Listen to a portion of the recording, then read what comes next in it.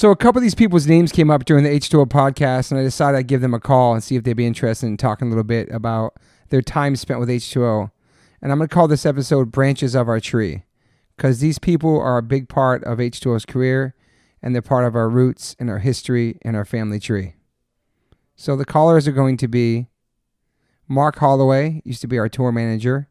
Vaughn Lewis, used to be our manager. Heinz Haydel, who signed us to MCA.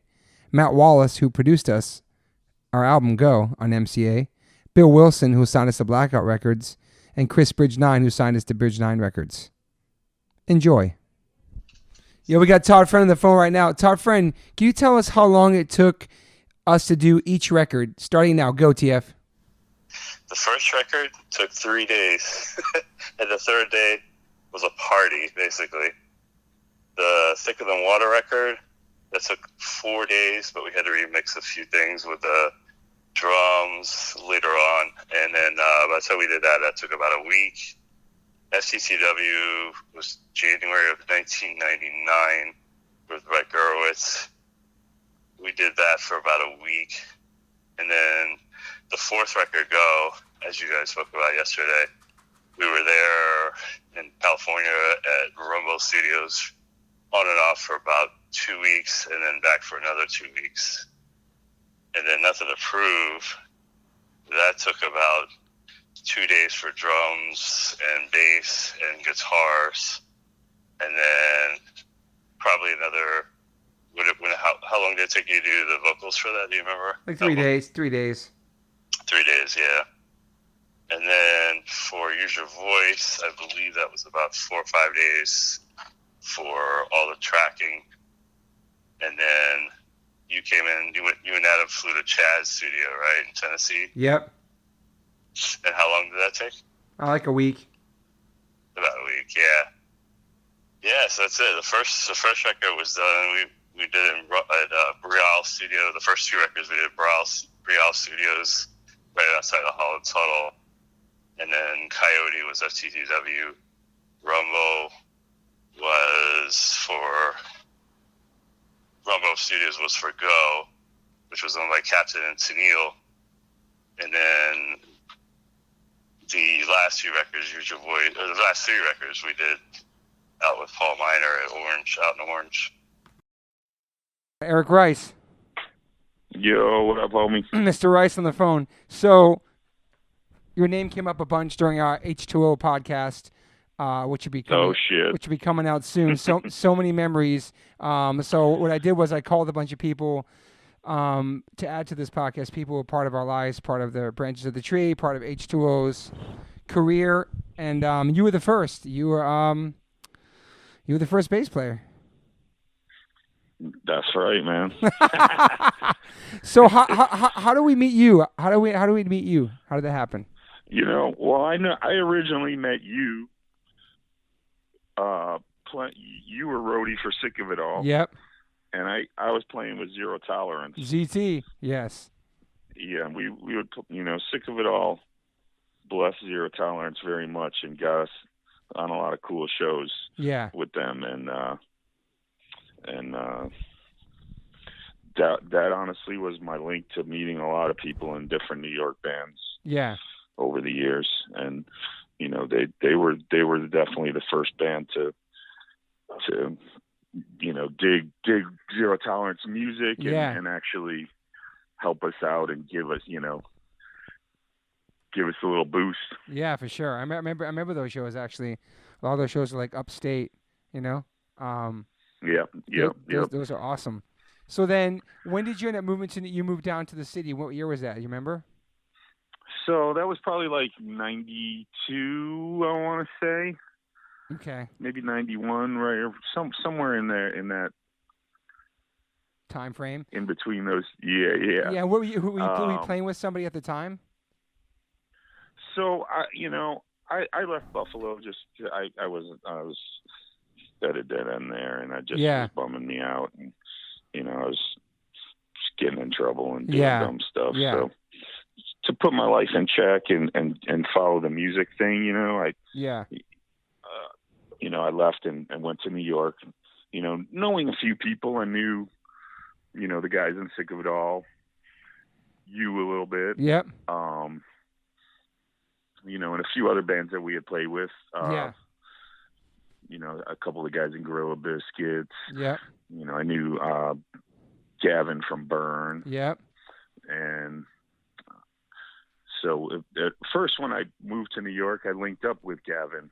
Okay. And Burn was kind of doing a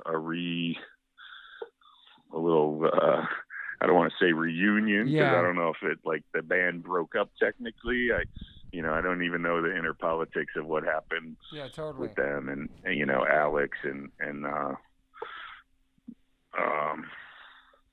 you know, and whatnot. But I started playing with them, you know, and then that subsequently turned into, you know, a great friendship with Chaka as well. Yeah.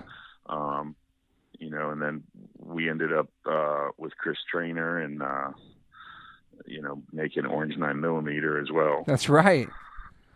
That's right. So were you in Orange 9mm for a while? Were you in that band for a while? No. Actually, it was a really short time. Okay. We recorded that, you know, played a couple shows right quick. And recorded a 4-song little short EP on Revelation. Yeah. And then I left. And yeah, they got another guy named Davide. Oh yeah, Davide, that's right. That's right. And, with the dreads. Yeah, I remember him. And whatnot. And, you know, I had some things going on in my life that just I needed to deal with and focus on. And my mind wasn't totally with it with them.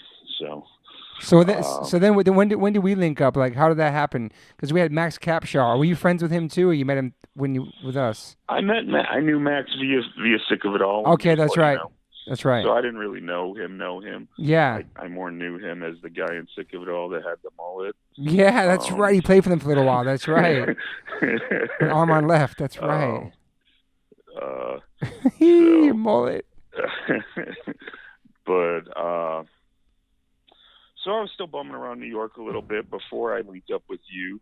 I was actually jamming with Charlie Garriga and Derek Green and Sammy for a minute there. And we actually had something real cool going, but then Civ, you know, popped off with Charlie. Yeah. And Sammy, and you know, Derek ended up being in Sepultura and all that. Crazy, man. And I ended up linking up with you guys. Perfect. That's awesome. And what year was that? That must have been like 95, I guess, right? Either 94, 95. Yeah. But then we had, so you played our first show with us, though. It was with Max on drums. Or was that on that first show? Yeah. And was it Maddie Willett? I remember, I think I just ran into you down on the street. I ran into you and Rusty, and I think I had my Zero Tolerance hat on. And even though this was long after not long after, but shortly after Zero Tolerance, and you were like, "Hey, what are you doing now?" And I didn't have anything going on, so you were like, "Well, mate, try to come jam with us." Damn. And I did, and it was really cool. That's awesome. I really had no idea what to expect of what you guys had already song written wise. Yeah. You know, you told me you guys only had a few songs, but you know, and that was my first time meeting Rusty too. And I want to say that Two Hips was hanging out with us that day. I'm sure, man. Rest in peace, Two Hips. Yeah. Wow, man. So then we started just jamming, and like doing songs and stuff. Was that before we made the demo? We didn't have nothing out or nothing right at that point. Yeah, we didn't have anything. We didn't I think we made a tape the first. Okay. You know, maybe we did do a demo. Songs right off the rip or whatever. Yeah. And I remember Matty Boy was playing too. Yeah, but he's playing a 6-string or something wild. Rusty was saying that the other day, like he was playing some sort of I forget what he was playing. He played the first show with us for sure. That's right, and maybe the second show. Yeah. But then we had a demo tape with Go on it and Here Take on Tomorrow, I think, and Mask and something else, man. Yep. Yeah, I love that bass line. Everybody listening, Smokey wrote the bass line for, I love the bass line for Here They Gone Tomorrow. So good. So that was great. I think that was in our first practice. Yeah. The first or second practice we wrote that song. Wow. And then Rusty threw the other riff in there. And, yeah. And then me and Rusty definitely started vibing off each other real good as far as like songwriting and stuff. And yeah, he always had really good melodies, and for sure. I know vocal little melodies to link you to what you had, but totally. also, and then came up with cool little hooks. Like I remember when we wrote, what was that song? I Know Why, right? Yeah. Then I had a little bass hook in and a little dynamics that made it a little more than what it was. Yeah, it's fucking crazy, dude. And then with the demo, then we had the 7-inch with Equal Vision. That was the first release, pretty much. Yep. And then did we do some tours? We did some crazy tours, man. There's some wild fucking. Yeah. We're when I was playing with you guys, it was mostly the tri-state area. Totally. Yeah. Occasionally we'd bust out. And then we went on the tour with the Bosstones. Great tour, man. We went out with Shelter as well. Yeah, so Doggy Dog. Downset, yeah. Yep. Those are crazy tours, man. Yeah, they're fun as hell, man. And that blue bus. Yeah. I remember getting pulled over somewhere, too. You were driving us. I don't know where that was, though. Fuck. That was Massachusetts. Yeah. I definitely, I don't want to say I don't have a lead foot anymore, but I've hopefully learned to control it a little better than I used to. Yeah, you used to drive crazy fast. I remember that. I've just always been a little bit of an aggressive driver, I suppose. Yeah, Rusty is too. Well, you did the tours when we were in the vans. Did we get in the van with Izak came with us in the back of the van with Matty Boy? Yeah, it must have been. Yeah, like the cargo van. Yeah, the Lotus van. Yeah, the car. Yeah, Lotus tattoo van. Oh my God, dude. Those are fucking thing was awesome. That was amazing. Dude, and so I remember it being cold as a motherfucker back there, though. It really was, dude. It was like no paneling, no nothing in that shit. Yeah. And then the Boston shit, that was really great for us. That was like those dudes were so nice to us. It was such a great audience and fucking really great shows with them. Took it to the next level for sure. For sure. Even the Shelter Downset. They definitely. Go ahead. Yeah, they had such a different, diverse crowd than we would have ever had access to. Yeah. On our own. And, it was really cool too because I remember they had so many bands that almost every other show there was a different band opening up too. Yeah. Besides us. That's more true. Of like a local or regional act too. Yeah. So they always looked out, man. They're definitely good dudes. Yeah. So that went up to what 90? Because you went out. You that was up to like 96, right? How long were you with us for? How many years was that? Yeah. I think 96 was when I left. Yeah. So it was right before you guys went out on tour with Murphy's Law. Go figure. Oh my God, what a great tour you've been on. I might not have been able to survive that one, huh? Or I might have joined Murphy's Law instead. Oh my God, dude. Yeah, that was an amazing tour. I came to get Jimmy on this podcast. That shit was crazy, man. It was a really fun tour, man. My daughter wants to say something right quick. Okay. Hi, how are you? Welcome to the podcast. How old is she now? She's 11. Wow, amazing, man. It's crazy. Like, we all have kids. Like, we're all dads. We're all gray. We're all old. It's so wild, man. Oh, my God, dude. Everybody's spread out now. Not many people in New York now. It's like, it's crazy, man. That's just how life is, man. No, I know. Yeah. It's people move around, following the money, following the family. Yeah. For those who listen, I mean, Eric's an amazing tattoo artist. How many years are you tattooing now for? This is my 21st year. Wow, dude. That's crazy because H2O's together 25 years this year. That's fucking crazy, man. Well, I left when I went down to Miami, right after that. Yeah. I was hanging out with, like Darren Brass and and some of those guys that we kind of knew just from up in New York. Totally, Connecticut. Yeah. A bunch of people down there, so there I was. What? I mean, you were always drawing shit too. Like you always like. I think. Yeah, I was always being artistic. Yeah. And then doing stuff. So what was that? What was that transition like for you? Like to stop playing music and then. And then start doing that. Did you miss playing? It was weird, you know. Yeah. I definitely miss playing music a lot. Yeah. But, you know, moving to Miami and starting to do that, I almost felt like it was like me going to college kind of. And I just needed to buckle down and just figure my shit out with that. And, you know, and just completely hone myself in that direction. And that's what I did.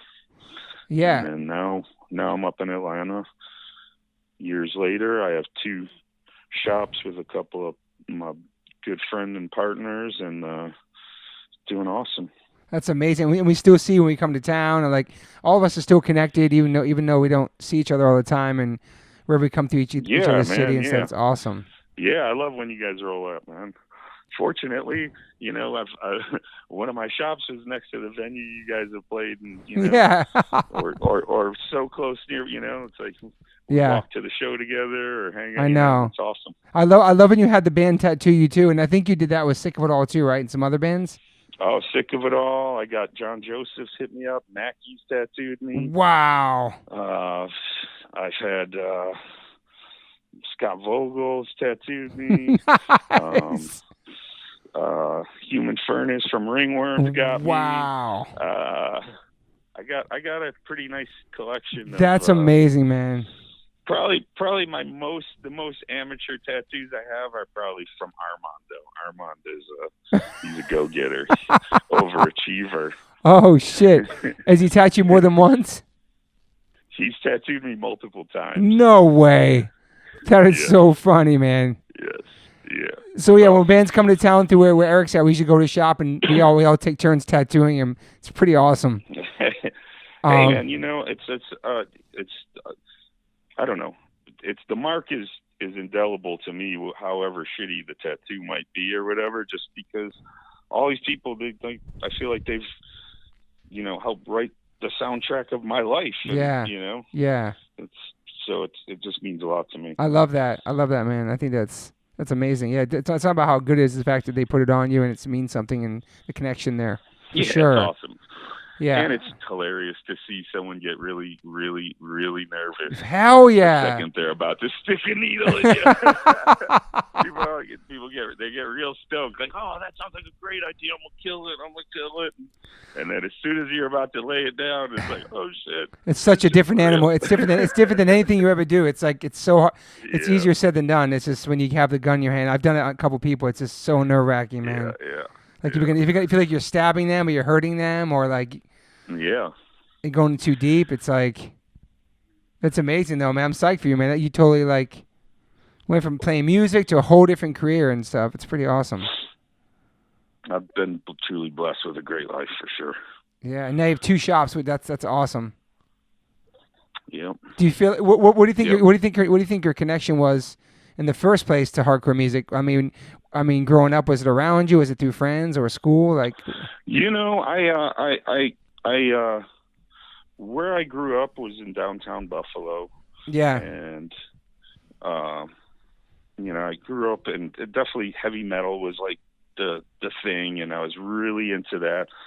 And then I remember my mom worked for the airlines and I had cousins down in Florida and I would go down there during the summers for a few weeks and hang out down there. So I would have a glimpse of other things going on. Yeah. But I remember I left for a summer, and I don't remember exactly what year this was, but everyone in my neighborhood was into metal and rock and all this. And I left, and I came back, and all of a sudden, like, breakdancing happened. Prince came out. Run DMC, and a bunch of shit, and I totally missed the memo. And, you know, I kind of got into that, but at the same time, I didn't totally see where that, you know, how that fit in right off the bat. Yeah. But just growing up in an urban environment, eventually it just steered me more towards hardcore just because I think it was just more relatable. It was, the lyrics were about real life issues and not totally. You know, not you were always a hip hop head though. Still though, we always like connected on hip hop for sure. Yeah. Especially we got to live in New York in that time too, and it was so. Yeah, dude, that was the best hip hop ever. I mean, ever. Hip hop is to me. Yeah, and going to those clubs and just hear it in the streets and people in the cars and just like, it was the best time in the '90s to be part of that, and the hardcore scene too for sure. You know, like. I feel like it connected. for sure. It connected in its own way. But you were never like, were you ever a straight edge kid when you were younger? Or no.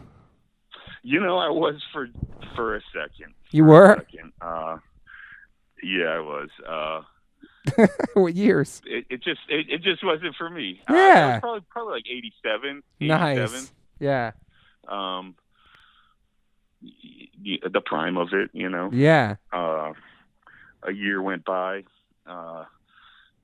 Me and this other guy broke up with our girlfriends, and we got a 12-pack and went behind the building and got splashed. Oh shit! Whatever. That's amazing, dude. It just wasn't my thing. Totally. But throughout the years, hey, I've somehow been magnetized to lots of straight edge people throughout For the sure. years. For sure, man. Yeah. Common interests, Yeah. music, and life in general has steered across my paths with many great straight edge people. For sure. Adam said too, like when he was a kid, he would love getting drunk and like listening to Youth of Today and Gorilla Biscuits. Like he was the shit. Like he loved the music. It wasn't just about, he had to be straight edge. He loved that shit so much, Yeah, it's great music. I've always been a partier or whatever. Yeah. I think one of the funniest things I've noticed over the years of when I was playing music was, Shelter took out Zero Tolerance on tour too. Wow. And, we did a couple little short tri-state things with them with, I think, Burn and Orange 9mm. Yeah. And I just, every time I would show up to the first show where these guys would be, I'd see the look on their faces like, oh my God, this fucking guy is in the band again. Oh shit. Shit. I love that. Guys in the band. Oh my God. That's fucking funny. And wasn't the singer from Zero Tolerance kind of Krishna conscious too, right? Yes, he was. He was a devotee at one point, and he was very much into it. And what is that guy doing now, you think? He is, I want to say, in Arizona, and we speak loosely here and there on social media. Yeah. I want to say he is a border patrol agent. Oh, wow. Or some sort of law enforcement agent. Yeah. That's amazing. Yeah. So, but he's doing good. He's got a family and stuff who's real involved in sports and traveling with that, and he was always real into sports as well. So yeah, I know he's loving that and loves traveling around doing that with his kids. That's awesome. Do you feel like that you've instilled some of the values that you got from being a punk rock kid or hardcore kid into being a father? I think it translates. Oh, for sure. Yeah, for sure. I mean, you can't.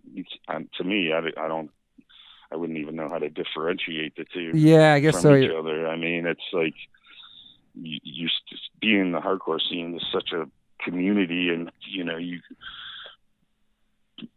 that's valued so highly in that community. Is the family and respect and unity. Friends, and individuality.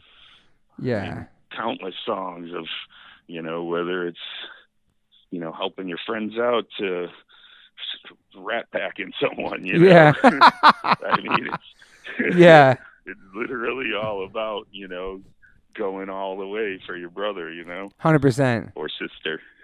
And just like standing up for yourself, being individual, all that stuff, fighting against racism, all that stuff that we learned about through that. I feel like we got more of an education in the scene that we did if we went to college. I feel like we learned so much from just the bands and the music and the lyrics and.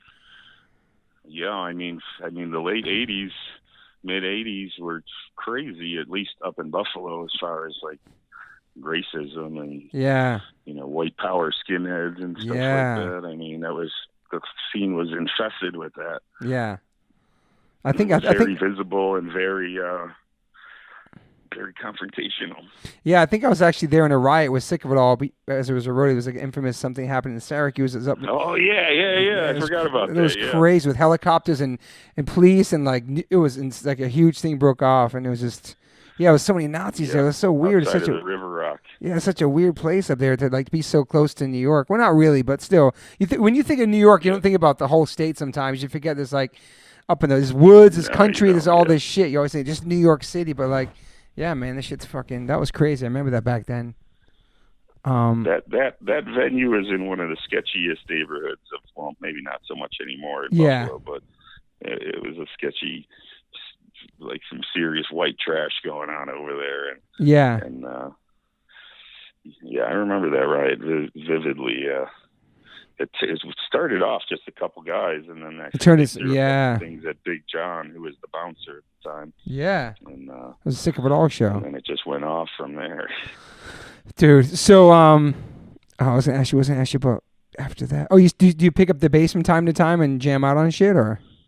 Yeah, I do. I got a little acoustic too. Me and my awesome. daughter jam out. And, yeah. You know, get down here and there. I'm trying to convince her to start making some music with me, so hopefully she can. Oh, that's awesome. That's awesome. Yeah. She loves music. It's so too. easy now, you know. I mean, with all these like apps and GarageBand on your phone and stuff, is like there's really no excuse not to do anything like that with your kid or whoever. I know it's super easy to like be. I'm recording right now on this thing called a Focusrite. I guess you can use you can record music on here. I do it through GarageBand. It's like I'm learning as I go along, but it's super awesome. And Jamie Johnson just sent me this Focusrite in the mail. He's like, "You doing a podcast? You need one of these." He sent it to me. It was super nice. Awesome. But yeah, man. So we have a lot of memories together. Like those first shows were awesome. That was nerve-wracking. It was exciting. The Limelight shows were Rancid, Lunatics, that Boss Tones tour, the freaking Shelter tour. So many great memories. And back then it was cool. Yeah, Europe tour too. That's right. Forget that one. Who were we with on that one? Forget Civ and Sick of It All. Oh my God! Like the 6-week tour. That shit was crazy. And then every weekend we'd meet up in a big city or fest with Crown of Thorns. That's right, dude. That's so cool to be traveling back then and like not really having phones and then running into your friends in different countries. Shit was amazing, dude. Amazing. Dude, you're right. That was so much fun. I lived for those because then I had some smoking buddies. Yeah, Hoya Rock. That's right. With Hoya. Oh my God, that's right. You were like only smoke. Yo, his name. Just so you know, Eric Rice's name was Smokey. That motherfucker could smoke, man. Oh my God, dude. You remember we lived in Jersey?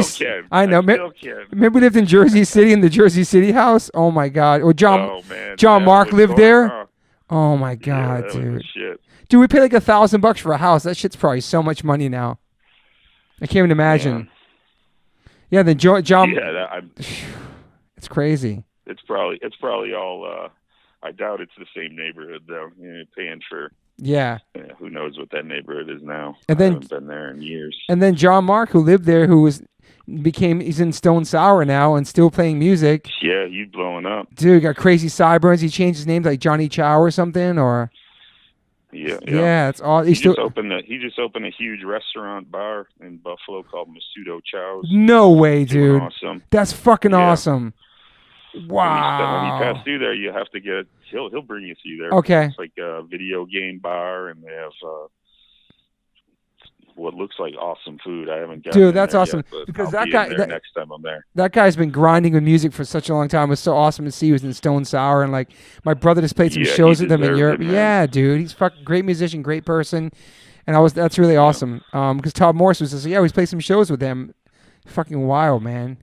He definitely toughed it out for the long haul and made it work. So he's still in Buffalo. That's pretty amazing. He has a restaurant. That's fucking. It's pretty awesome, man. Yeah, he was in California. He was in LA for That's a while. Right. But I think it just made more financial sense for him to, relocate his family and stuff to there and save the money he was making. Oh, hell yeah. This place he's got instead of, just blowing it, on living. Yeah, for sure. For sure. It gets expensive for sure. That's great. I'm stoked for him too. It's pretty wild how everybody it's cool, man. I'm psyched for all my friends. Everybody's doing good things because, who knew it was going to happen back then and where we're going to end up, so it's pretty amazing. Yeah, I definitely, you could see where a lot of people would have fallen astray that have done very well. Yeah, it's pretty amazing. And we're all still connected and we're growing old together in a sense. It's pretty amazing. But, yeah. All right. Well, I think that's good. I think we touched on a lot of shit here. I'm really stoked that you were part of H2O's beginnings and the branches of the tree and all that shit, man. It was so much fun. We had crazy time on tour. It was wild. Dude, you remember? I think you remember shit. I don't know. Fuck, man. I'm thinking about Manchester. Oh yeah, and we had to fight with the security with bringing up all these riots. Yeah, and that's gonna be good to have Sick of It All on. But we came running outside at this festival or some show, and they were bootlegging Scratch the Surface shirts, and we came running out. It was me, you, Craig, I don't know who else, Rusty, and I think you had a pipe or something. I don't know what happened, but do you have a pipe or something, Eric? Or no? I had a jar of mayonnaise. I thought I had the mayonnaise. No, I had the mayonnaise. Really? You had something else. Oh my God! I thought you had the silver cheese platter. Oh yeah, I thought I had the mayonnaise. Holy shit! And we came outside to step to these bootleggers, and there was so many of them, dude. It was fucking crazy. Yeah. And we just came out. I got caught out there for a second, yeah. And then when I ran back up, I guess Craig didn't realize it was me. I think he thought I was another attacker, and he just wrecked me with a pipe or something. With that pipe, yeah. Yeah, that's right, right dude. The whole center of my torso. Oh my God, dude. And then that night we found it was they were like, oh, you fucked with the Manchester locals, and they were throwing kegs at our bus. Remember that? And we they roached on the side of our bus, and we thought they'd come to the next show, all over bootleg T-shirts. It's fucking crazy, man.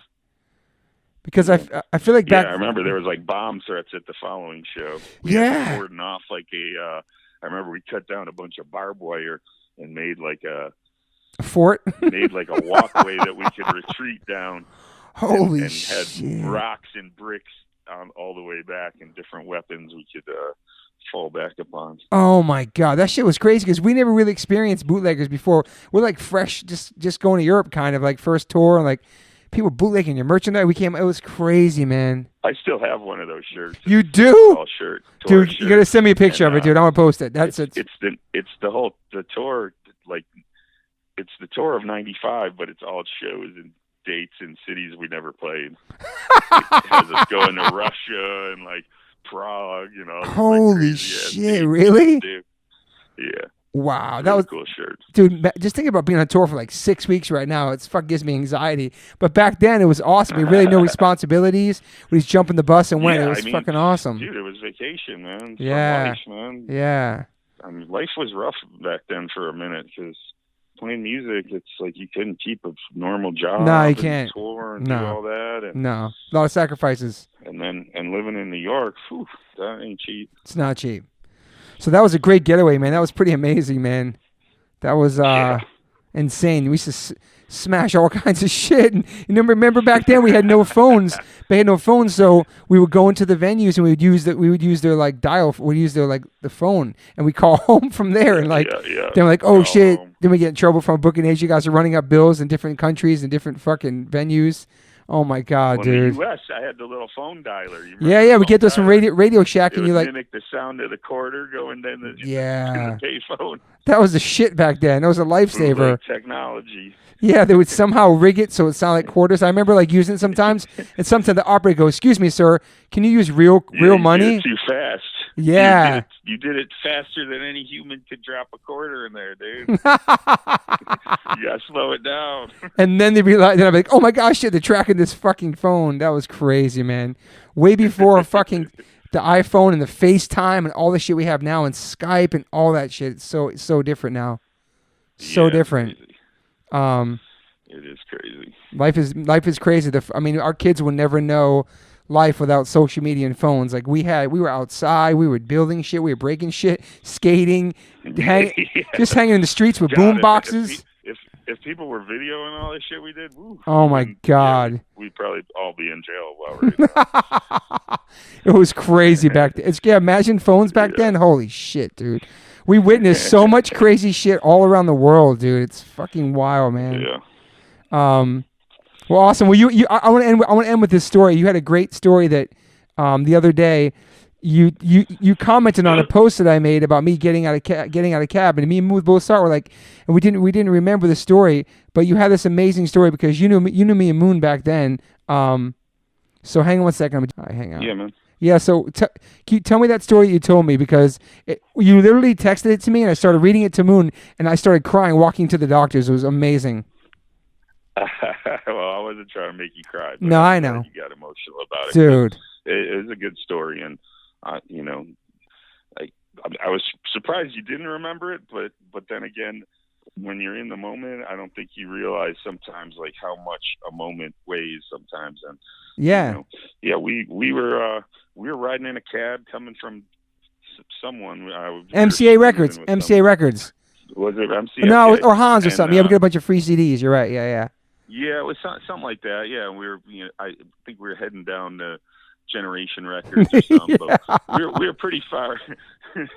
Yeah, we don't need to go into details about that. Word.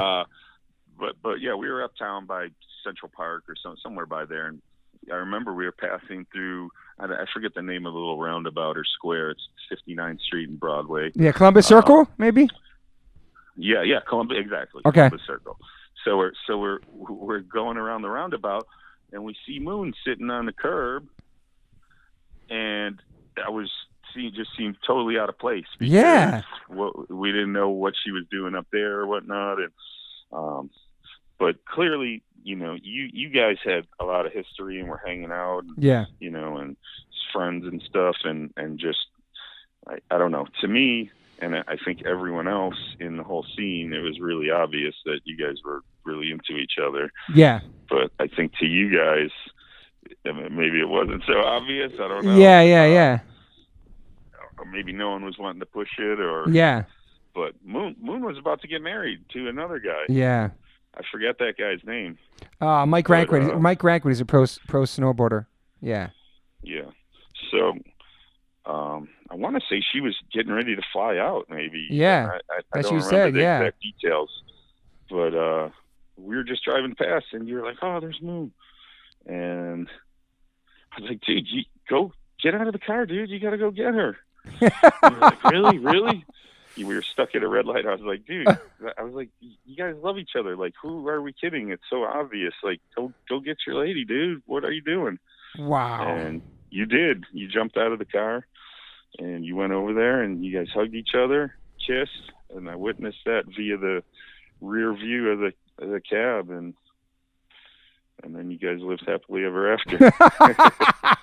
That's amazing, man. Pretty awesome, yeah. It's just those moments, those like small little moments in life, I guess, that like I could have lost that connect right there. I could have just not ever said something, or it was too late, or you know what I mean? I mean, I'm sure you guys would have ran into each other again, but I'm pretty sure she was going to fly out to go meet dude Seattle. To get married.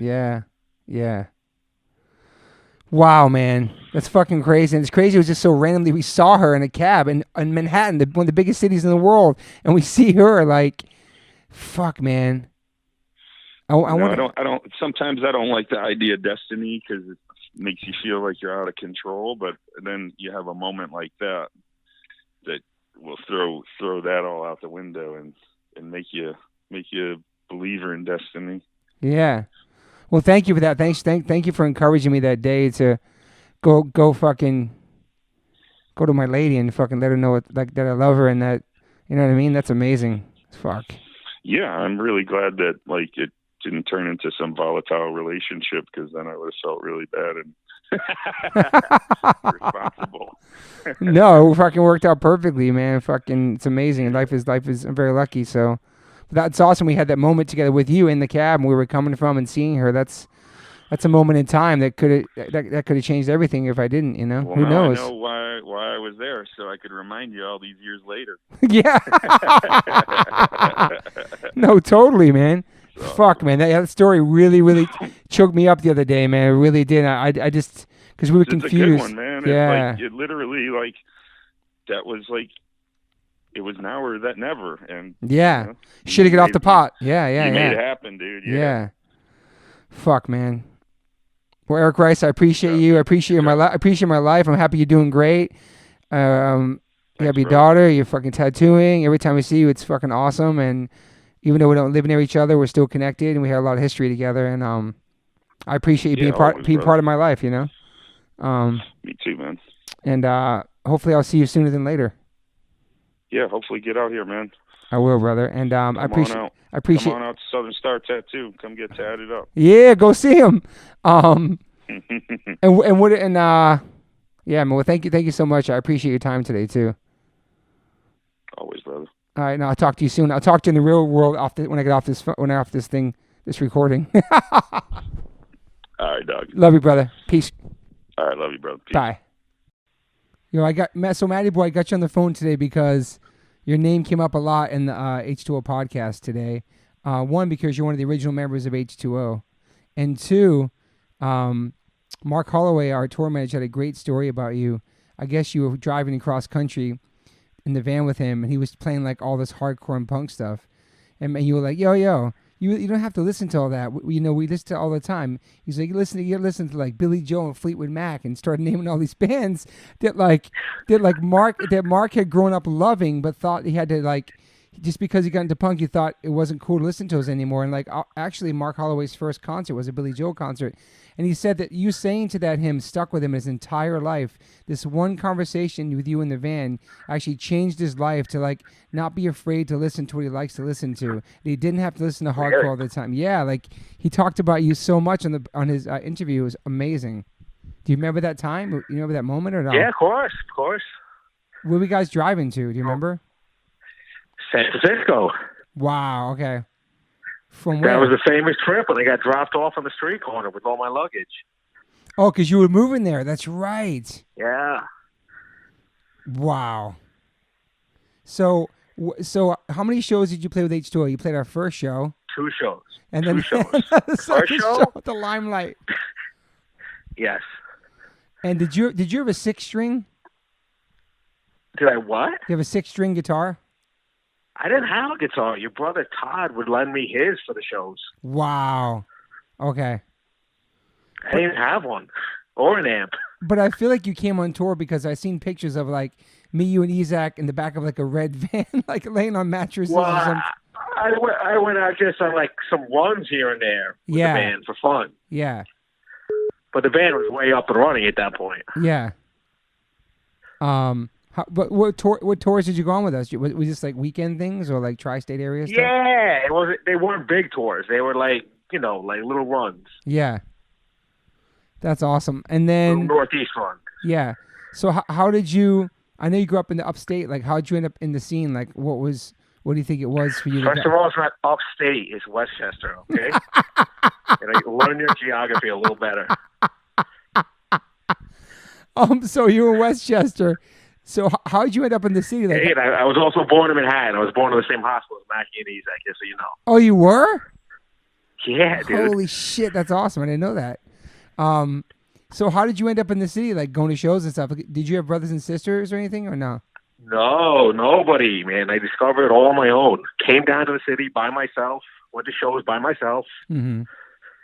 Ventured down. How'd you find out about it? Like the scene, like that kind of music?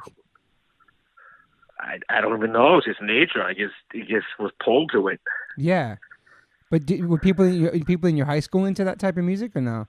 No, it's all metalheads and Guidos. Wow.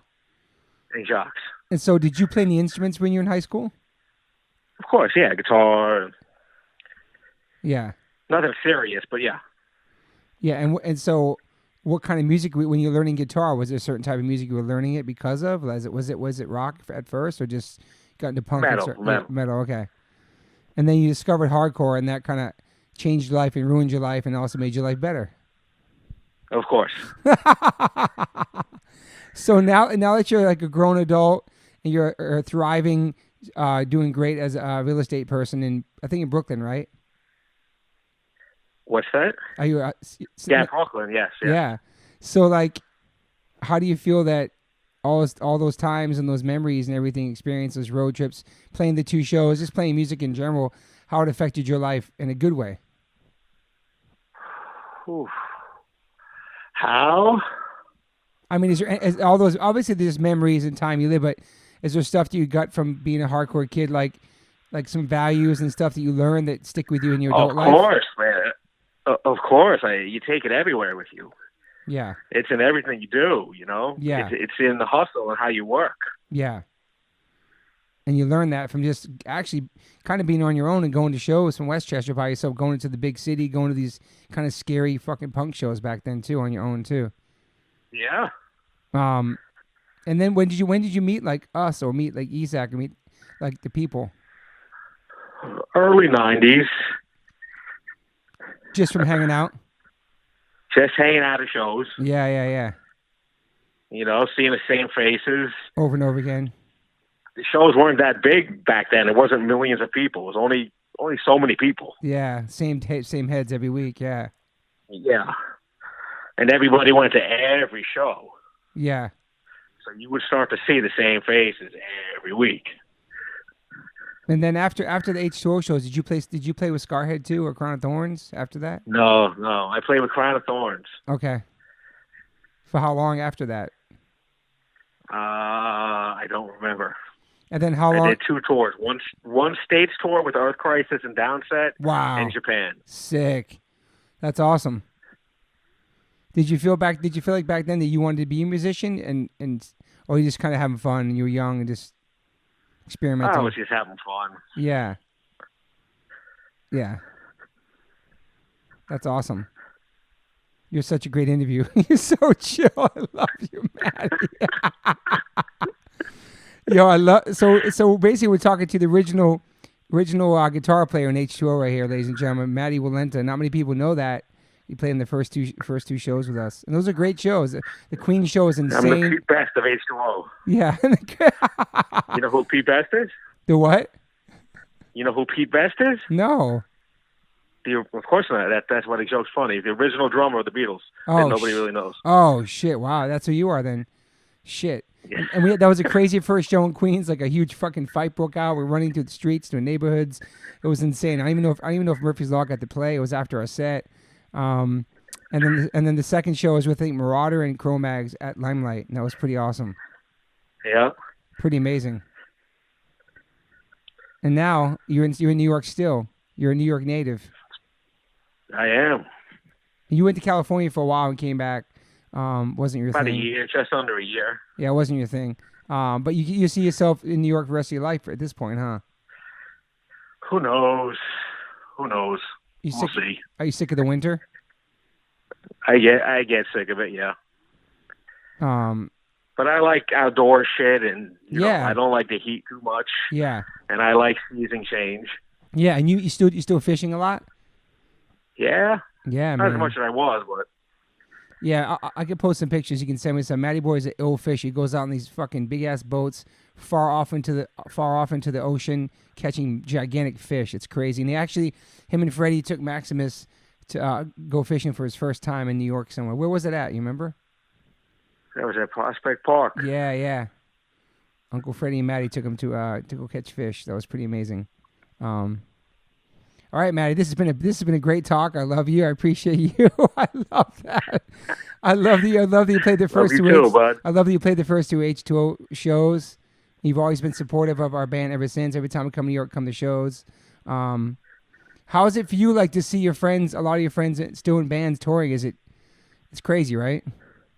It's great, yeah. It's the ones that are making money and enjoying it. Yeah, totally. Or one or the other. Yeah, totally. It's got to be both. Or not. You know what I mean? Yeah, it's true. Good point.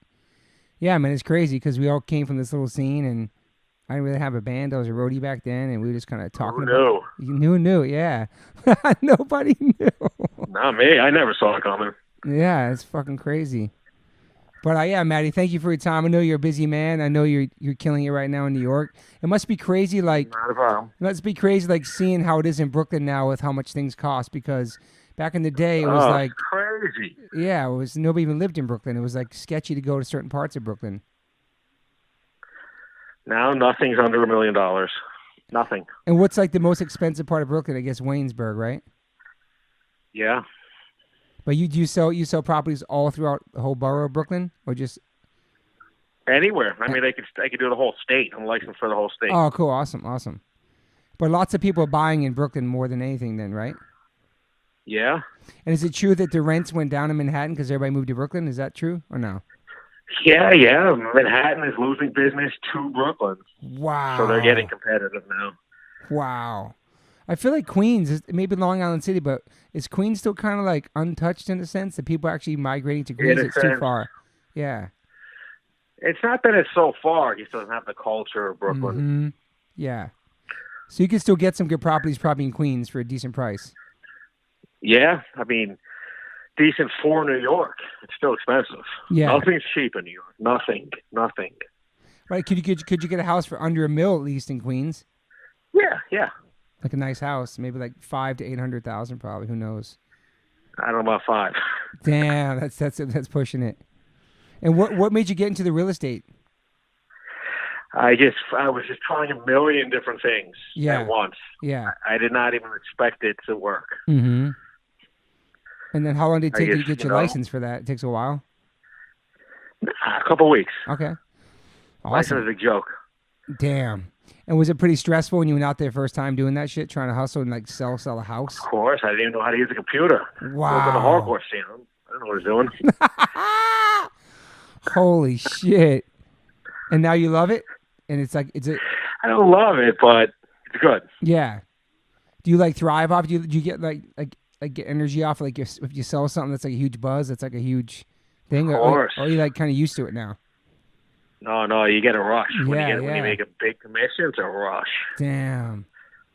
That's awesome. I'm proud of you, dude. I'm happy for you, man. I'm psyched. When I saw that and I saw your business card and saw you doing that, I was like, holy shit, man. See the sign I sent you? Yeah, dude. The sign? Yeah, it's awesome. And not many people really live in New York anymore that we grew up hanging out with and shit too. So it's great to see people. Not too many, man. Like natives out there. You, John Joseph, Mackie, live out there still. Actually, in the state of New York. Mitz lives in Long Island. Like a lot of our friends. Other than that, I can't really. Oh yeah, Stigma lives out there still, but a lot of people moved too. Just a few, and most are gone in one sense or another. Yeah, exactly. All right, well, man, I appreciate your time, and it's probably the first interview you've ever done, probably in a long time. First interview, yeah. I mean, in a long time, right? Yeah. I don't think nobody even knows that Matty Won't exists. Matty Boy, first H2O shows. It's exciting to have you on the phone. Kids are going to be psyched to hear this because original, man. OG. All right, Matty Boy, thank you for your time, and I'll talk to you in real life soon. All right. All right, brother. Peace. Bye.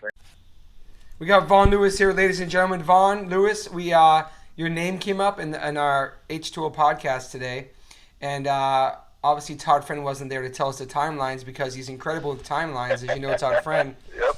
So, kind of like how you can break it down. I mean, I remember you were a photographer, and you were at our shows, and that's how we met originally. Yeah, I mean, I started as a hobby, bringing my camera to shows and taking photos, and I forget when we first met, but it probably, I imagine that maybe I took a bunch of photos and I had some, and maybe you saw me, or maybe I came up to you and said, hey, here are some photos, because at some point I just started, it was a hobby, and I just started giving them away, and I got to know, a lot of people around the New York scene, but then there was like a handful of people that I became close to, and you were definitely very early on one of those people. And so how soon after we met did you start coming on the road with us? Do you remember what year that was? Well, I came on the road with you, it was June of 96. We were probably friends for a good year at that point. Yeah. We all used to kind of run around the Lower East Side, and, we had very similar musical tastes. Yes. Hip-hop and hardcore, everything, man. Yeah. Exactly. So, I'm going to say that we knew each other for a good year. I mean, I remember going to your house. Yeah. And I think I bought, I mean, definitely one of the first, if not the first copy of the first album, because I think I went to your house the day you got them in. Wow. And the Blackout record, and I bought one from you. And then I remember for my first quote unquote road trip with H2O was when you guys were playing with the Mighty Mighty Ballstones and Fairleigh Dickinson in New Jersey.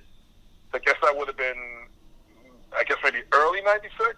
Wow. Okay. And we met on the Lower East Side, and we went in the school bus.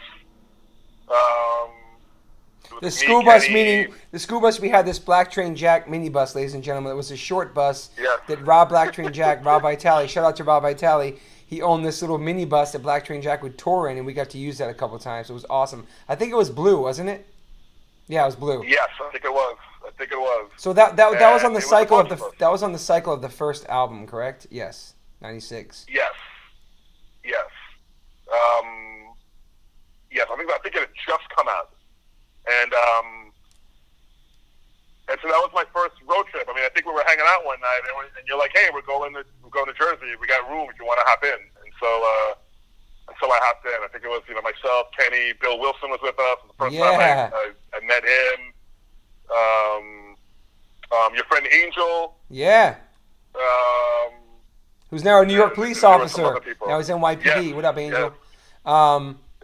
Crazy, man. Yeah, and then we did a couple. I did a couple of other road trips. I think I took the train out once and met you guys in Philly. With I think it was Shelter and Downset maybe. Yeah, that was a great tour. And I rode back to the city with you guys. Were you taking pictures back then too, or just hanging? Yeah, no, I was the whole time. I would take pictures. So Vaughn, where are these pictures? I need to see all these pictures. You probably have so many photos, man. You probably have all of them, but I still have them. I still have them all. I still got my negatives. I could definitely find them. Can we ever see a strong management photo gallery someday? If I ever have time. My problem is time. Everyone tells me I should do that, and I can't even begin to imagine finding the time to do that. That's the same thing with BJ Papa. She has all these negatives. People want to do it too, but it's such a real tedious, long process. And she also has way more than I do. She's, I was heavy in it for about 2 or 3 years. She was heavy in it for a very long 20 years, time. Yeah. When did you start going from that to managing us? That was around into yeah. It's funny because I tell this story to people all the time. I tell it to people ask me how I got started, bands that I work with ask me how I got started. So I was working at an investment banking job, which was a complete accident. If you know me, it wasn't what I wanted to do, but I kind of it was a temp job. It turned into a real job. So I was on my last investment banking job, and it was like a 90-day trial period for this job. And after 90 days, I don't even know if you know this story. After 90 days, they basically give me a review, and then they tell me, and then they give me like a raise. Okay. So at some point, you and Moon, your wife, you guys were moving, and I forget, you're moving from one part of the Lower East Side to the other part of the Lower East Side. Yeah, I remember that, yeah. I forget. And Kenny and I were helping you move, and you guys were looking for someone to sell merch on, that tour you were going on. It was Murphy's Law tour. Yeah, 97. Yeah, 96, yeah. And 96. It was definitely 96. And at one point you were just like, hey, we're looking for somebody to sell merch. You should come out with us. And I thought about it, and it seemed it seemed crazy initially. And I said to myself, I'll quit this job. I'll see the country. I might never have the chance to see the entire United States. And it was just all going through my head, and I'm thinking maybe it might be a good idea. And I remember looking over at Kenny, and he looked at me because he knew. And Kenny is co-owner of Strong now. He was in law school at that time, and he knew how miserable I was at my job. Yeah. And he's like, "You should do it," So I did it, and the funniest part about that story is about the job that I was in. I kept procrastinating quitting because I had to quit, and they called me in about 5 days early to give me my 90-day review. Oh shit! And I was thinking I had extra time. I had a few days, and he called me in early. He's like, "We're going to give you your review," and I'm like, "Well, before you give me my review, I quit." And, oh my god, I didn't know this shit. And he still gave me my review, and they were gonna give me like a really ridiculous raise. Oh, Vaughn! But at that point, my mind was already made up. It wasn't even a choice. My mind was already made up. This is what I wanted to do, and I did it. How long was that? How long was that Murphy's Law tour for? How long was that? That was a crazy tour. It started like the very end of June, July, and it ended. I don't know why I remember these dates like this. It ended on September 8th. Okay. It ended. It was an SOU radio show, anniversary show. Yeah. Assumption. You know what? It started the end of June into July, so it was about 6 weeks. Wow, in a van. Is that right? Yeah. Right? Was Izak with us too? Who else was on the tour with us? Izak and I were the only roadies. Wow. Yeah, it was the two of us. That was such a crazy tour, man. It was so fun. Though. And I've known him already, but I didn't know him well. Obviously, I really got to know him well on that. Yeah, for sure. On that run. Dude, that is crazy. That was such a crazy tour. I mean, the hurricane, the power outage, Ratbone's on tour with us. Yep. Wow. So I started out as the merch guy, and I don't know if you remember all of this. So I think the first show I did, it was before we left to go on the road for good. But one of the first shows was at the Stone Pony. Okay. And we showed up like 2 hours after doors. Typical H2O style, yeah. Typical H2O. So I'm sitting there putting up T-shirts. I never sold merch before in my life. And I'm hanging up these T-shirts, and these kids are, like a wall of kids are standing there looking at me, like their arms folded, like pissed off. And I was like so nervous because, you know, they're waiting for me to get ready. And I remember coming to you guys like, hey, you know, we should try and get to the venue, you know, like well before doors so I can get set up. It just makes sense. And then we did another show, and I'm not going to tell the full story of what went on, but we did another show in Moosic, Pennsylvania at CC's, and we couldn't get a hotel room because there were some massive conventions that would go on in Moosic, and there was literally no convention, no hotels. Okay. So Murphy's Law told us that we could share the hotel room. Oh my God. And so there was I think there were 7 of us, 8 of them, and then maybe another 10 people that were, you know, that had just kind of come for the ride, all in one hotel room. Are you serious, dude? Yeah. We all slept on the floor? Well, I'm not, basically. Well, I actually left because I'm a bad sleeper. Like, I'm a very light sleeper. So I went, and I went into the van by myself. It was like 90 degrees. Dude. And then the next day, I'm like, maybe we can call ahead of time and reserve a hotel. And, you know, maybe the venue has a deal with the hotel. And I had no idea that was like, you know, a dancing or show or, you know. So then I became the backdoor tour manager without even realizing that that's what I was doing. Like, maybe we should get to before the doors open and set the merch up. That makes sense. Maybe you should call in advance to book a hotel when you're on tour. That makes sense. So before I know it, I was the tour manager and merch person.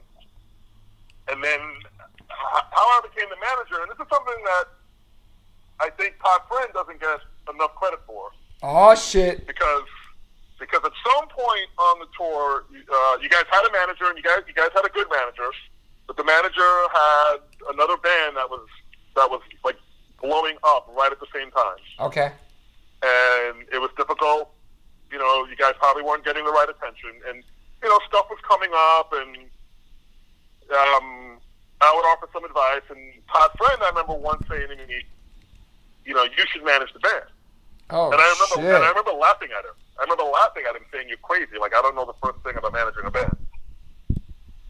And then about a week later, you all turn to me and you're like, "We're gonna fire our manager. You're managing the band."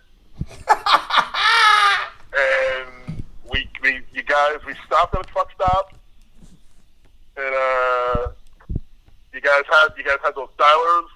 Yeah, the phone dialers. Yeah, the coin fake dialers. Oh yeah, you had one of those phone dialers. And oh my God, dude. You called your manager, fired the manager at the truck stop, and then you told me that I was managing the band.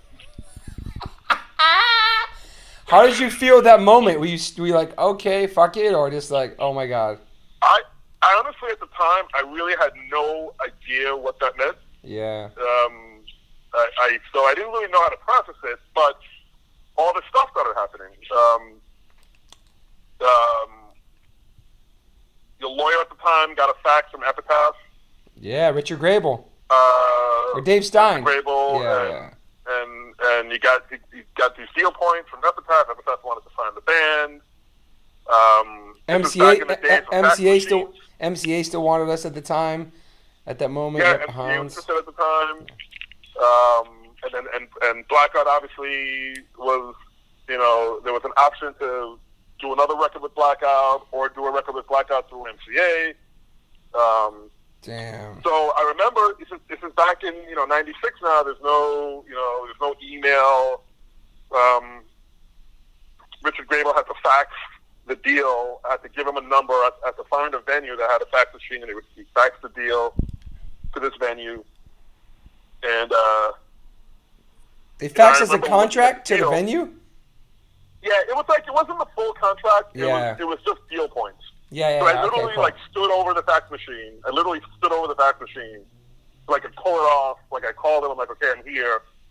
And he faxed it, and I pulled it right off. Wow. And I remember looking at it, and again, something that you guys probably really wouldn't have known at the time, but Kenny Corner Strong at the time was in law school, and he was doing all these legal internships, and he had access to all these record contracts. Yeah. So he would read them, and then when he was done with them, I would read them. Okay. And so I kind of knew my way around a contract. That's awesome. So I get this contract, and I looked at it, and I made some notes on it, and then I actually faxed it to Kenny and had him add a couple of notes on it, and then I sent it back to Richard Grable, and then I remember Richard Grable, I think, called you and was like, "Where'd you find this guy? This guy seems to really know what he's doing."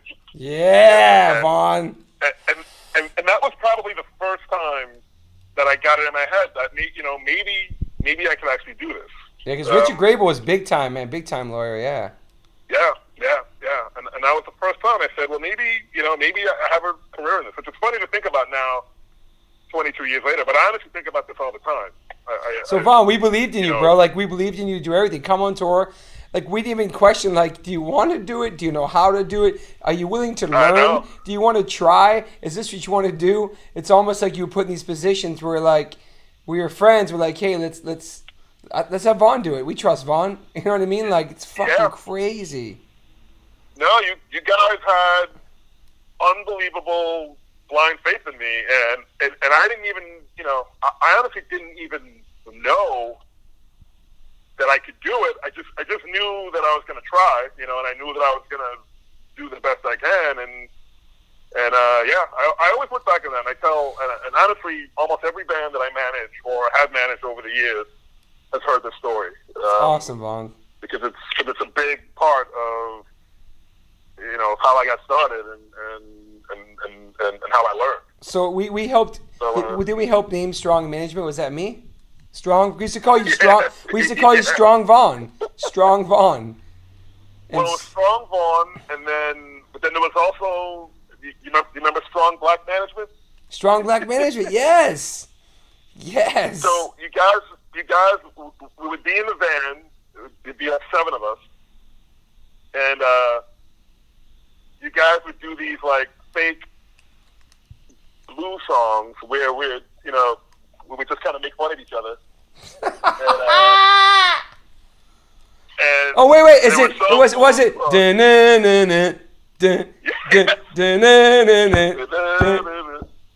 Yeah. And whatever was going on in the band at the time would be the subject of the song. Like if somebody was fighting with each other, Got you.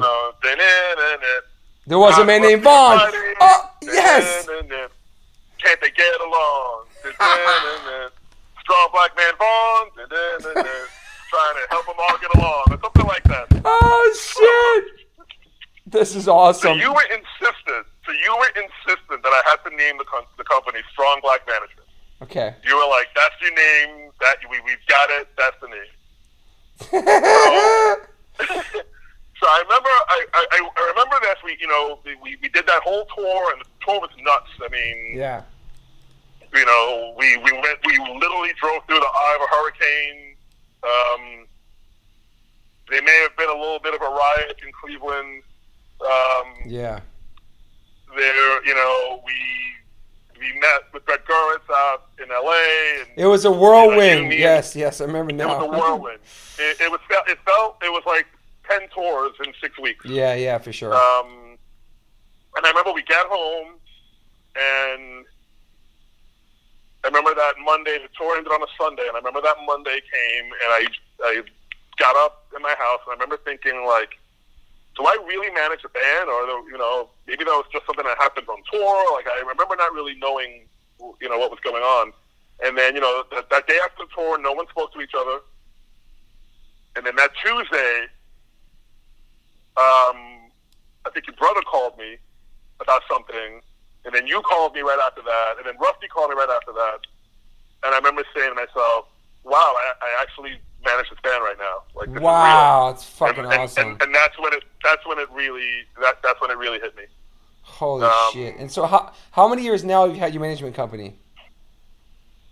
I mean, basically since then, 22 years. That's fucking awesome, Vaughn, dude. Holy shit, man. Which is insane. And to your guys' credit, I for the rest of the year, that year, 96 going into 97.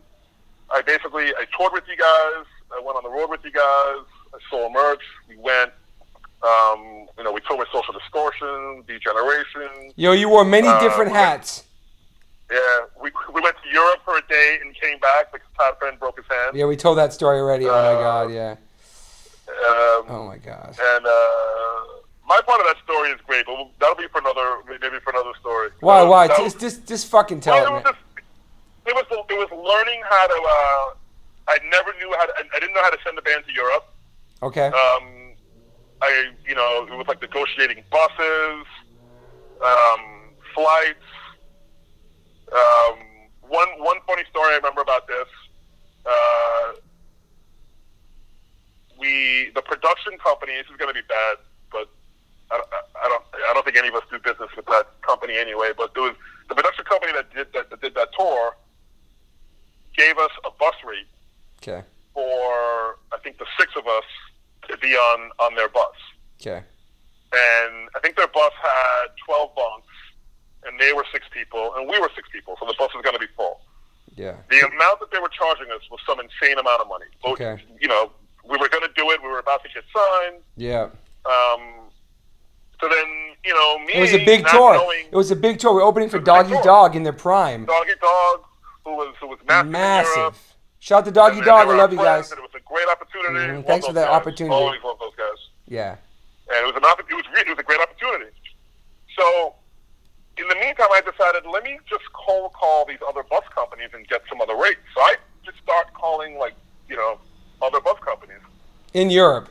So I call this in Europe, not knowing anything about anything. So I call this one company, and I find an 18-bunk bus for about half the price of what this other company was charging us. Yeah.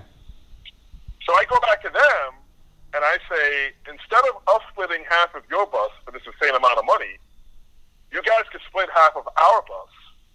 We'd have 6 bunks left over. Junk bunks. And it'd be way more money. It'd be way less money for everybody. And they said no. And the New Yorker to me just never really understood it. So, so I guess he told the story already. You guys are loading up in the city. Todd Friend breaks his hand. You guys come out to Queens. You pick me up. We leave the van in my driveway. We get on the plane. Todd's complaining about his hand. To Todd's credit, none of us are paying any attention to him. We're like, be quiet, be quiet. We get to London, and then we fly from London to Germany, and then the bus picks us up. We drive 3 hours. We're late as all hell. Per usual. Our friend who was tour managing Doggy Dog told us we couldn't play because we were too late.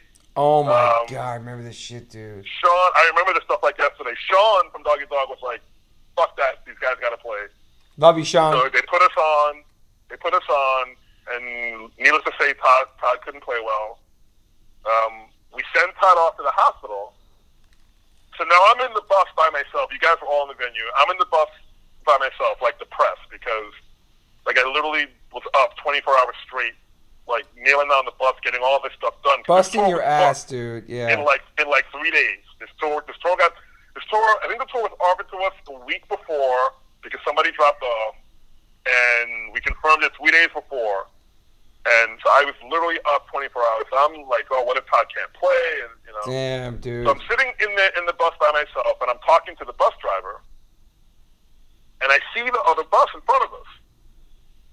And I'm looking at it, and I was telling the bus driver, like, yeah, they were charging like some insane amount of money for that. And he's like, yeah, it doesn't really make any sense.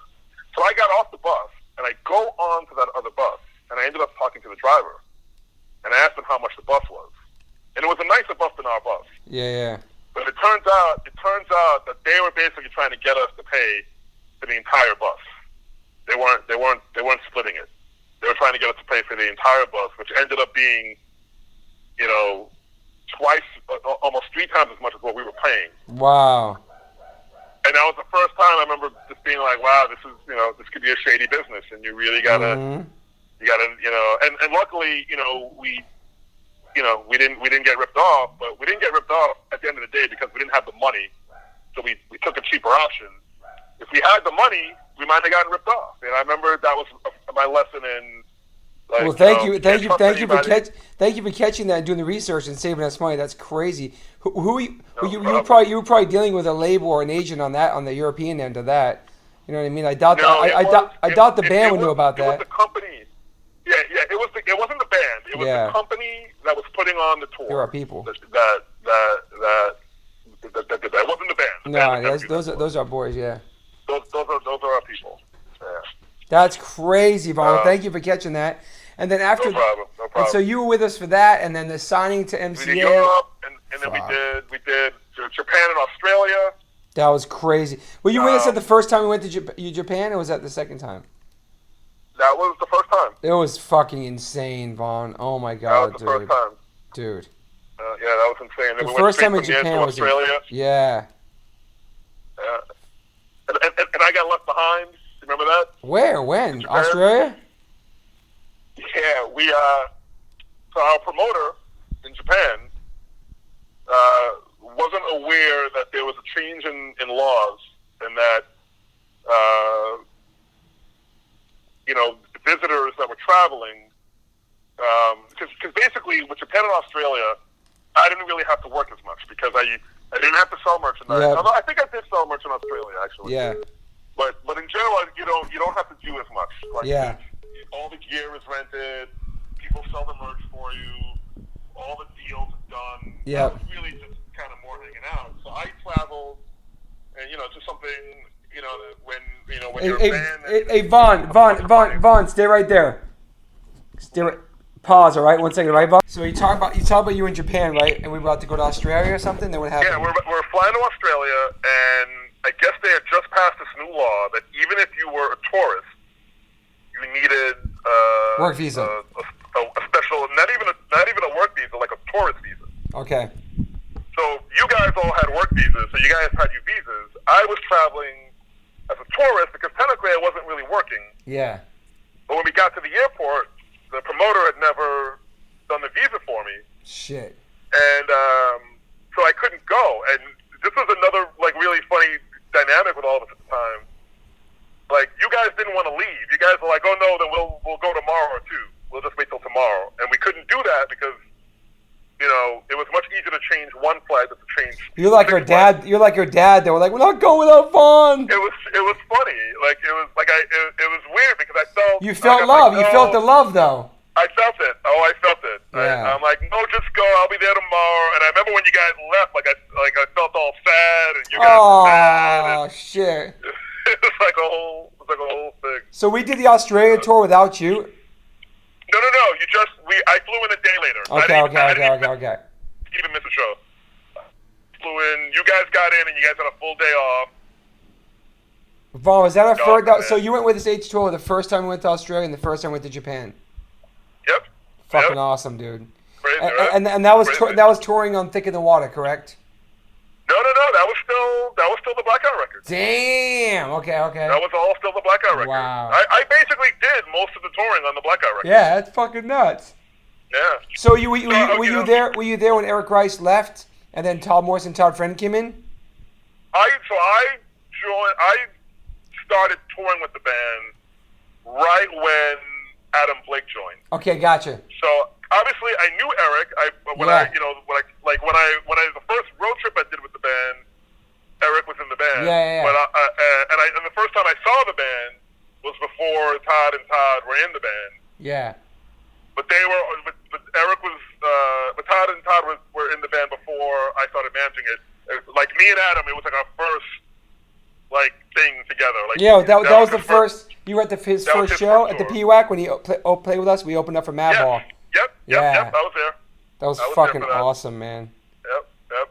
So then it was cool for me because it you guys basically have become my favorite band, and so I had gotten to just as a friend be around and watch all these things happen, different band members. Yeah. You guys make moves to kind of strengthen what the band was. Yeah. And then next thing I know, I was managing the band. So it was the whole thing was just it was nuts. It was cool. And that's when we were coming up too. Like we started getting some good shows, some good tours, and And so it's how I learned how to 22 years later, this is the only thing I've done. Like this is how I've made a living. It's so crazy, dude, how your life could have went if you didn't take the Murphy's Law tour, you took that raise, you stayed there, but it was fate to come with us, and you took that chance, that one life, one chance. You took that chance and went with us. It's fucking crazy, man. In life, you gotta know what you want to do, and you can't be afraid to take risks. And I learned that right out the gate. It's fucking amazing. I mean, we've had. And the fact that we're still friends today is amazing because sometimes I talked to Hans about that, and Matt Wallace today. Like sometimes mixing business and friendship does not work out. And definitely we had our ups and downs, all that shit with the business aspect of it. But we always remained friends, and we were friends before this shit. And that's what I really appreciate. And I appreciate you taking that sacrifice for us, you taking that chance with us, and believing in us, and us believing in you. And it's amazing that we're still a band playing, and you're still managing bands. We're very fucking, it's been very lucky, man. It's awesome, man. Yeah, no doubt about it. Not even luck, dude. Not even luck. Hard work and focus. You know what I'm saying?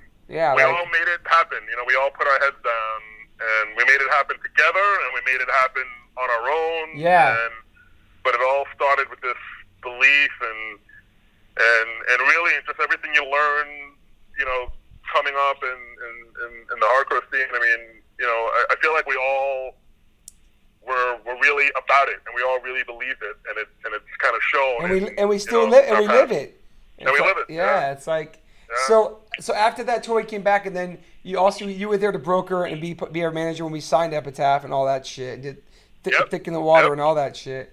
We did that deal, put that record out, and then obviously for me. And this is something I also gave you guys a lot of credit, but at some point for me, because I was around at that time in New York and, I was taking photos and I got to meet all these other bands and, you guys were kind of the ones that, I was always associated with and the guys that took me out on the road and the guys that hired me. But then the after effect of that was, all of these other people that looked at me as the photographer guy, suddenly, I'm managing a band, the band has a record deal, and, this weird thing happened where a lot of people wanted me to manage the bands. And at some point, for me, I came to this realization that, I think I'm becoming good at this, and I think I can do this, and I think I can make a career at this. And I give you guys credit because you guys basically, we talked and you guys allowed me to come off the road and pick up other clients who, were basically, friends of yours that I,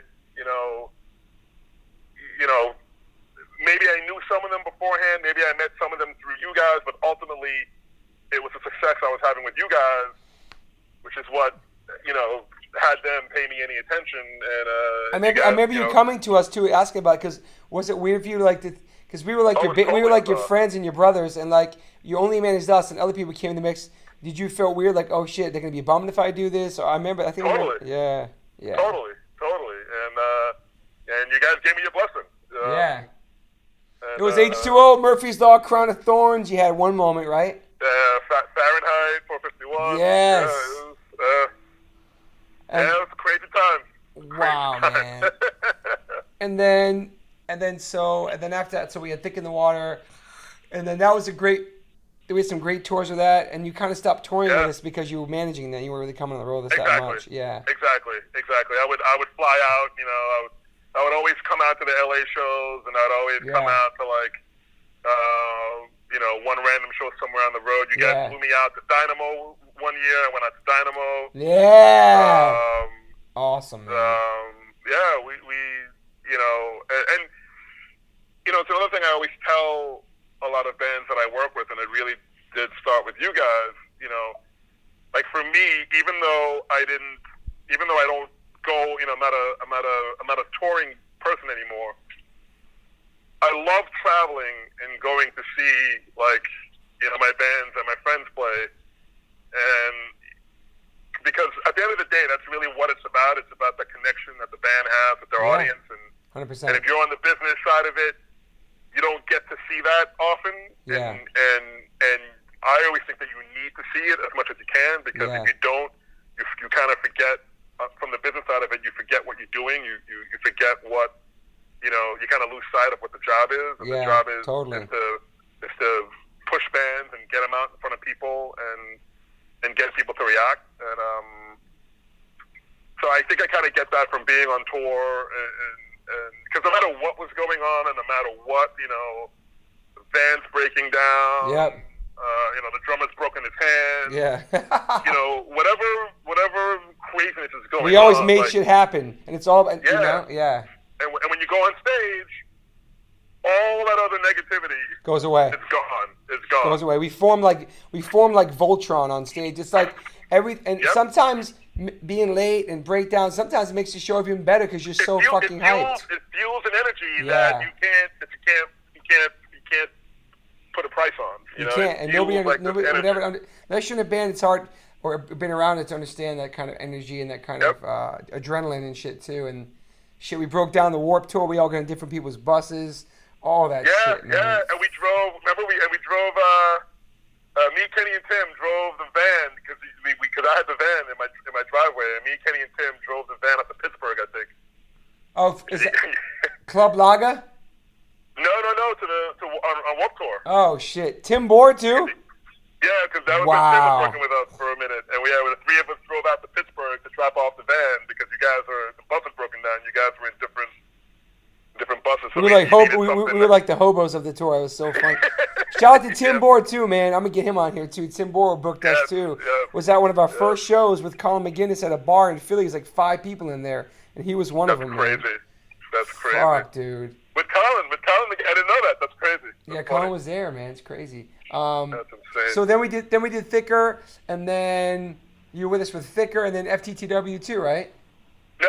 We parted ways, I guess, basically right at the end of the Thick in the Water cycle. Okay, gotcha. I think we had some moments, and we parted ways. But it was it's funny because it was actually only technically, it was about a little, like maybe 2.5 years.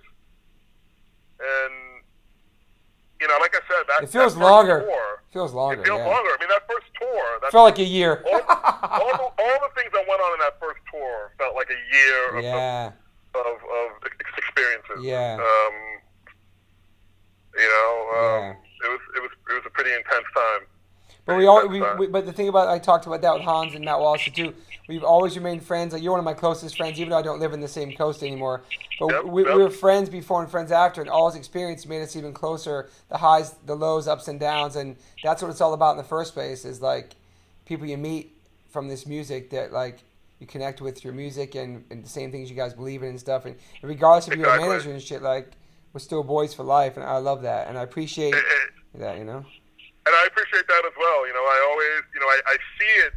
You know, I see it in you when, you know, when we hang out and I tell you something that I'm doing, or I call, you know, we're on the phone and we're talking about something, and I tell you something that's going on, and like, you know, I just feel how happy you are, you know, yeah, you are man. for me, and you know, and how proud I am of you guys and everything that you guys have done, and you know, and it's like, you know, doing this for me for 22 years, managing bands, I understand how like impossible it is, like how impossible it is to be in a band and laugh and stick around and maintain an audience, and just how much work and heart, grinding, man, and grind, and you know, most bands can't do it, you know, and for whatever reason it falls apart, and you know, and you guys have done it, you know, and you guys have done it for a long time. It's crazy. We're still friends off stage, and my brother said the other day, even when he tried to leave, we suck him right back in like the mafia. And so like he's still doing shit with us, and you know, like he's my brother, man. We start, you know, he's been a big part of H2O, and I think for us it's just that we love each other, we're brothers, and we believe in this shit. We still live the shit. It's like wasn't like, and it was always always fun over finance for us. Yeah, we had some time, we made some good money. But when it started becoming a job and being weird, like after the whole Go cycle, we took a hiatus for a while, but not making music. We got burnt, and I'm glad we took a hiatus, because we still kept our friendships and our love for each other. We took a break, and then we came back with nothing to prove, and very lucky that connected, and people waited for us and didn't disappear, and people actually waited for that to come back 7 years, and we're very lucky that people actually cared still. And but taking that break was important, you know, for sure. Yeah. You know, I think it's half luck, because you know, look, a lot of things in this business is luck, but it's also, you know, people know what's real and what's not. You know, and you can't create that. It either is or it isn't. Yeah. And I'm a firm believer that people feel that, and that's why people were still waiting when you came back. And thank you. And had you just kept going, because like that's what you're supposed to do. Yeah. That would have come across too, and it wouldn't have worked. Yeah, we would have been just going through the motions, like, oh, okay, we're just out here, just playing the same songs and going through the. Yeah. We need to get like take a break and get re-inspired, re-energized, all that, man. And I had a baby. I moved to California. Life happens and shit. And it's crazy. But crazy. Well, awesome, Vaughn. I appreciate you being on my podcast. I appreciate your friendship. I appreciate you being with us from then, and just like believing in us and taking a chance. And I'm proud of you where you're at now. You did so much in your life with all the bands you've been involved with and still are, and managing. Thank you. Fuck, man. Queens represent. Queens in the house. And thank you guys for taking a chance, man. I never would have imagined when I made a decision to, you know, basically see the country for six weeks and see what happens after that. I never imagined that would have been the thing that embarked the, you know, 22 and counting year career in managing artists. Like I never. But also it wasn't like you were a straight business dude. You were a music fan. You were a hardcore fan. Oh yeah. Hip hop, metal, everything. Fuck. There's a picture. There's a picture of Vaughn Lewis dressed as King Diamond. He grew up. He liked all styles of music and shit. So you were a massive fan lover. But you were never. Yeah. You were a fan. You weren't like in the mix. You weren't like. And so you got a taste of that with selling merch and then tour managing and then managing a band, you know what I mean? Like you got fully into it, but it wasn't like you didn't like music. You loved music, and so I think it was part of your fucking path in the first place. I don't know. I mean, that's what we became friends. Yeah, we would never have become friends if we weren't both such massive fans of music. I mean, exactly. That was the instant bond. Exactly. Like, oh, you like this? Oh, I like this too, and then And then you start, hey, check this out, check that out. Yeah. You know, and I mean, it's literally that innocent. And you know, and just a familial. I mean, you guys are very much a family, and it definitely, you know, it's anyone that kind of gets involved with you guys immediately kind of becomes a part of that. Yeah. And you know, I think for me, and just even the work that I do and the bands that I manage, and I feel like I end up kind of being in situations that are similar because that's what I know. That's what I came up with. You're doing more than the normal manager. You're doing more than the business shit. Yeah. You're in the mix. You're like, yeah. But I think it also came from just being friends with you guys first. Yeah. And then working with you guys. Yeah. I think that's rubbed off on me, and and that's kind of how I approach other situations. And I have to give you guys a lot of credit for setting me on my path, and I definitely appreciate that. Well, we love you. I love you, brother, and I appreciate your time and appreciate just everything, man. And once I love you too, Toby. I hit you up this week, man. Thank you for taking the time, and H2O loves you and appreciate you, and thank you for being part of H2O's legacy, man. Whatever. I mean, I hate that's corny. My legacy. Thanks for being part of H2O's career. You know what I mean? I know exactly what you mean, and I'm very much proud to be a part of it, and all the bands that I work with can tell you how proud I am of it, because it comes up in some way, shape, or form really often. It's awesome. We're your resume. We're like your resume, your first resume. Yeah, no doubt about it. The best, in some ways, the most important part, because it was the start, Yeah. Your roots. You're part of the branches of our family tree, man. So don't forget your roots. Never. All right, thank you, Vaughn. I love you, buddy. Shout out to Roadies. Love you, shout out to Roadies. Thank you. Bye. Thank you. All right. Take care. Bye-bye. Let's do something. Let me talk. All right, Stormy, say something now. Okay. Can you hear me? Yeah, okay, Storm, we're going to have to tell the story again. I'm sorry, I love you. Okay, so... Okay, that's fine. Okay, now it's working. So, Stormy, do you remember how we started working together? Was it through Rancid? I'm pretty sure it was. That's how we met you. Or Sick of It All. But if you remember, what's your recollection of the first time meeting us and moving forward and stuff like that? Okay, well, I could be wrong about this, but Okay. I feel like the first time I met you was on a Sick of It All tour. Okay. And then there was a point in time, I want to say like late 93 or early 94, somewhere around there, Sick of It All and Rancid toured together. They did an East Coast run and a West Coast run. Yeah. And they alternated closing, and if I remember correctly, you were a roadie for Sick of It All. Yep, correct. Does that sound right? Okay. Yeah. And I remember being in a van, because both bands were touring in vans at that time. Yep. And we were on some drive, and there were these your mom jokes going on Yeah. back and forth in the van. And I want to say Tim Shaw was in there with us. Yep, and for sure. Anyway, somehow, like, all of these friendships just, like, between the two bands really gelled during that time. And if I remember correctly, H2O kind of came out of that camaraderie, and Yep. and I think it was you and Pete Kohler. Correct. And H2O started out kind of as a three-piece. Kind of. It was right? Kind of. Like it was me, and then whoever was around, I could jump on their equipment or something and play this one great weird song. But yeah, totally. Yes. Okay.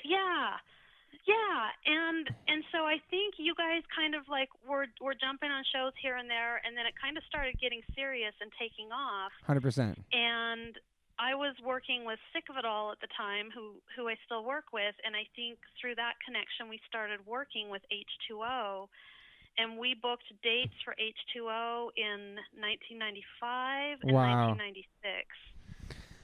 Wow, and I think we only had a 7-inch out. We really had no material. I think we had like a demo tape, and we had like a 7-inch out. Then the first record came out in 96. So yeah, I do remember that. And I remember you actually talking about this somewhere. I don't know where it was, but how much I used to always call you Stormy. Because we really didn't have a manager, and I think we were super excited about what was happening, very passionate, and I feel like we called you a lot, and I'm sorry about that. I want to apologize for that.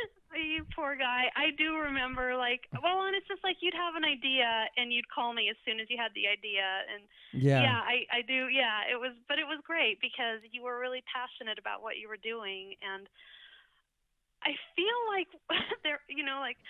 the internet and things like that were still fairly new. Totally. And because I still remember booking tours back in the days of pagers and wow. fax machines and having to mail everything everywhere. So Wow. Yeah, we had typewriters.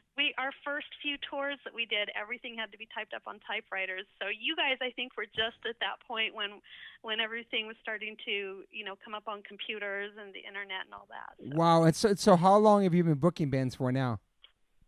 I booked my first tour in 1991. Wow. 1990-91. I think it was somewhere right around there because I started Leave Home out of my parents' basement when I was living at home. It was like my first year in college. Wow. And named it after my favorite Ramones record. So. Wow, I never even thought about that. Oh my God, I'm such a poser. All these years, I didn't realize it was named after that Ramones song. Wow, that's amazing, Storm. And so, what was your first tour you booked? Do you remember?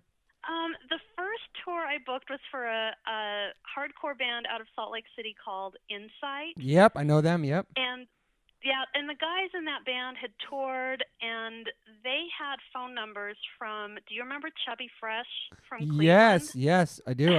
Integrity. I do. Yes. And so they passed along some phone numbers to me that he had because they had booked a few tours, and they were kind enough to let me go out on a tour, one of the tours with them. And while I was out, and it wasn't like a big tour. I think it was just like a handful of dates. But yeah.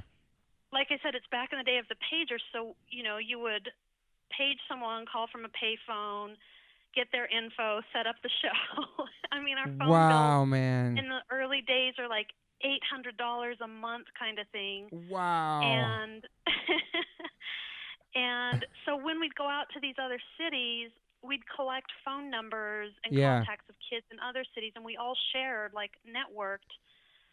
That's amazing. Contacts and phone numbers, and kind of patched tours together that way in the early days. And when any of and I put on shows in Salt Lake City, so I used to put on shows for a lot of the Discord bands, Revelation, Amphetamine Reptile, and we just kind of keep gathering contacts. I still have this notebook that I made with tabs in it for each city and state where I had handwritten people's names and phone numbers and the clubs that they booked. That's because it was before any of that stuff was I mean, I didn't work in a big music industry at that time where people had access to Polestar and things like that. Mm-hmm. It was really still underground, and I mean we were looking at old Black Flag routings and things like that. Wow. They zigzagged all over the country and trying to find who booked the Black Flag date here or there, and let's see if we can find that person and see if they'll do this show or that show. And that is insane. That's total that's DIY grassroots to its fullest. You know what I mean? Like it's like that's how you guys all stay connected with that. That's amazing. What a community that was, like that's amazing. And then now, what do you mean? Go ahead. Oh no, I was just gonna say I feel like it was really cool because just like you said, it was a real community. Yeah. The only way these bands survived is by helping each other. Yeah. They weren't picking each other apart, and it didn't feel competitive. It felt like, we're all in this together, and it's the only way we can survive and get this scene off the ground and more established so that bands weren't having to just play VFW halls and basements and places like that. Yeah, I'm sure now it's like, it must be like a whole different world booking bands now with the internet, how fast that is, and not having to be on the phone all the time. You know what I mean? Like it's so different now. Wow. So here you are now, and you're still booking bands. You're still doing it. You did it all yourself. I mean, did you go to college to work in the music business or no? No. As a matter of fact, so while I was going. Let's see, when I started in college, I was working at a record store, and I was making $2.85 an hour. Wow. And I was going to school part-time and working at the record store. And then Jordan Cooper from Revelation Records, actually, he kind of hooked me up with my first real industry job. Wow. And I used to call record stores for Revelation and try to get them to get CDs in their stores for Judge and all the bands he was putting out at that time in the early 90s. And then I was doing like a radio show at the college station and Yeah. was only playing artists on independent record labels. Yeah. And so that way, I could put on shows. I had my record store job and had the chance to work with Jordan. And through Jordan, I met bands like Shelter and Into Another. Yeah. And eventually started booking them. And wow, man. yeah, it was just, the first time I met Sick of It All, they were on tour with Biohazard. And I was on that tour. remember, what year was that? Yeah, what year was you that? and Ezak, yes, because I think you guys stayed at my house. No way, man. And that's how I ended up working with Sick of It All, because we'd promote the shows and the bands Wow. would crash at our house overnight. Margie Albon and I lived together at that time. Okay. She's the booking agent. She's at Do It, and she started her own booking agency and works with a ton of really incredible bands too. Yeah. That is amazing. So what year was that, you think, that Sick of It All? So it's like 92, maybe 93? It had to be, yeah, because I started working with them right around 1993. Yeah. Because those Sick of It All and the Lunatics are the two bands that have been on my roster the longest. Oh, wow. That's amazing.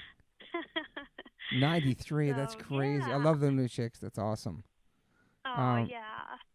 and so you got us our second, not really a second show.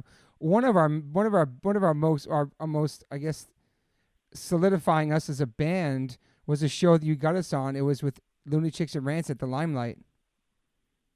Oh my gosh, I totally remember that. That was an incredible show, and that was like our first real show at a real venue. Because we had played like one show, I think, maybe in Queens, and we maybe played something else. But this like the Limelight, like real official established bands we were opening up for. That was I'm sure you were out there for that show too. I'm sure. I probably was that around the time that Madball started, because I remember seeing them at the Limelight as well. I'm not sure. Yeah. They started way before H2O for sure. That makes sense. Okay. But yeah, that was a great one. And then obviously all the stuff we did with those bands moving forward. But yeah, so amazing. Well, I appreciate you taking us on at an early age. You were just like a little baby, barely any music out, and get us on those tours. We had a lot of fun. Yeah, for sure. For sure. And I appreciate being part of H2O's history and from the beginnings. And obviously I'm so proud of you where you're at now and how long you've been doing it for. I mean, you've been working hard forever doing this out of pure love for the music and what you do, and that's amazing to be able to do that, especially starting out in your parents' garage. That's amazing. I mean, that's how bands start. That's like a band story too, like we were jamming in our parents' garage, and now here we are. Like and you stuck to it. Were there any times where you felt like I can't do this anymore, or this is hard, or not that it's hard, like you feel like it wasn't? I don't know. Did you ever feel like quitting or giving up, or? I never felt like quitting or giving up, but I remember early on, and this was like maybe 1995-ish, and I had moved from Salt Lake City, where I'm from, out to LA. Yes. And I remember it's just so expensive to live out there, and yes. I remember thinking, like, I can't make ends meet. This is getting really hard, and I remember like thinking I can't keep doing this financially because I can't make it work. Yeah. And I decided I need to figure out some way, and that's when I started booking internationally. Wow, okay. It wasn't just U.S. dates, and I thought I've got to find a way to supplement or do something. Yeah. And then, over the years, I went back to school and finished my degrees, and I teach at a couple of universities out here just to offset. That's it's awesome. not a big money-making thing. Yeah. But it allows me to do what I love. And yeah. And now I get to do two things that I love. So what do you teach? It helps. What are you teaching? I teach U.S. history, but my area of expertise is the Vietnam War. Wow. And so I teach courses at both universities on the Vietnam War. Holy. And I'm writing my dissertation on the impact that music had during that era. So wow, that's amazing, I still get Stormy. to do something with music. Yeah, that's still amazing though. Wow, man, that is really cool to be able to go back and do that too. Like that's awesome. Wow, very, very. That's really cool. I think my my grandfather was in the Vietnam War. Actually, yeah, he actually was. Yeah. Oh wow. Yeah, I have actually posted a picture of him on Veterans Day. That my grandma had gave us some pictures a long time ago. I found a cool picture of him. But yeah, wow, that's why the Vietnam War? Why is that the war that you focused on? I think because there were lyrics to songs I was listening to during kind of, my early teen years. Dead 13 to Kennedys? 15. Maybe? Dead Kennedys. Yeah, for sure. Fear, bands like that were writing about veterans issues and just, the war in general. I don't want to put words in their mouth about what their meaning was. Yeah.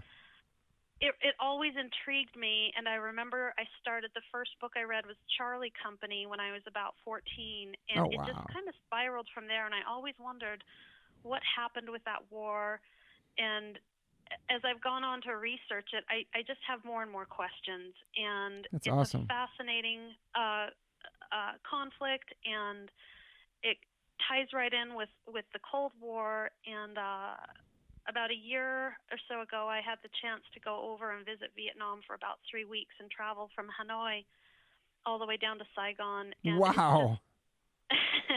It's That's a amazing. beautiful country, incredible people, and it just really motivated me to finish my studies into that conflict.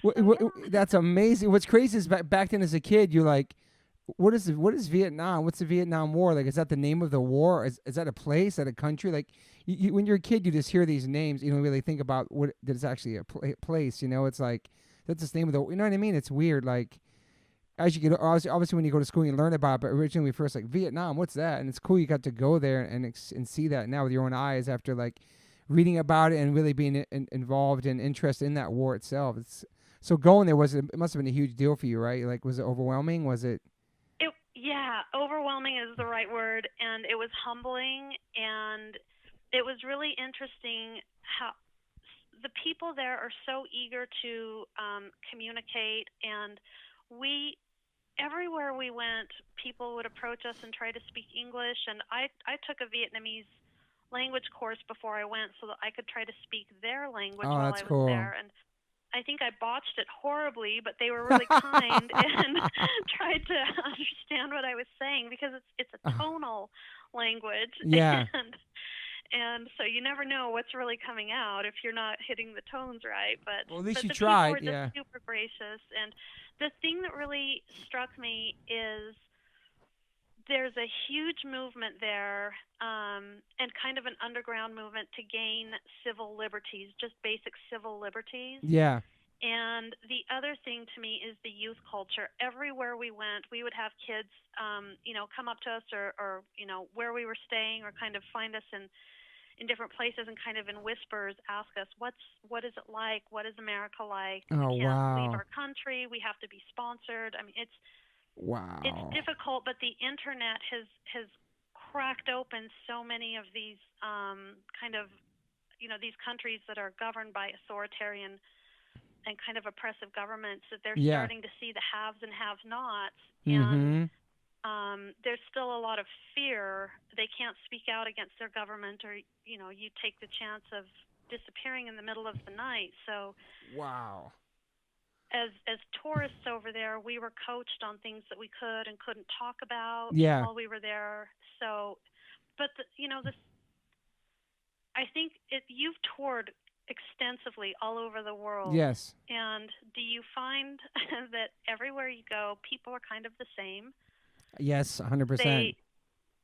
Families providing for their families, a roof over their head, food on the table, and and there are some real core values that we all share in common. And 100%. That's what really impressed me. Yeah, 100%. I mean, what's your experience with that? I mean, I remember going to Japan for the first time in the early 90s and just being like shell-shocked of how amazing the people were, how friendly everybody was, how respectful they were. There was like no graffiti on the trains. There was no trash. People had the bicycles outside unlocked. People would actually bow to you when they stage dived. Like, it was so... It was amazing. And I came back and I was like, I'm going to be a different person. Like, I remember coming back and like being so just shell-shocked by it. I've been there a bunch of times since then. It's still wonderful to go to, but just going there and the energy of the people and how there's so many people, but they're so respectful and everybody has like, they give each other space and they cover their mouths when they're sick and just like, it was unreal. It was like I was on a different planet, you know? So Japan was one of those. And then went to Indonesia this summer for the first time. And that was pretty awesome too. It was just very tropical, very hot, but the kids, they were so excited you actually came there. And, where we were staying at wasn't the best neighborhood. We should have went to more spots to check out, but it is what it is. But it was so wonderful, and people really appreciative of you being there, you know. But like also like they're asking about America, and they're especially kids who are into music. They're like really obsessed with America and American culture and the style and the bands, and like they're especially with the internet now, it's so easy to find new music for them as long as the internet's not banned in their country. You know what I mean? Like some places it's banned, like you were saying, but. Yeah, it's just amazing to travel and to meet people and see. I also like seeing how people are looking at us, especially now with our president. When you go overseas, you get the questions about our president, just how we look on television from them, their eyes looking over here. You know, yeah, it's interesting. But yeah, music has taken us a lot of places and met a lot of cool people and seen different cultures and stuff and. But like you said, yeah, it's all based on love and family. And everybody's trying to live a better life the best they can. You know, there's so many good people out there. It just sucks when we hear about the bad ones sometimes, you know? Yeah. That's what I was just thinking is you never really get to see all of the things that you have in common with other people and cultures. Yeah. Yeah. Well, that's amazing. I learned so much about you today that I didn't even know. It's amazing, Stormy. You're awesome. No, it's so cool. It's so cool. I didn't even know all that stuff about you. It's awesome you got to go there. That's amazing to be like studying something and really interested and get to go. That's awesome. Well, thank you, Stormy, for your time. I appreciate everything you've done for music, everything you've done for my band, everything you've done for people, and being a positive person, and also, you know, you're living your best life, and I can't speak for you, but it sounds like you're living your dream, like you're doing what you love, and a lot of people don't get to do that. And you worked your ass off to get there, starting from your parents' garage. And I think that like that's the epitome of what punk rock and DIY is. You know what I mean? Like if you really love something, you'll find a way to make it happen and be able to do it as a career. And I feel like you're one of them people. Well, you're far too kind, but I appreciate that. But I've had a lot of help along the way, and I've had some really good mentors, and I'm sure. I appreciate that, you know, some of these bands have given me such a chance and, you know, hung in there with me through my flaws and the good and the bad. I appreciate it. Of course. Yeah, of course. We're not perfect. None of us are perfect. But yeah, well, I appreciate your time, Storm, and I appreciate everything you've done, and I'm psyched I still get to talk to you and we're still friends after all these years, and yeah. Heck yeah. And thanks for giving me your time today to be on the podcast. Yeah, thanks, Toby. Thanks so much. And Leave Home Booking is named after a Ramones album. I didn't even know that. Yes, it is. Oh my God! It just made sense. Like, oh, leave home, go on tour, Leave Home Booking. I never thought about it like that.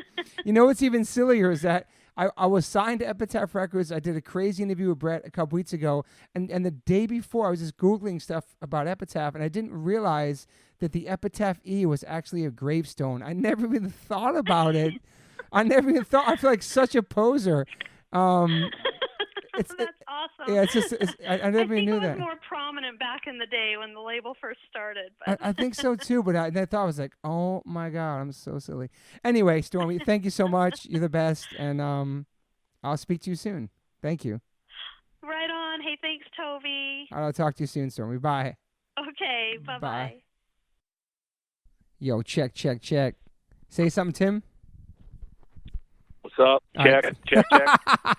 All right, so listen. So this we're on the phone with Tim Bohr right now, and Tim, your name came up several times on the H2O podcast episode with me, Todd, Rusty, Adam, and Todd Friend, just being part of the family tree, part of the branches in the beginning with us, and I'm trying to figure out how we met you or where we met you. I definitely know that you booked one of our first shows in Philly, and Colin McGinnis was there, maybe like two other people. Do you remember that one? Man, you know, it's all the early days of the band are a bit of a blur. I remember you played that I definitely remember the show you're talking about. It was at a college somewhere in North Philly, but I don't remember exactly what college it was at. Yeah. Or who else played or whatever, but I do remember that for sure. I thought it was like a bar or something. I wasn't even sure if it was a.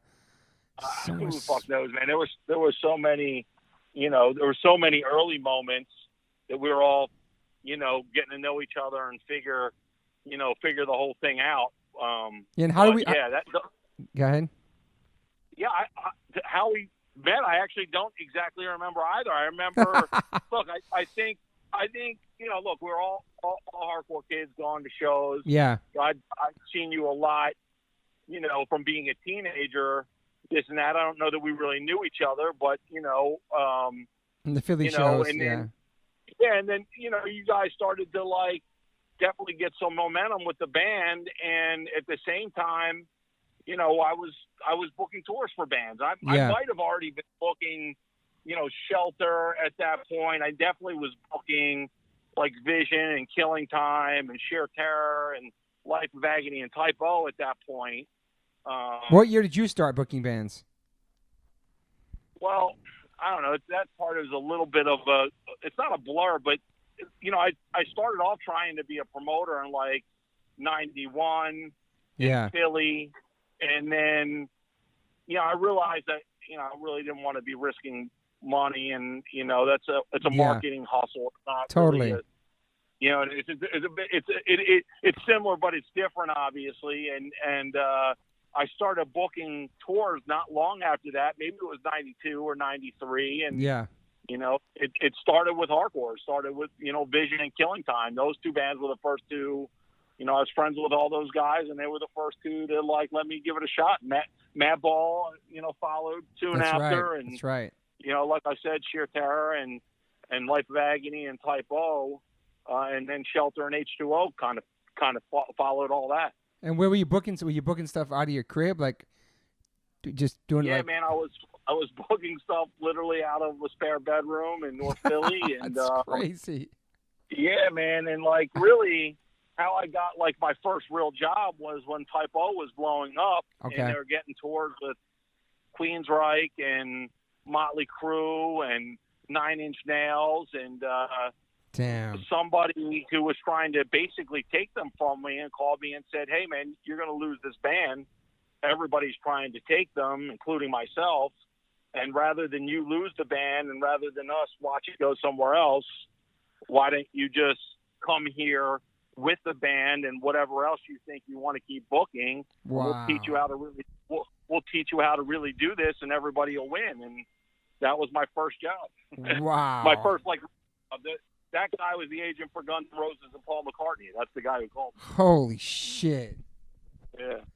It's been and so all right. So then we go to H2O, and I remember we started booking this. I don't know how many shows we did. I remember you came in the van with us. I remember you came with us maybe out to the Warped Tour once. Yep. It was very, very hands-on. It was very hands-on. It wasn't just you're a good guy in the office and we get emails, because it wasn't even like that back there. It was almost pre-internet also, booking shows, right? It's now it must be totally insane, right? Yeah, man, it was still fax machines and landlines, and even when I had my first cell phone, this is a crazy thought. I think about this from time to time. The first time I got a cell phone, it was a friend of mine's cell phone that they lent me for the weekend. Could you imagine now someone lending you their cell phone? Hell no. Hell no. You know what I mean? Wow. Yeah, so that was, I don't know, man, was that 95, 96 when it all started rolling out for you guys? Yeah, for sure. That around that time? Yeah, our first show was in 94. We started playing some shows around in 95, and that record came out in 96. And I think Stormy was before. Stormy was the first one, and then we had you. You were the next one. We only heard for a little. Only had her for a little bit. Only had her for a little bit. So, yeah, and then I forgot what tour. What was one of the first tours we did with you? You remember that? I don't even know what tour. I mean, there was a bunch of Shelter tours. There was I just saw this on Sick of It All's Instagram the other day. They were talking about the Misfits Sick of It All H2O tour. You did that tour, right? Yeah. Dude, that tour was amazing, dude. That was 96, I think. Yeah, there was. I think, correct me if I'm wrong, there was an Orange 9 tour that we did. Yes. Man, honestly, dude, there were really a ton. I mean, you know, Social D? Some of the time that I was with you for Social D, I was with you for the Bosstones. That's one of the tours I did in the van with you, as a matter of fact. Wow, that was 97 maybe. Yeah.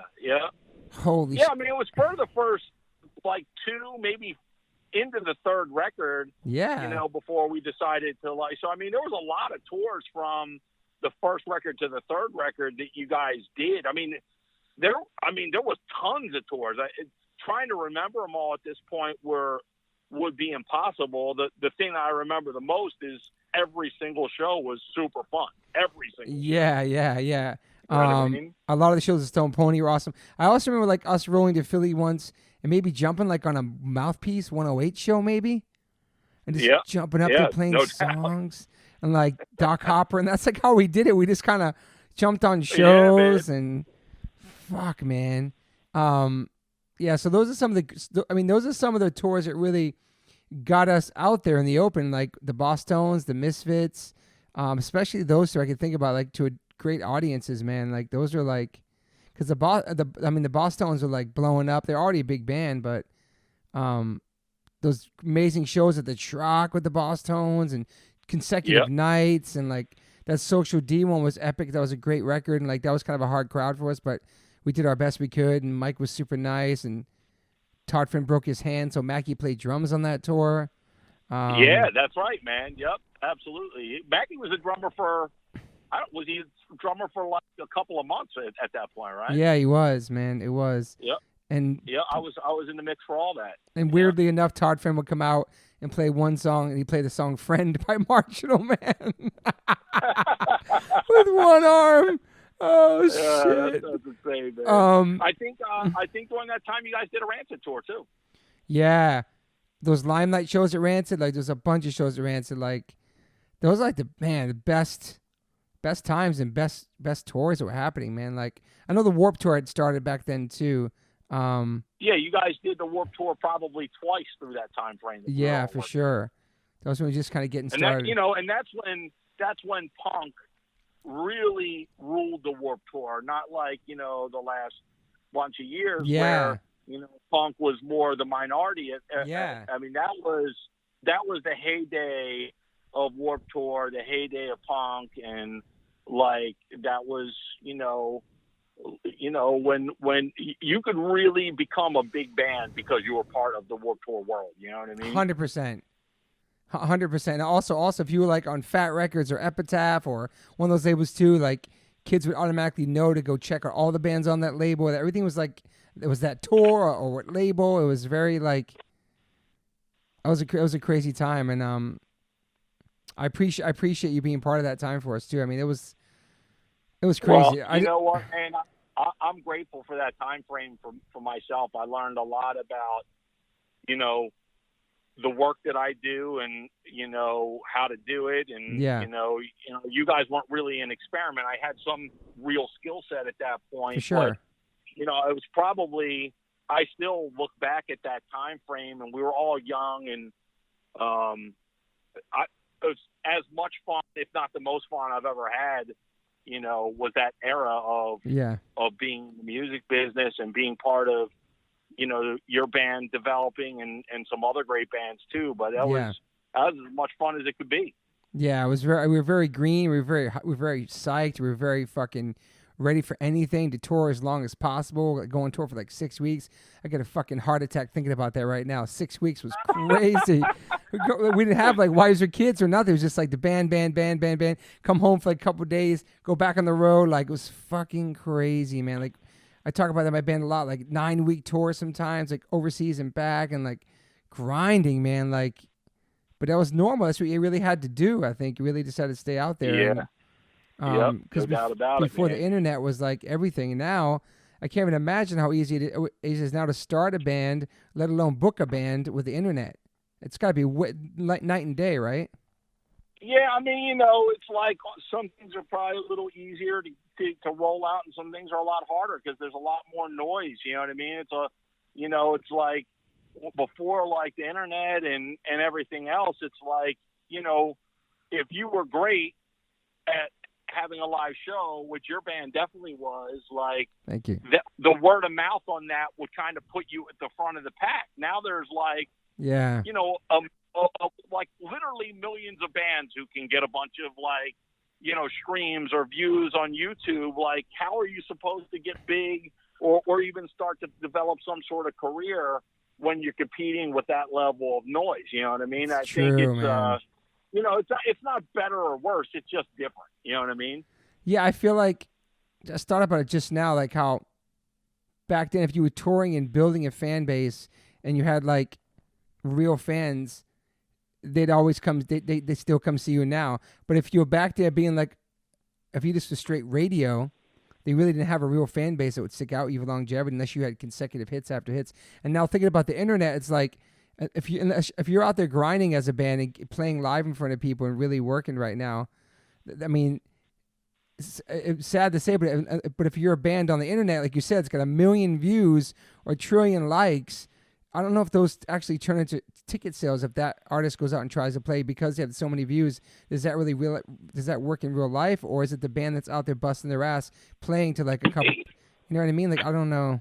Yeah, and honestly, there's some science to that, but it's also, you know, I think it's very genre specific in terms of like, you know, some things are more like passive listeners that are in it for the moment, and some of it is more lifestyle oriented, and maybe some of those artists are able to like get out there and have a little bit more of a shot at having, you know, a touring career. But I mean, look, I mean, bands are breaking straight off of that kind of like exposure. So, you know, it certainly works. It just, you know, there's a lot of noise, and the cream really has to rise to the top, you know, more than ever with what that stuff is now, you know?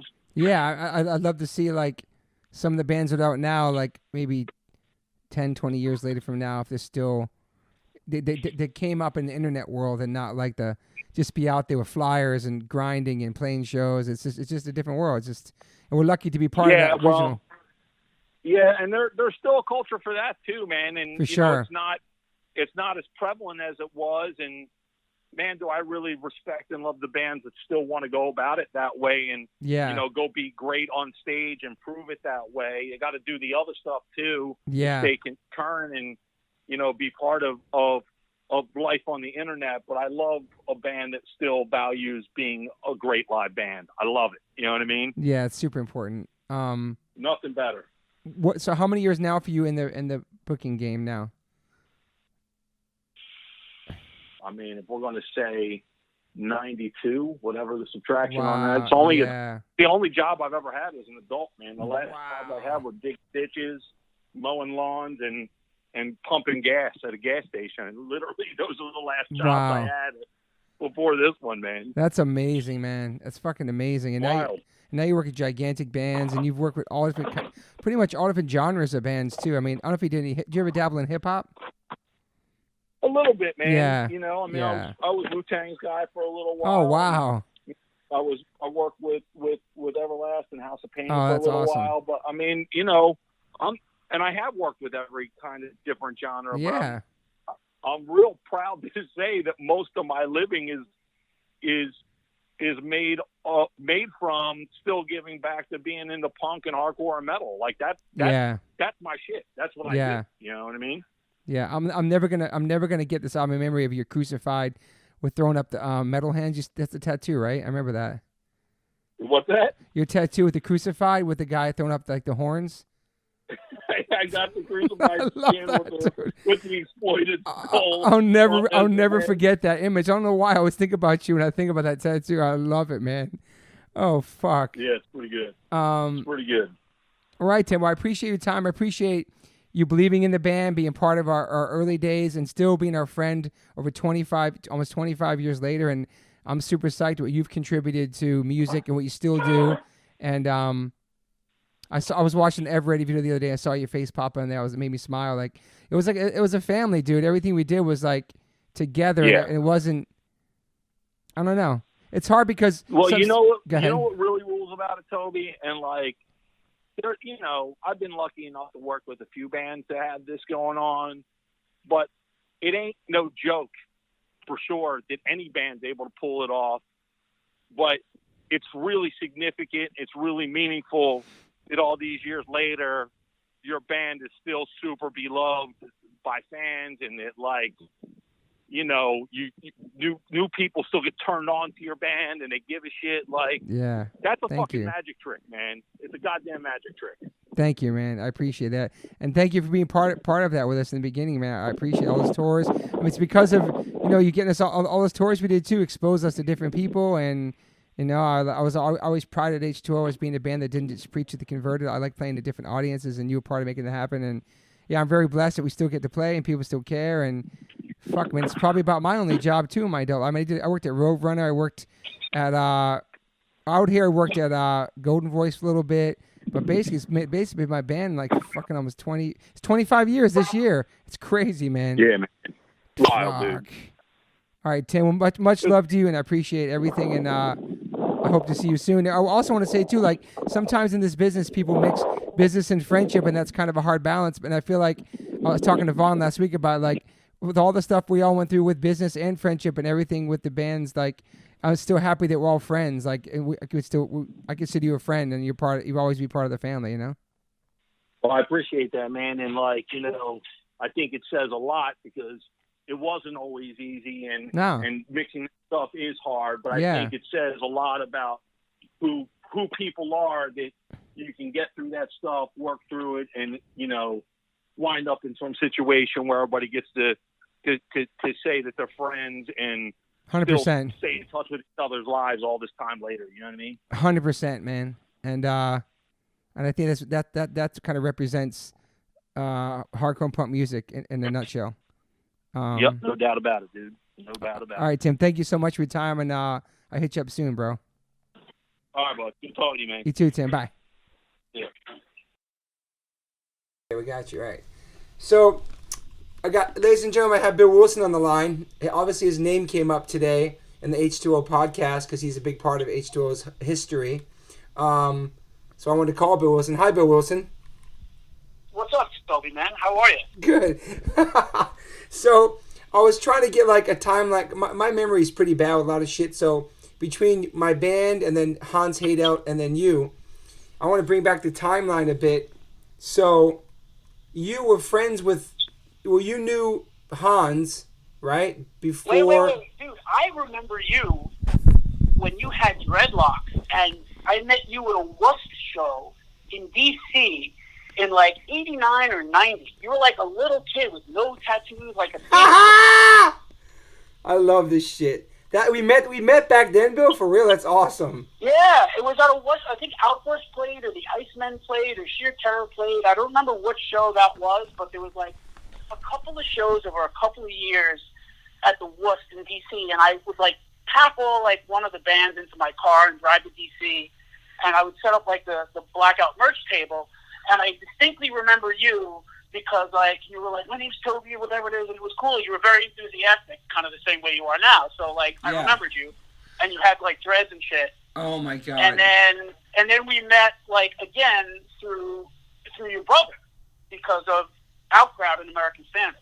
So, yeah, Outcrowd, ladies and gentlemen, is my brother's other band. He had a band for almost 9 years, kind of an alternative rock band, great songs. Had some really great shows, some great tours. So Bill Wilson signed them first. What year did you sign them? It was like 91, maybe. Like, I was doing like Sheer Terror, Outburst, Uppercut, and of course the Where the Wild Things compilation. But like, I was listening because I was in New York City. I was listening to like a lot of other music that was starting to pop, and I still considered myself like a hardcore kid. But like, you know, there was just like, I mean, face it, when you went to hardcore shows, it was like, you know, 5 dudes for every dude. Like, it was just not cool. So I would always go and like go to other shows primarily to get a better male to female ratio. Yeah. And like, I started liking, it was true. So I started, you know, going to all these, you know, indie rock shows, and, you know, I started signing other bands. Like, I did that band Crawl Pappy, which were kind of like Helmet and Prime. I did the Goops, who were kind of like Debbie Harry singing for the Ramones. I did like a no-wave band called God Is My Co-Pilot. They were like one of the like first queercore bands. Wow. And I signed American Standard. I did a record from them. Great band, American Standard, man. Like, great band. Yeah. They were like New Jersey answer to Dag Nasty in a lot of ways. Yeah, for sure. And so, and because of like the New Jersey Hoboken connection, because Todd lived in Hoboken to start. Yeah. And they played a bunch of shows with American Standard. I got to know those guys, and I thought their songs were really great, and they could, like, be a thing. And I said, you know, as I'm looking to expand, like, the idea of what this label might mean, let me start working with Todd. And plus, he was, like, super cool to hang out with. Yeah. And, like, he was a bartender at all these, like, cool bars, and, like, we would always, like, hang out. Zigzag. It was a real friendly thing. Yeah. I said cool. Zigzag Bar. Remember Zigzag Bar? Oh, yeah, exactly. Like, I always forget the names of the places, but I could tell you it was like, what, like 23rd Street, 7th or some shit? Yep. Yep. And Johnny Ramone was like one of the big customers in there. Oh, yeah, that's right. Yeah, Todd used to say, he was just in here, and I would always go in there and hang out. Yeah, it was cool. Like, you know, and your brother's great. I loved hanging out with him back then. It was cool. What years was that? It's got to be like 92. Okay. Somewhere around like 92, 93. Probably 92. So then, Todd, this is interesting because now I'm starting to get a pattern for everything. Is that my brother had a relationship with you, and that's how it kind of worked out with H2O too. And that's the same thing with Hans Haydelt too, but that was through you. It's cool. It's interesting because I wanted to like everything go in kind of chronological order with everything that happened with us. So then. We signed with you in what, 94 or 5? It was like 95, 96. It must have been 95. Because the record came out in 96. Yeah. Yeah. So it took a while for everything to get going and all that stuff. And that's when I was working out of the offices in Midtown. In Midtown, yeah. And so I know we did our demo, and then we did our 7-inch with Equal Vision, and then it was the Blackout record. And I think we recorded that record. Yeah. These guys were saying like in 5 days. You guys recorded that record really, really fast, but it was great because it was almost like a live record. Yes. You know, like the energy, like when some bands go into the studio and they record records and they take too much time, it kind of sucks the power and the soul out of a record. Yeah. But you guys went in there, and I, distinctly remember like you freaking like screaming like at you like you were at a show. Yeah. You were singing like with the mic in your hand as opposed to like putting it up and like trying to like be melodious. You were like focusing on like the energy, and that's why that record sounds like a live show. And it was such a great energy vibe there. I think it was it Brielle Studios with Larry Buxbaum, correct? Yep. Yeah, rest in peace, Larry. Rest in peace, Larry Buxbaum. Yeah, that studio was downtown by the Holland Tunnel. We had so many different New York... wetlands, right? Yeah, so many different New York staples in the studio. Jimmy Gestapo, Anthony Killing Time, Freddie, Armand, Civ. We had such a diverse group of friends that was such a fun record to make. It seemed like it took forever. You think about it now, with how many different people we had on there and stuff. But I can't believe 5... Because we had been touring a lot with no music out, really, except for like that 7-inch. So we had the songs down so tight. I think that's how we just rocked it in the studio, Yeah, it was great. I mean, like when I got all the roughs and shit like that, I was always just like, it was super happy. The only friction point was it was a little short, so you guys had to go in and record one more song. Oh shit, that's right. Okay, then we added the fucking fuck too many questions, but none knew the truth. We had that last song that Rusty wrote. Ah, fuck, I forgot the songs. And then we have My Love Is Real on there, the bonus track from Wetlands. Yep. You put the My Love Is Real track on there to kind of like edge out the 30 minutes. Oh shit, that's so right. I forgot about that, man. Holy shit. Oh yeah, Rusty put My Curse on there. That was it, My Curse. Yep. So that came out in 96. And we didn't know what to expect with that record putting it out because we only had the 7-inch out. People only heard like 4 songs at that point, and I think all 4 of those were on the record, right? I think so, yeah. Yeah, but like, dude, the stars like aligned for that record. Like, I will say that, as a front person, you're great. Thank you. And you know everybody in the scene too. So like it was good. You know, you had traveled the entire U.S. You know, being in the road crew, so everybody around the U.S. knew you. Yeah. Right? There were all these fans that saw you with Sick of It All and things like that. So you were already like, it was like you were already on tour with a band, but you didn't have a band. So it was like awesome because, like, frankly, I got to plug into a network that you had already kind of established. Like, you were like social media before social media happened. So you were like a one man. Like, I always say this, like when I talk about like bands and how they have to like promote. Like, I was like, dude, you could be naked and fucking standing there on the street, like, and, like, immediately you would, like, pull a shirt or a CD or a flyer, like, out of thin air and make some kid feel like your best friend. Because that's how passionate you were about your band. Thank you, man. Yeah, it's crazy. It's, because it really didn't really start off like that way. It started as like a joke, but then when I realized it could be something, I actually learned that I could kind of sing. And then we did our first show and all that stuff, and yeah, I mean, thank you. Yeah, I still am, actually, because here we are 25 years later. It's crazy, man. And I just, that record's one of my favorite records because it's our baby, and it's because it's the first thing we put out, and it's because just lyrically and everything about that record still hold true to us as people, as adults, and that record kind of, and with everybody that came to support it too, from like all the people I looked up to growing up, actually came to the studio and were part of it. That was like a big deal. And they did the Family Tree video, and Roadies was there, and all of our friends were there. And I mean, fuck, I'm sure you remember the video for Family Tree. Like, we sold out 2 shows in one day at CBGB's, and I don't know if that ever happened at that point. And that was fucking crazy, man. Yeah, I mean, and that was great because, like, you know, I was able to, like, I mean, you know, hands down, that is the most successful record that I ever had on the label. Thank you. And it was, awesome. You know, it came out at the right time, like, and well,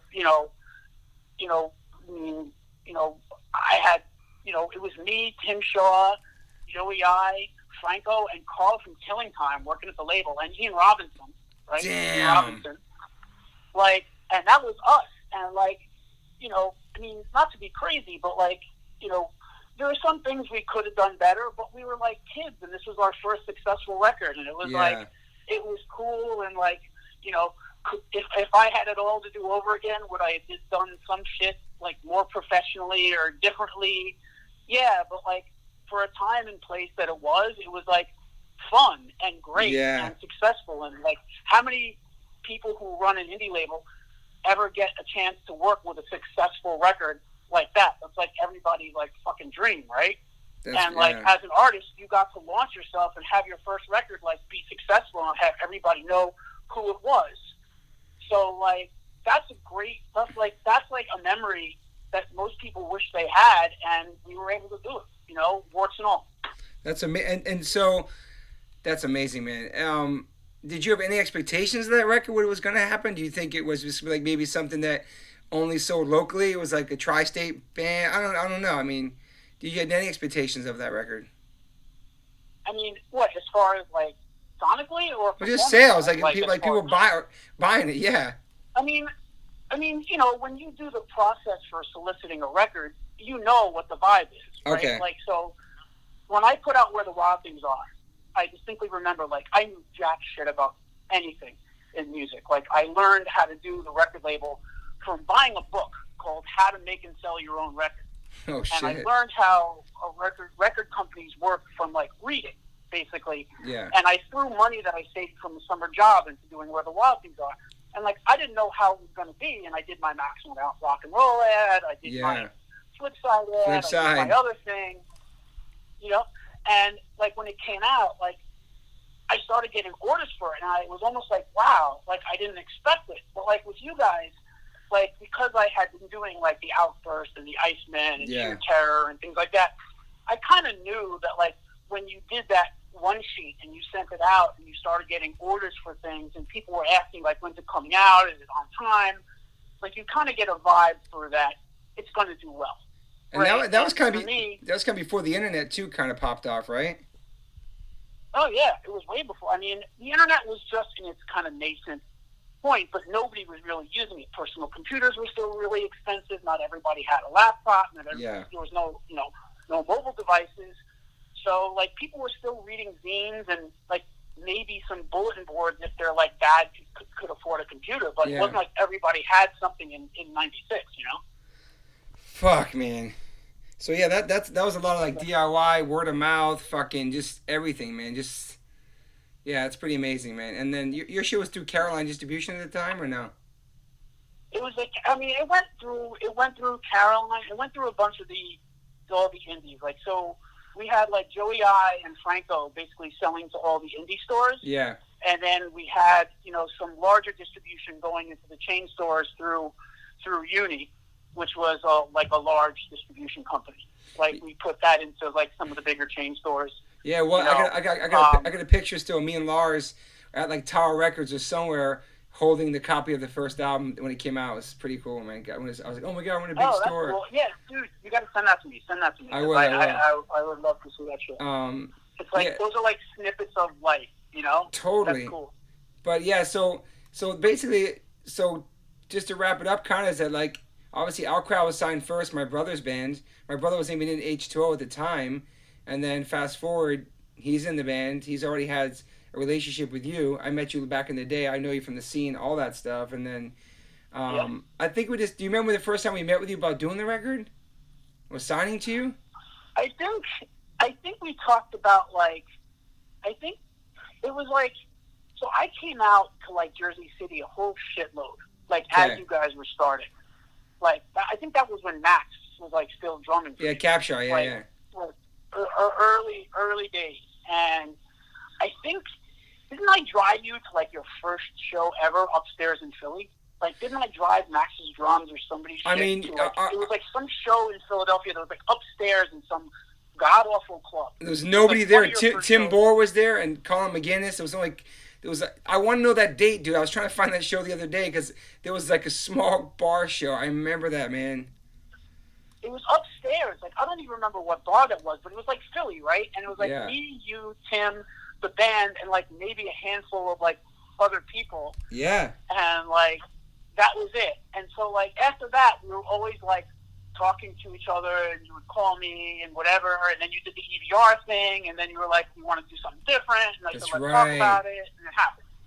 Well, so what year was that, 95 when we played that show in Philly? I think so, right? Yeah, it had to be.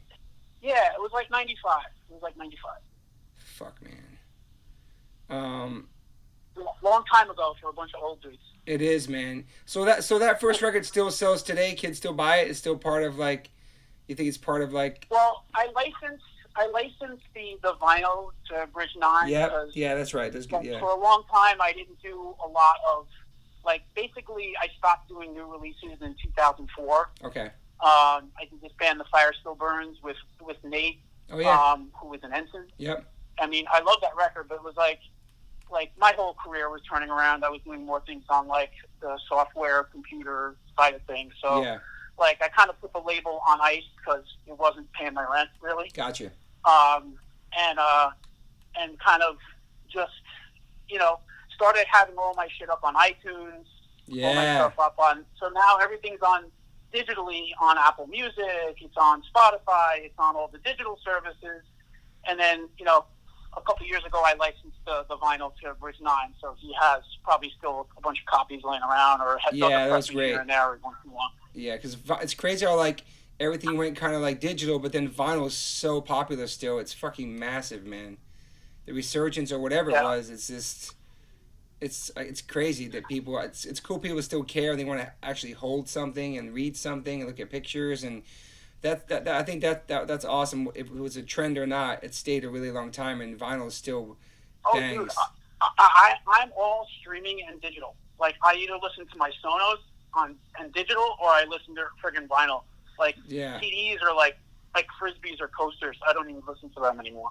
I know. It's not too long ago we had, like, a 7, maybe it was like last year, we were selling, like, a 7-inch at the table, and somebody asked us if it was like a mouse pad. Like, somebody didn't even know it was a 7-inch. It was such a bum out, man.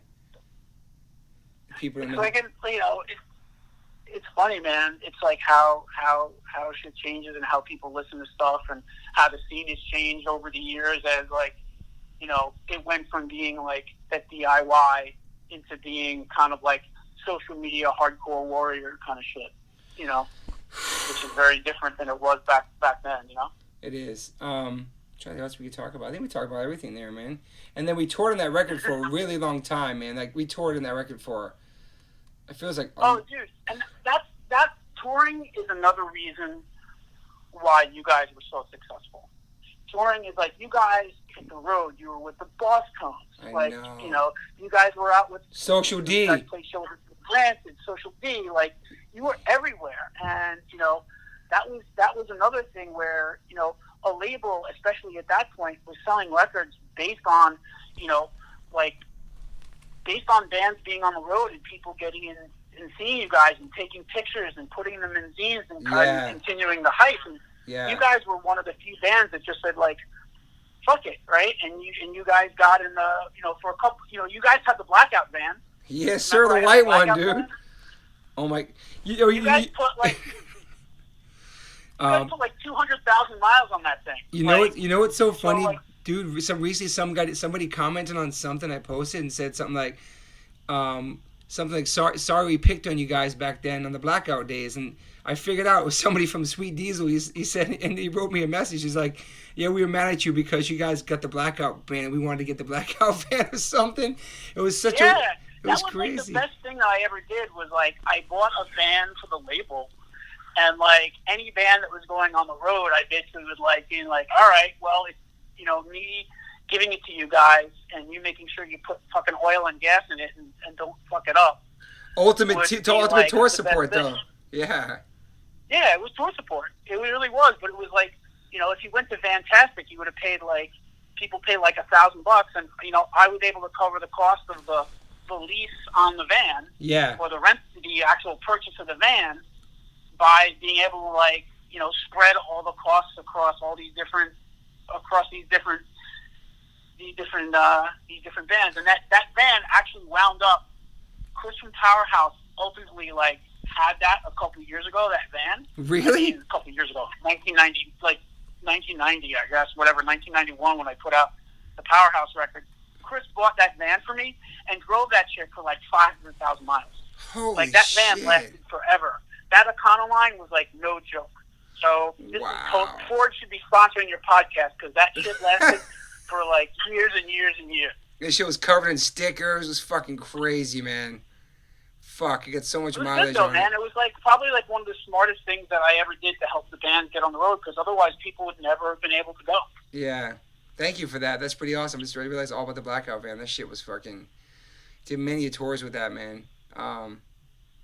Well, shit, man. So, yeah, that's great. Yeah, so we did. That was definitely a very big chapter for us, was the first album, and a lot of people's favorite record still to this day. It's still my favorite because it's our baby. Just that experience, you know what I mean? Like making your first record, and we still play those songs. Those songs still hold true today, and people still love them, and it's crazy, man. Yeah, go ahead. It's crazy. For me, you know, it's weird that, like, I will go into a meeting, like, at like a major label with like people that are like executives and shit, and they're like, oh, you know, everybody talks about their career as small talk or whatever it is, and I'm like, oh, I ran a punk rock label, whatever, but I don't kind of focus on it. They're like, oh, what label? And I was like, oh, Blackout. You know, if you know the genre, the most popular record I ever put out was this band H2O, and hands down, like, you would be astonished as to how many people were like, oh, I saw them in Melbourne, I saw them in Australia, I saw them in Germany, I saw them here. It's like, so like the pervasiveness of like the hardcore kids and the pervasiveness of people who know you and your band is like, it's actually like pretty funny. Like you would never think there were so many like closet hardcore kids in the music business. That's crazy, man. And like you said, it's because we toured so much. We went all over the map, man. Like so early on, and like that was the first thing we dived into, was doing that. And fuck, man, it's crazy, especially in this day and age too. That I do run into people, like random people you never expect to know the band or know the name. Or I might have heard of you guys, know the band, or I saw the show. And what's cool about it too is one thing I always prided ourselves on. We always opened up for different types of bands. It wasn't just hardcore bands, so we got to play to different audiences. It was kind of a challenge. And we kind of, instead of preaching the converted, we always try to play like different audiences. And I think because of that, some kids kind of heard about hardcore through the first time, maybe from us opening for a popular band or something. Yep. Oh, shh. I'm on a podcast. I'm interviewing. Go ahead. Go ahead. Sorry, Bill. Go ahead. You get interrupted? No, it's okay. Yeah, anyway, so I think, so, fuck, man. So that was that, and then after that was off to Epitaph, man. Fucking, you were there too, man, to the very end with us, dude. I appreciate it. I remember like meeting with you, and I think you came to LA. We did all that shit. Like, we go to Epitaph, we're not going to Epitaph. Yep, we called it the. It's funny. Me and Vaughn joked about it. We called it the Last Supper. When we all hung out in my van for like 2 hours, and like you were almost like going back and forth between Brett in the club and me sitting in the van with like Eric Ozine. Oh my God, Redemption 87. There too was fucking Ezak there? For some reason I remember Ezak was around. Maybe. But I remember definitely Eric Ozine was in the van because I went back to San Francisco and Eric Ozine was for some reason was in the van. Damn. So yeah, and that was it. Like, and then you guys signed Epitaph, and then the rest of the story happened. Yeah. Yeah, I'm actually going to talk to Brett Gurewitz this week. I was nervous about that move. I was excited also because we were the first East Coast band to be on a West Coast label. And Rancid had played us the Blackout record to them. Because Rusty brought up earlier in this podcast is that we went to play Brett Gurewitz our demos, and he said he wasn't feeling it, so you guys need to get back to the studio and write some more. And then we just went on our way, and we signed with Blackout. We put our record out, and whatever happened with that record, and people connected to it. And then I guess he heard that album after that, and he's like, oh, okay, now you guys are. It's like a band. I mean, he's a smart businessman. You guys were established. Yeah. And it's kind of like you were a proven thing, and he was able to use his bigger machine to work for you guys. And obviously, not to be crazy, but like when I was a kid, it stung. As an adult, I totally understand the business position, right? Like that's just the way shit is.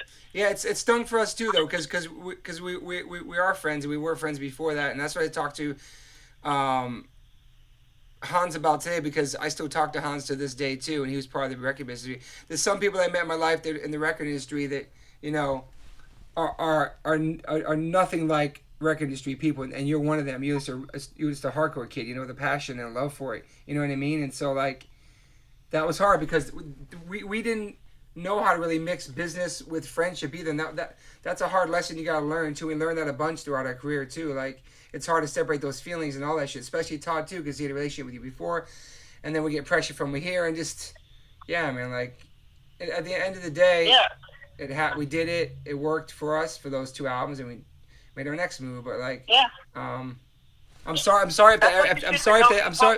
being in a band. Yeah, right? I'm sorry if I'm sorry if you ever took that personal or it made you sad because it wasn't nobody's intent, and you were always there for us and you believed in us and all that shit, and you busted your ass for us. So I appreciate that, Yeah, man. I mean, again, it stung as a kid, but as a grown up, I totally get it, and everything's cool now.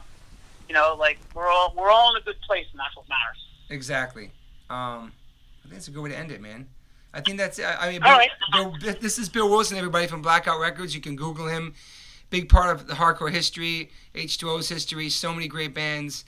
Sheer Terror, Kill Your Idols. I'm probably not naming all of them, of course, but many, many bands. And you can Google his ass and check out Blackout Records. And Bill was a part of our history, and I appreciate that. And our first record, and a lot of good memories, man. A lot of crazy memories. I think that's good, Bill. Cool. All right. Great. Well, there's the coffee, man. I appreciate it. I appreciate you too, but I'll hit you up this week, man. Thank you so much for your time. Cool. Later, man. Peace, bud. Bye. Toby.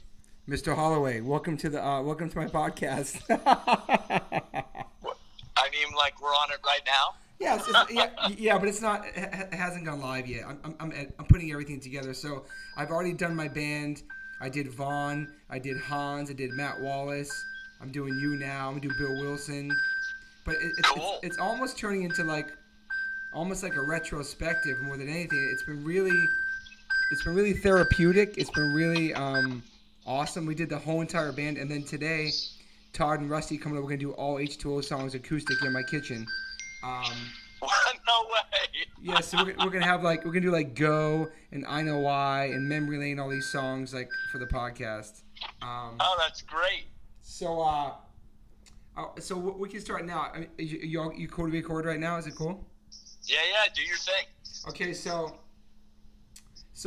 Mark, your name came up with the H2O today in our podcast about everything, our whole career basically from before Todd joined the band till everything after. And I know we met you through Vaughn Lewis. Were you like an intern with him or something at first, and that's how we met you, or? No. So you guys were doing in the fall of 1996. You were doing a show at the First Unitarian Church in Philadelphia. Okay. And my best friend Brian Bowden and I came to that show. I was in school in Vermont my senior year of high school, and I'd come home for the weekend to see your show there. Okay. And we came to the show, and we met Rusty. Okay. At the show, and Rusty kind of just like, was just buddied up with me. Yeah, totally. Really cool to me, and hey, come on, Mark, let's go hang out. Mark, come here, buddy. So I'll go, yeah. Exactly. Okay. Exactly, and he introduced me to Vaughn that night. And, awesome. I think I maybe briefly met you. Yeah. So anyway, you guys were opening for the Bosstones the next night at the Electric Factory. Yeah. And Rusty invited us to come, and put it like, that's like a big venue. Like in my eyes, like that was like, an arena. Totally. And I'd never been backstage at a show or anything, and he gave us, these passes, and we came and hung out at that show and hung out backstage and watched the show, and then hung out with Vaughn more at that show, and yeah. Vaughn, we exchanged information and kept in touch. And what were you doing at that? What were you doing at that time in your life? So I was I was a senior in high school. Oh shit! Okay. Junior year in high school, I was in like a wilderness kind of rehab behavioral like program in the mountains. Oh my God, that's right. Yeah, northeastern Vermont, and I read Henry Rollins' "Get in the Van" when I was in that program, and I was already a big Rollins fan, but that I thought to myself, if I could ever get in a van, if I could literally get in a van with a band, I would want to do it. And wow. But I never, the irony is so I was really into Rollins, and through that Black Flag and stuff, and but all that stuff's really pretty negative, or not negative, just kind of angry, and at the same time, my other best friend from high school, Eric Smith, had gotten me into Black Train Jack, nice. Which is super positive. Love Black Train Jack, yeah. And my friend Eric was never into hardcore or anything. I don't even know how he got into Black Train Jack, but he did. Yeah. And that led to, from Black Train Jack, that led to Civ. Nice. And Civ led to you guys. And so, the irony of, Rollins being sort of my hero or whatever when I was a kid, yeah, was how, I went on the road and got into going on the road with your band, such a positive band, which, I'm I'm a positive, happy guy, and totally. I like to be a positive, happy, kind of naive guy. Yeah, totally. And that's what really attracted me to H2O was,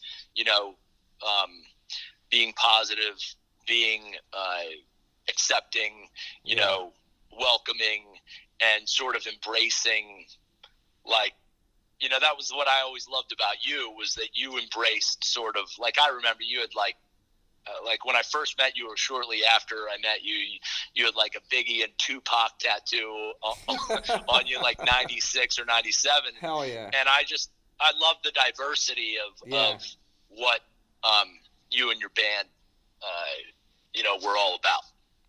Awesome. And then, so yeah, I would feel like the shit you went through as a kid, and you were kind of that rehab place. Obviously, you were angry, and you were fucking probably confusion. So Rollins was definitely somebody you could definitely connect with, because he had a lot of stuff inside of him too, and I'm sure there's a way to like filter your stuff through to him, you know.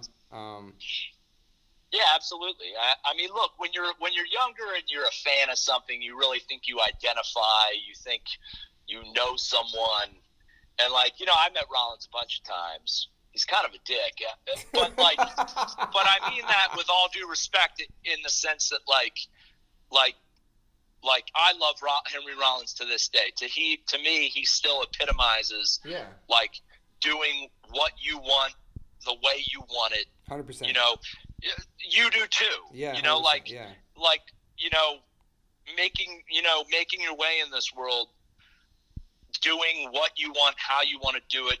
Not, you know, like, that's the punkest thing. That's the punkest thing, you know. Like I, you know, a lot of people love to throw sellout around about anyone. Totally. You know, and to me, sellout is ridiculous. The only thing you should be talking about is sellout is selling out. You know, if you're a band, selling out a venue. Exactly. You know? Exactly. Like, because, you know, look, we were all different people. We all come from different backgrounds. We have siblings. We have parents.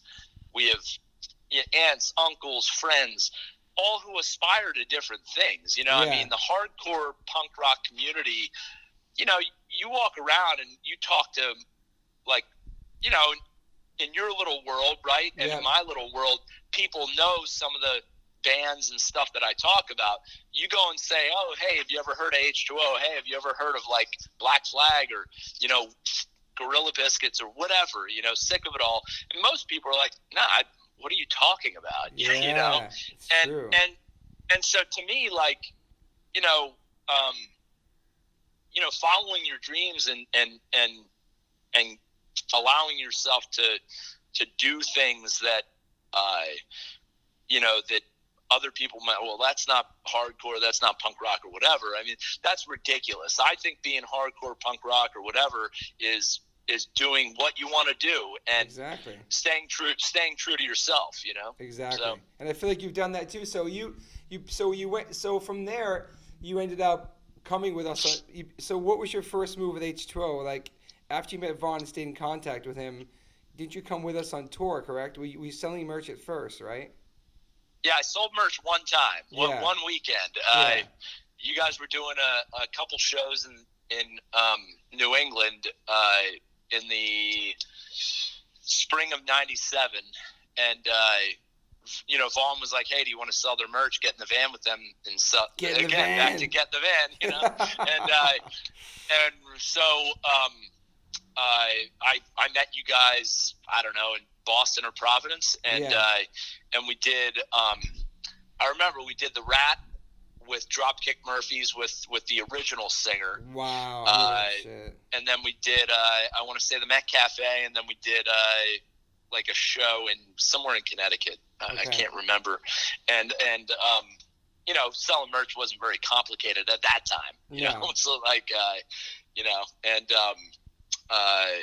yeah, that was my first thing. And then I graduated high school like a month and a half later, and you know, Vaughn asked me to come live in his basement and be his like intern. And I don't think he paid. I think he paid me like $100 a week or something, just something so I could, like, you know, have, like, be able to eat, you know, get food or whatever. You know. And then what happened was you guys went.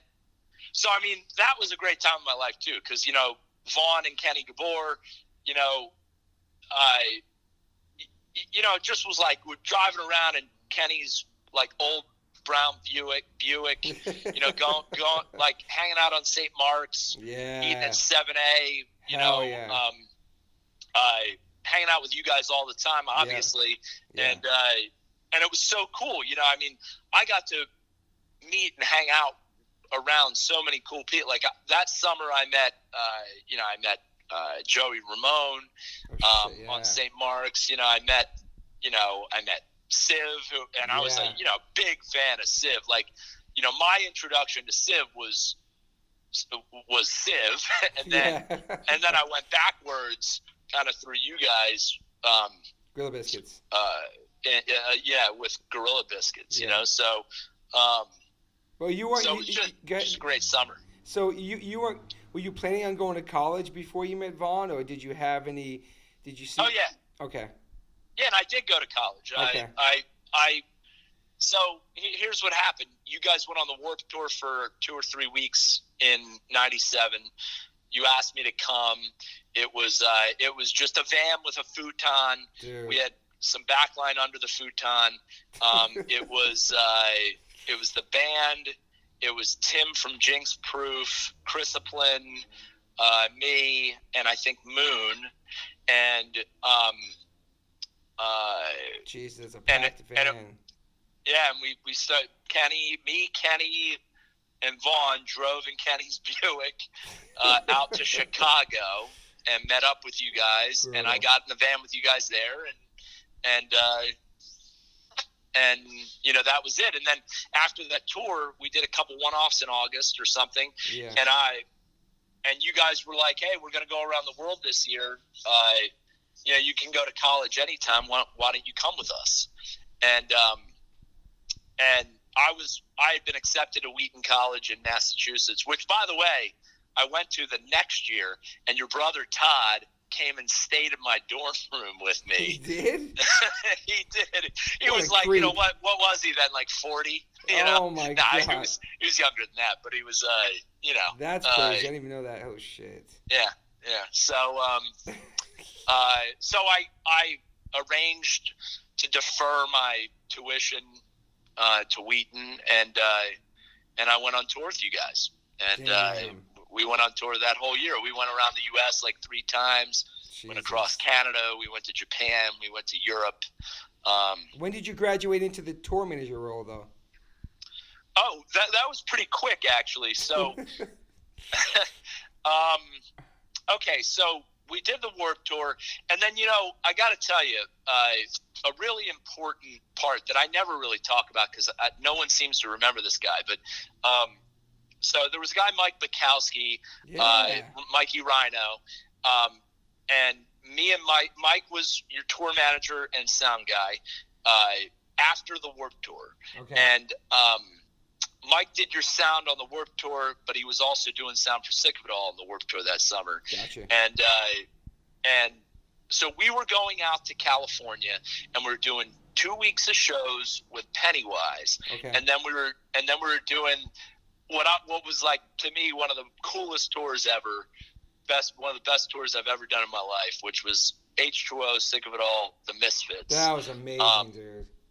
And so you guys had me, Mikey Rhino, and this guy, Matty Boy, Matty Hardcore. Yeah, Matty Boy from New York. Yeah, Matty Walenta. Yeah, he used to wear a newsboy cap, and he had tattoos. Yeah, Matty Boy. And, and he was moving out to San Francisco. So I've never seen this guy ever since this trip. We get in the van. We drive your gear in the van out to San Fran to drop him off, and then me and Mikey Rhino drive down to L.A. to meet you guys. And so this ride was like, I'll never forget it, okay? So it's October of 97, and you know, we're driving out there, and I remember for two things. So first off, Mikey Rhino introduced me to this band, Sam I Am. Yeah. From Boston. Right? No, I think from California. Oh, okay. I think from California. Sam I Am. Sam I Am. I think, right? And they had an album come out then called "You Are Freaking Me Out," and so that album always reminds me of that time. But but the most impactful part of that trip, we had no cell phones back then, so Matty Boy, you know, we're driving out there. You know, he talked Brooklyn accent, and you know, he's New Yorker, and I'm like, what do you guys want to listen to? You know, I'd just been on tour with you guys on the work tour night in the van. We're listening to Sick of It All. We're listening to 7 Seconds. We're, you know, boom, boom, boom. And he's like, you know, no, man, yo, I listen to like Fleetwood Mac, you know, Billy Joel and Hall & Oates. And I'm like, now, so like, you know, when I was like 5 or 6, like Phil Collins was like the biggest artist in the world. And that was the first album I ever had. I had a little 7-inch of a single of Phil Collins. It was like a toy. I don't know who made it, Fisher Price or something, but it was like a little record player. My parents would buy me these little records that went with it. And one of the first records was, you know, like Susu Studio by Phil Collins. Like I was like 6 years old. And anyway, so you know, my mom driving around in the station wagon back in those days, we always listened to like B101 and stuff like that. And you know, in Philadelphia, it was like the easy listening or adult contemporary or whatever. Yeah. I mean, it blows my mind that like Phil Collins, like a short, pudgy, balding guy who's not very attractive, was like the biggest pop star in the world back then. Like that just would never happen now. Yeah, you know, it's pretty crazy actually. But anyway, Matty was like, yo, like you can't listen to like hardcore all the time. Like you gotta like be diverse, you know? Mm-hmm. So, you know, he truly made me realize, because my first concert in my whole life was Billy Joel in 1989. Oh, wow. My parents took me to Billy Joel at the Spectrum in Philadelphia. And to this day, I love Billy Joel. I love him too, he just made me realize, like, yo, it's okay to embrace, like, all kinds of music. That's and cool, not man. Judge, and not, like, if you like a song by a band that someone hates or everyone hates or whatever, you know, don't be embarrassed. No, don't be embarrassed. Trust how you feel, you know? That's awesome. So, Matty Boy, so wow. Matty Boy, who I've never seen since, I don't know if you have. Yeah, he's doing great. He's a real estate agent in New York. He's doing great, yeah. He was like, he had a massive impact on my life because... That's crazy. Yeah, because, you know, like, hardcore punk rock, like everything, is judgmental. Totally, you know, totally. It purports itself not to be, right? Mm-hmm. But, like, you know, everyone had, like, I'm punker than you, I'm whatever. I mean, blah, blah, blah. Like, you know, and I mean, again, I just have to say that, you know, you can't help your upbringing. You can't help what your influences are. They are what they are. Yeah. You know? And, I agree. So, anyway, I mean, fuck, I remember, you know, the Out Crowd, you know, you know, which was more of like almost like a U2 kind of band. Rock band, you know? Totally. You know what I mean? And so, anyway, so there, sorry for going off. No, that's great. So that was that tour. That was 97. And then, so you were tour managing us, right, at that point? So, sorry. I got off track. So we went on that tour with Misfits, Sick of It All, and after that tour, Mikey left and to go with Sick of It All or something. Sick of It All, yeah. And you guys were like, hey, do you want to give it a try? And I was like, yeah, sure. You know, so you know, I kept a ledger, like, you know, you again, killed no it. cell You were phones, awesome. no laptops. Yeah. I mean, my whole thing from day one was I just wanted H2O to be the biggest band in the world, and I wanted you guys to not have to walk on stage until you were walking on to get your instruments and play, and I wanted you guys to, like, I just I just wanted you guys to be rad. And be more professional and be on shows on time. Be there before doors. Yeah, all that shit. yeah, Because we were kind of like just get there when we got there, and we kind of just like it'd be more organized. I feel like you definitely you like got us in shape for that too. We definitely got more professional and more organized, and then how long was that for? Did you go with us with FTTW too, or just was it Thicker Than Water? Oh yeah, yeah, it was FTTW. Yeah, I mean, I was with you that whole year, and then and for the release of Thicker Than Water, we did Thicker Than Water, and then Tramps, New York, yeah. And then I went back to college, like 98, 99, and then back on the road with you guys in summer 99. We did the Warped Tour again. We did the Warped Tour in 98 too. Crazy. And summer of 99, we did the Warped Tour again. and then we just kept touring. We were touring all the time. And then 2000 we went to Europe, which was awesome. We shared a bus with F-. Yeah. And great tour. I think that was like H2O's first kind of headlining tour in Europe, I have to say. Yeah, and it was huge. It was awesome. Yeah, we never did. It was the first one we done. Yeah, because we had canceled a lot of tours in the past to go to Europe. We always wanted to focus on America first. We wanted to try to be as big as we can in America where we're from, and then we'll go to Europe. And all of our friends were going to Europe, and they were busting their asses over there. They really paid the dues for us, and then we kind of canceled a couple of times. And I think us and F-, that was the first tour we did there, man. That was fucking awesome. I remember that. Yeah, it was the best. I got a ton of pictures of Rusty, sleeping all over Europe, because remember he would always fall asleep, he was like still the grandpa, does, man. He still does, man. He was like, yeah, you little prick. So then, so that was it for H2O with us, because were you with us with the Go album or no, just FTTW?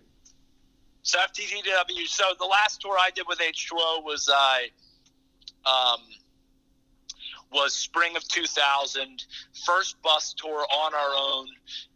It was H2O and Saves the Day. Oh, yeah, it was a great tour, dude. Oh, my God. Great tour. And, I didn't know who Saves the Day was. I had never heard of them,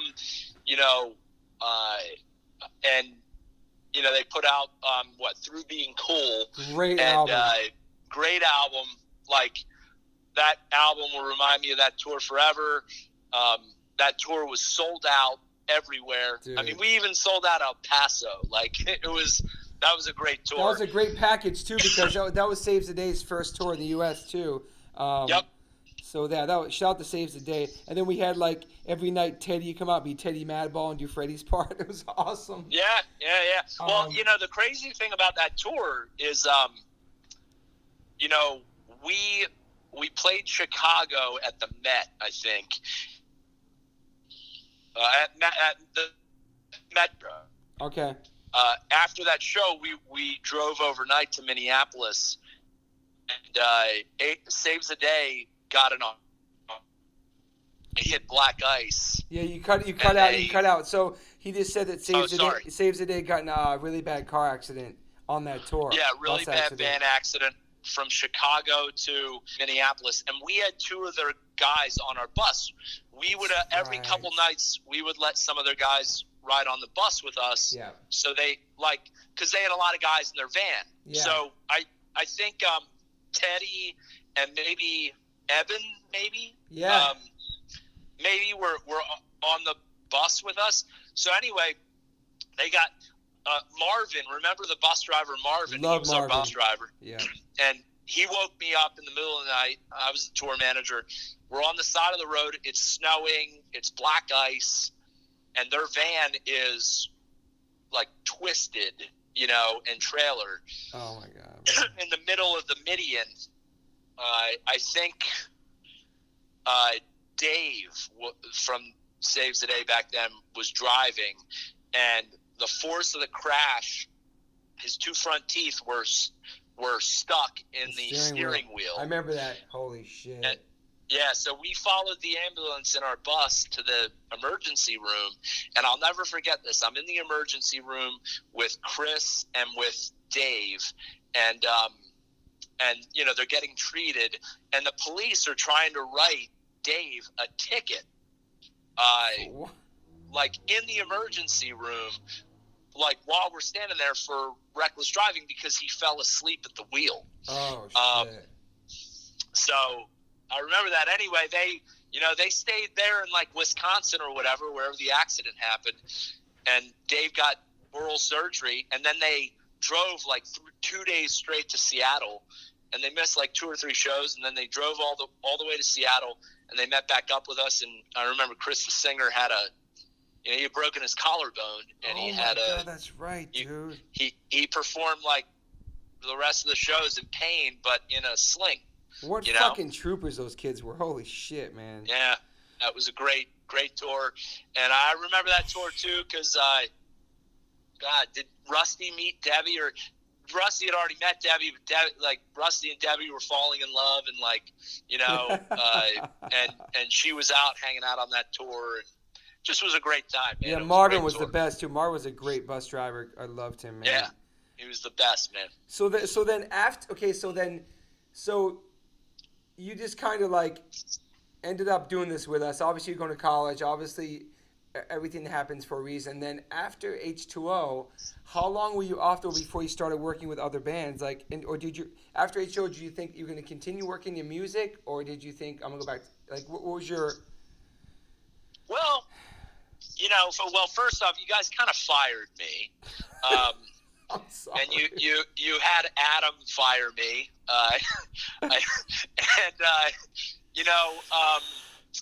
but really for like no reason. I mean, look, it was just like, you know, it just like, you know, it ran its course for all of us, you know, and and I got an opportunity to go work for the Warped Tour as a stage manager with Greg Teal. Yes. And shout out to Greg Teal. Yeah, and I did that, and you guys just decided to like use someone else, you know, and then I went. So I was kind of down and out because like I was a fan of H2O, you know, like I know. like that was how I, you know, it's weird, right? Like a lot of people that work in the music business don't.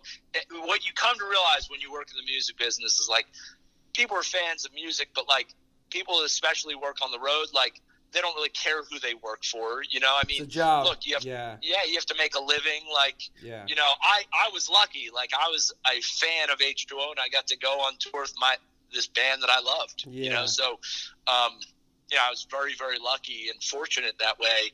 And but so I was a little heartbroken. You know, when I'm a sensitive guy. You know, yes, me too. And so I was a little heartbroken when I wasn't going on the road with you guys anymore. And, you know, I don't know how it happened, but I was really down and out, and I was like, I'm never going to, like, I was going to go back to college, and, like, you know, after the Warped Tour that summer of 2000, I was going to go back to college, and Pete from Bouncing Souls, out of the blue, called me and was like, hey, we heard, you know, you're available. Do you want to go on tour with us? And I wasn't sure, like, but I said yes. And I went on tour with those guys, and it just was awesome. You know, it was like, you know, it was like, you know, cause it just, they toured in a totally different way. Like the way in the H2O van, you know, and touring, we all crack jokes at each other, trying to get each other to crack, right? Yeah. Like, you know, that was the way it worked. Like, you know, and it was awesome. And sometimes one of us would blow a gasket, you know? Yeah, ball break. I mean, it was, I mean, I to this day, like, I think I'm sharp when it comes to that because of that, you know? And you know what? And me too, because it happened. He was sick of it all, unfortunately, too. So, yeah, totally. So those guys toured. So they didn't really break balls, I guess, and they toured like what? Oh, no, man. Like, you start making fun of someone in that band, and they're like, whoa, whoa, hey, we're all friends here, man. You know? Oh, You're wow. like, what the fuck is this, you know? But did you tour in that weird truck they had, that crazy truck? Oh, yeah, I drove that truck. And, wow, that's cool. It was awesome, man. They're just fucking awesome guys, man. Great people, great band. Yeah, and great band. So anyway, so I did that in the fall of 2000, but I just felt like, well, shit, H2O got rid of me, the Bouncing Souls, they never toured like crazy, they would always do like 2 weeks here, 3 weeks there. Yeah. And so I thought, man, I should probably go back to school. So I didn't have great grades for my first year at college, and I was doing weekend shows that year with you guys. So I wasn't always focused on school. So I went to Villanova University, and I literally like begged the admissions guy.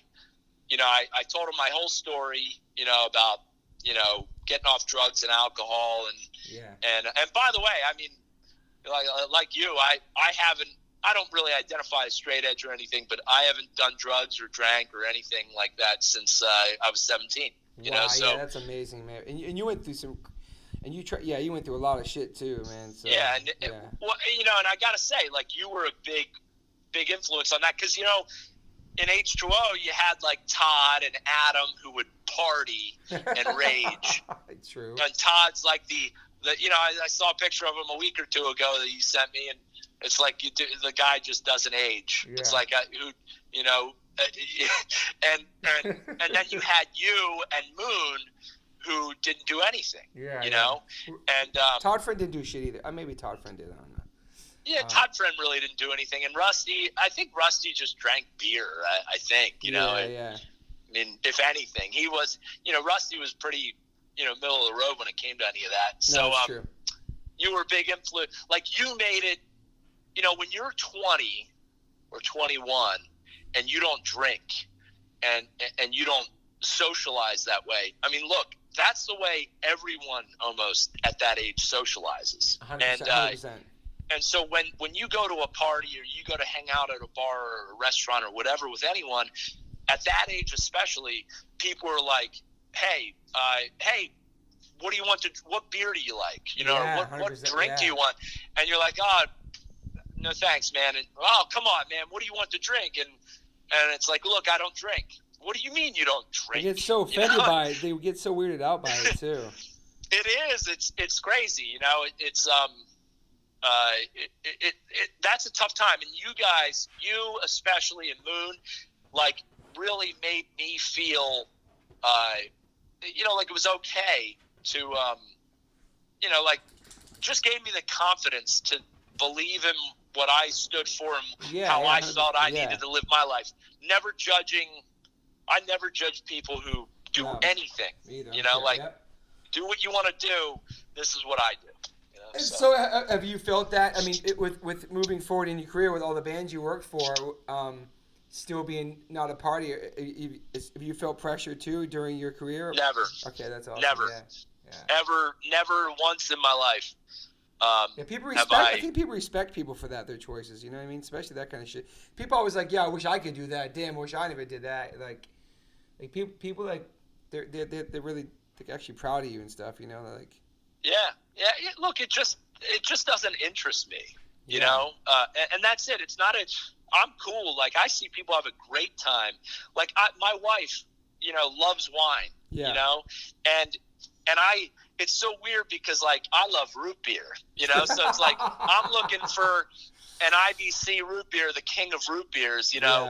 Whereas she's looking for some great bottle of wine, and she can't necessarily admire, an IBC root beer, and I can't admire a good bottle of wine. I don't get it. Like, exactly. What do you mean? Doesn't it all just kind of taste like shit? Yeah, and root beer, that's Max's favorite drink. Okay, so you went from H2O to the Bouncing Souls, and then I think was it Good Charlotte after that, or? No, so for the next 2 summers, 2000 2001, 2002. I did the Warped Tour in the summer. I did college in the winter, and then I started tour managing Alkaline Trio in 2002, and which was I loved that band, and it was so cool to get that job. We did these shows at the Metro on Halloween in Chicago in 2002, and then we planned this whole tour for like January, February of 2003, and Matt, the singer, had like acid reflux and couldn't finish recording their album, and they canceled the tour. So I took a semester off college to go on tour with Alkaline Trio. On December 28th, they canceled their tour, and so I was like, I had not registered for any classes. I deferred, I'd taken off a semester, and I was really in bad shape. And 4 days later, this guy Gary Ferncheck, Gary from Philly, was like my best friend. He married my wife and I. He's a minister. Oh, that's amazing, man! It's awesome. So he called me and was like, "Hey, Good Charlotte needs a tour manager," and I knew Good Charlotte from doing the Warped Tour. They had been on my stage for 2 years. Yeah. And when they first came out, I hated them. I thought they sucked. I hated their music, and because I was from Philly, and their song "Little Things" was played incessantly in Philadelphia on Y100, which was a radio station there. Gotcha. Doesn't exist anymore. And anyway, they came out on the Warped Tour, and I met them, and they were just the nicest guys in the world. Super nice kids, man. And super nice kids. And we became friends, and we did the Warped Tour the next summer. That they did it on my stage again with Greg Teal, and they needed a tour manager. They called Gary Ferncheck called me, and then their manager at the time called me, and they hired me. And awesome. Toby, I went from tour managing bands in clubs. The first thing I did with Good Charlotte was I flew out to Los Angeles. We did the Tonight Show with Jay Leno. Damn. And then, which was unheard of, for us, for guys in our kind of world. And then went from there to Australia, New Zealand, sold out arena tour. Jesus. Then came back to the U.S., shot the cover of Rolling Stone with Dave LaChapelle. Jesus Christ. Did Saturday Night Live, and then went on a co-headline sold-out arena tour, the Honda Civic Tour, with Newfound Glory and Good Charlotte for 2.5 months, selling out every arena. My parents came and saw you guys sell out the Troc in Philly. Yeah. And then they got to come see me, sell out the Spectrum in Philly, so insane, 18,000 people. Wow. And it was I definitely back then compensated for a lack of experience by being a little bit of a dick early on, and I was real with Good Charlotte, because listen, and it's no excuse, but it's a different thing. Totally. You're doing press all the time. You're doing TV. You're doing radio interviews. You have people approaching them everywhere. Now all of a sudden you need security, which is crazy. It's just a different world that hardcore punk, you don't really have to worry about that, because it's a community where it's like if you're not playing a show, Toby, you're going to a show. Exactly. Everybody knows each other. It's not exactly. So anyway, that year was, they sold 6 million albums that year. Jesus. and it was around the world, and it blew my mind. We did that tour, then we went in the summer and did Europe and Japan, and then we came back and did another sold-out arena tour with Goldfinger. Goldfinger was the support act, and Eve 6. Wow. because like Goldfinger and Eve 6 had taken them on the road when they were coming up, so they took them out on the road. That's awesome. And sold out all the same arenas again, like within 6 months of the other tour. No. And it just was awesome. And then at the end of that year, we went to Japan one more time, and then they went to make a new album, and I went and finished college. Wow. And then once I finished college, I went back on tour with Good Charlotte, and I was with them. I was with Good Charlotte for, I think, 6.5 years. Wow, I didn't know that. That's long, dude. Yeah. So, and I got to do a lot of other stuff too. I mean, a year they took off in that 6.5 years. I did Ashley Simpson for a year. Yep. And then Did you do Hillary Duff too? No, okay. I didn't do Hillary Duff. And then it just kind of quickly, I did after Good Charlotte, I did Metro Station for 6 months because they supported Good Charlotte, and they asked me to come help them when Good Charlotte was making another album. Yeah. And then I started doing Jimmy Fallon, and I did Jimmy Fallon. I was his tour manager for 5 years. Wow. And then and right around the same time I got Jimmy Fallon, I started tour managing Selena Gomez, and I tour managed Selena Gomez for 5 years, from the time she was 16 till she was 21. It was awesome. Dude. She went from playing like the Roxy was the first place she ever played, and we're selling out arenas when I stopped working for her. And that's insane. Yeah, and then from there I've done a lot of stuff. I tour managed Guy Fieri from Diners, Drive-Ins, and Dives, wow. Which was awesome. And I've tour managed Wiz Khalifa now for 6.5 years. Wow, that's not the longest one, is it? No, I mean, yeah, Selena Gomez was long too. Yeah. Yeah. I mean, the thing I pride myself on in this business is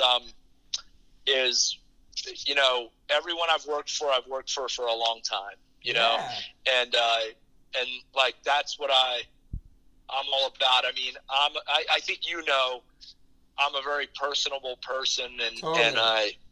and I don't. Some people think you can do this business, and I love the line, "Oh, it's just business," Mm-hmm. Nothing's just business, man. At least I can't live my life that way. Yeah. If I work for someone, I'm all in. You know, and if I'm not all in or they're not all in, then we go our separate ways. So yes. Did anything you majored in college help you with tour managing? No, nothing. Wow. Now look, I don't want to diminish my college experience. No, I know. And I got my college degree from Villanova, and I'm very proud of it. But my education really goes back, man, to getting in the van with H2O and really going around the world and doing that with you guys. I mean, awesome, it really does. That's awesome. It's like, there's, I'm sure just like you, right? There are people that regardless of your relationship as an adult now with them, there are people that you are indebted to that helped you 100%, or that inspired you or whatever. And I am very cognizant of that. And I am forever grateful of, and actually miss those days that those days on the road, and when you work for acts that play these big venues and have all this fame and notoriety, there's a clear division between them and everyone else. Totally. I mean, you're dealing with like 100 people and like 10 tour buses and shit. You know what I mean? Sure. Yeah. But also fame does that. And fame it's great, and at the same time it's a blessing and a curse, Yeah. you know, just what comes along with it. But, you know, with, you know, being on tour with you guys, I always tell people back then, there was no hierarchy in that band. No. There wasn't, like, not one time did you, Toby Morse, say, like, hey, I'm the fucking singer of this band, and you're going to fucking do what I say. Like, no, man.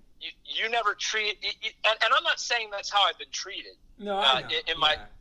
But what I'm saying is if we were all in it together, you got in that van, and it didn't matter if you tuned guitars or changed guitar strings or if you sang the songs or played the drums, you know, it didn't matter what you did.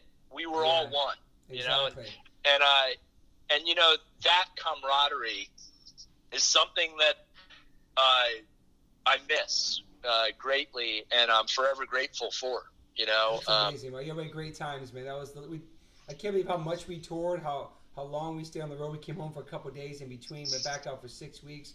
It was nonstop, man. It was so crazy, man. And like it was nuts. Sharing hotel rooms, all that shit. Like we were super close to there was no choice. You would be close to everybody, you know. In the vehicle, everywhere we went, and like you said, like there wasn't 100 people to talk to. We just talked to each other, and yeah, man, it's fucking. Yeah, the only person that wouldn't share a bed was Rusty. You know, he still doesn't. He still doesn't, dude. I'll never forget it. He's like, yeah, I'm fucking 36, man. I don't share a bed with no boy. Dude, and now he's like, yeah, I'm 56. I don't share a bed with you guys. We're too old to share beds.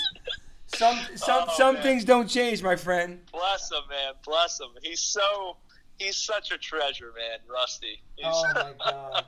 Well, Mark, I want to thank you for being part of H2O's legacy, being with us there, believing in us, and taking the chance and come with us, and not really knowing what you were doing, and then you just figured it out. And now look what you're doing. Now I'm so proud of you and everything you've done and accomplished with your life. You know, you've been through shit as a kid, but you turned shit around, and then you continue doing music and everything you've done now. And I'm super proud of you too, man. Well, I'm forever grateful, Toby, and I got nothing but love for H2O, and I'm just I have such a tremendous life. I'm so lucky. I'm married. I have 2 children. I live a wonderful, wonderful life, and I would never be where I am without H2O's influence and support and the opportunities he gave me. So, you know, I'm very lucky. Well, good talking to you, Mark. I appreciate it. This is Mark Holloway, ladies and gentlemen, and I appreciate your time. And I'll hit you up soon off the internet. All right, man. Take care. Thanks, Mark. Thanks for your time, Mark. Okay, bye. All right, bye-bye. What's up, dude? So you're on my podcast right now. We talked about you today in the interview we did with H2O interview you did today on my podcast, and I want to ask you a couple questions about your experience with H2O, because your name came up several times as you being there from the very beginning up until we did the MCA deal. Like, you were there before Blackout.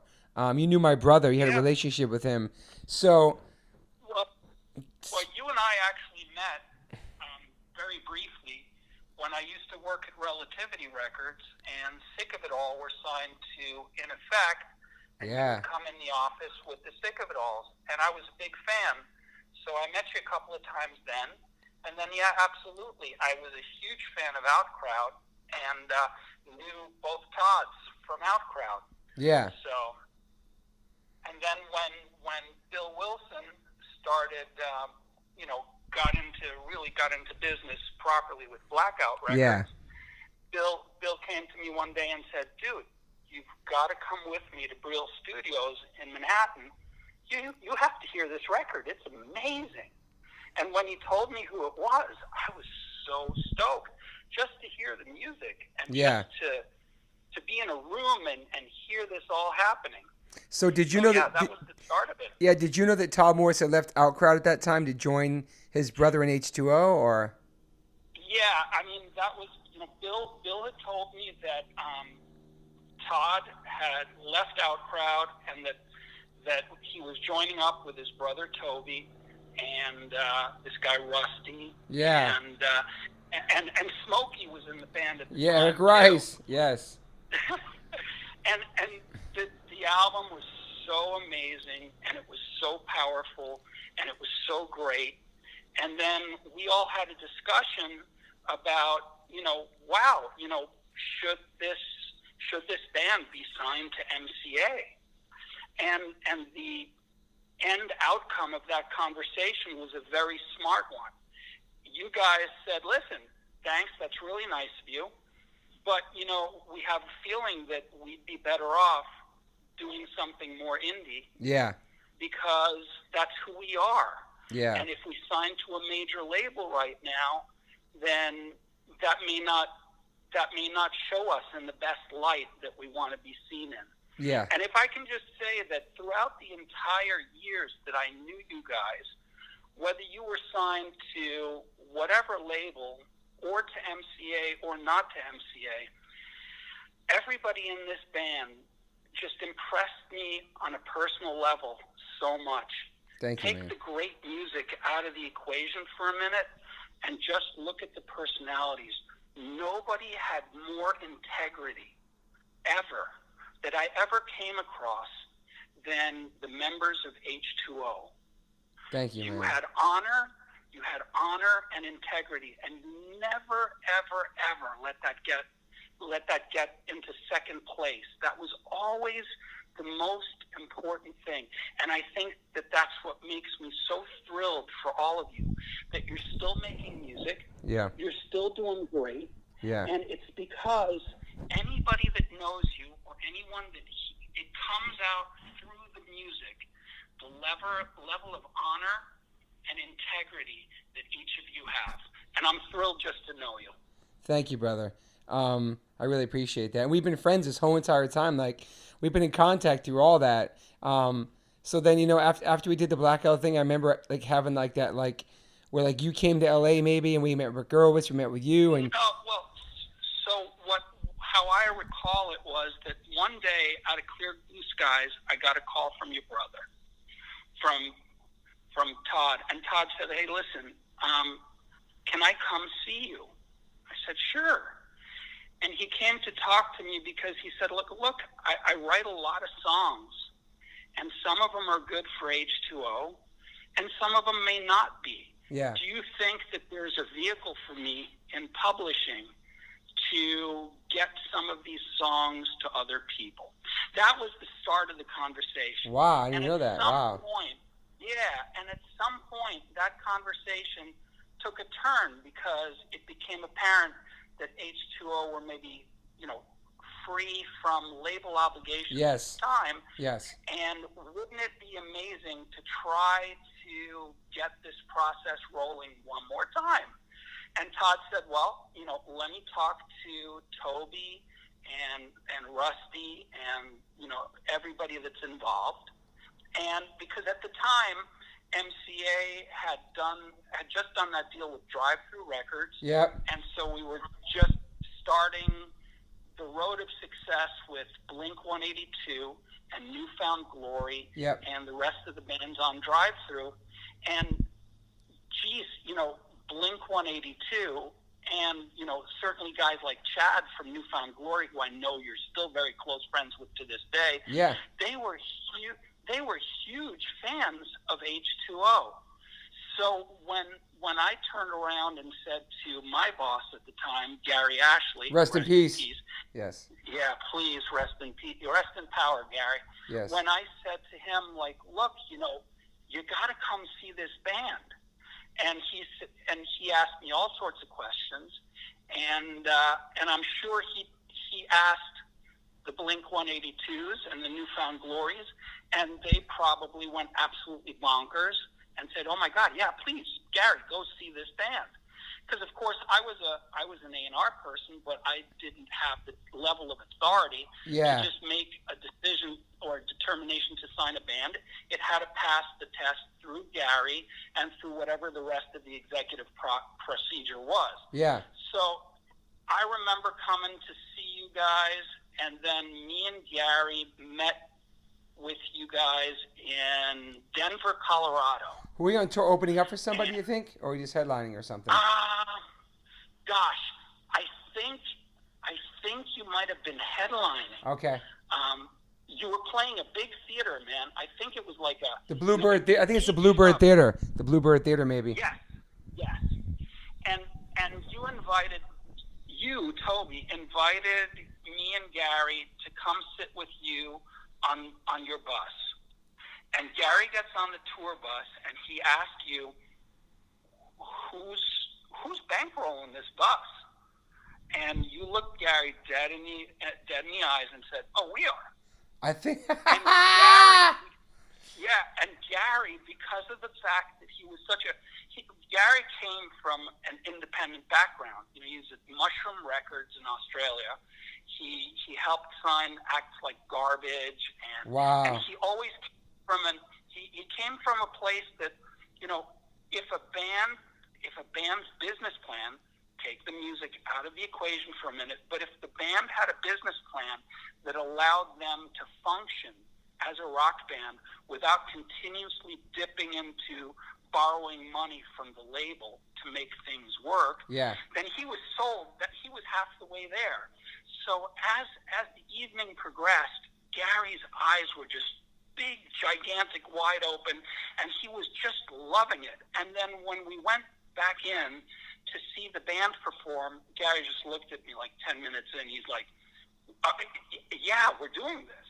Wow, man. So that was sort of the start of it, and it was amazing because I felt like, for me, we were coming around full circle. Like, I was a fan from day one, and now having this opportunity to, you know, the goal was, look, what was the goal? The goal was, let's hopefully plug this amazing band into a bigger machine and make it just work in a bigger, more efficient way. Yeah, and I thought it was like another platform to spread our message. You know what I mean? Like, that was the ultimate goal. Absolutely. Yeah. And meanwhile, you know, I think, you know, everybody in the band at the time seemed very positive and very eager to explore this opportunity. And I was just grateful to have the opportunity to, gosh, you know, I was a fan. So what the heck? Just me sitting around watching this all happen was like, you know, I was having my fanboy moment, you know. And then I think that you guys, and understandably so, you guys had always been fiercely independent. You had always made all your own decisions. Yes. And I think it was tough for you to come to the realization that now there were all these, never mind just me, I know, or just get me and Gary Ashley, but all of a sudden there were like 20 people trying to make decisions for what was going on with H2O. Yeah, that was stressful. Yeah. That was a really hard situation for you guys to deal with, and it was challenging for me because maybe it was my fault for not explaining that this was going to happen in the way that it did. Yeah. Because I took for granted that we all knew that was going to happen, because there's like a million people that work at a big record company, and everybody wants to have an opinion, and all of a sudden things get diluted slightly. But it was very overwhelming. I felt helpless at times, because sometimes, you know, you're not there 24/7 to be our fucking babysitter. You're not there to hold our hand, walk us through everything. We're grown adults. But it was us coming very independent, very DIY, like you said, paying for our own buses and doing all of our shit. So all of a sudden we like have to talk to like 20 different people that we don't even know. And we knew Bill Wilson. Right. Bill Wilson through Outcry. He was part of the hardcore scene, part of our family. You know, we knew Brett Gurewitz because he was through Rancid and all of our friends. He was in Bad Religion. He came from our world. But I think for us, like, as far as Epitaph is concerned, like, we did our bid there. They treated us like fucking kings. It was a most incredible experience. We were family, but, you know, we felt like we wanted to try something different. A lot of our friends at the time were taking the plunge and trying to go to major labels and trying different angles, different I don't know, different tools to get themselves, to different audiences, and we prided ourselves always from not preaching to the converted, always opening up for different bands, different styles of bands to get the music out. It was only about the music and the message. It was nothing else. And if we could have used MCA to get ourselves, to catapult ourselves into a different crowd, which we did playing Conan O'Brien, which I'm forever thankful for that moment, is that we always kept it 100, never forgot our roots. I'm still straight edge, I'm still vegan, I'm still the same person, but we just on a different record label. In that time, if you weren't a major label, you sucked no matter what. You were a sellout, regardless of what your music sounded like. Well, people signed you off. So sad. Yeah, go ahead. That was so sad to see that happen because we had talked about the possibility of there being some backlash from part of the fan base that you would be considered sellouts. Yeah. And I thought, well, it doesn't make any sense because we have other bands that, whether it was Blink-182 or whoever it all was, you know what I mean? Like, really sellouts for trying to just to spread the word a little bit wider. It's not like anybody was coming out of there driving a Ferrari. I know. You know what I mean? And so it was, but as much as we all thought that we could just ignore that voice, that voice became hard to ignore. I think it was disturbing to you guys that there was a backlash, however small the backlash was. It seemed so much bigger to us back then. Even if it was like, absolutely, it was like 10 people out of 100, and that's when message boards were like prime in the fucking punk scene. That's when every message board had a field day, every faceless critic, all that shit. And I talked about with my band is that like a lot of people hated it. But it's crazy now that it's almost 20 years later and over the past, I don't know, decade or so, people love that record. Dude, they're so bummed we don't play more songs off it. And Memory Lane's like one of our biggest songs in South America. And it's like, it's crazy that back then it was so cool to hate us because, the record, for me personally, is like I thought the record was a little too polished and a little too clean and poppy for my taste, But those songs live with any of our songs right now still stand out and still work in our set list, And like... Listen, it was everything to me in the development of record making only goes back to one thing, and that's the songs. Yeah. And those songs lived their own lives. Memory Lane, it's still a great song. Yeah. And the problem came in that as we were talking about making the record, if I recall, we talked to a bunch of different people, and then, we thought that making a record with Matt Wallace, who had made records with people like Faith No More, and who was a great, great record man, was the right way to go. And then there was a little bit of tension because some people wanted to go in a more polished direction. Hey, look what's happening with, Blink-182 and Newfound Glory and this whole pop punk thing. And other people... we're saying, no, make the hardest record that you can make because maybe that's more of who you are, but, and I think that's where maybe the ship's steering went off slightly. It really did because my brother took the reins on the album.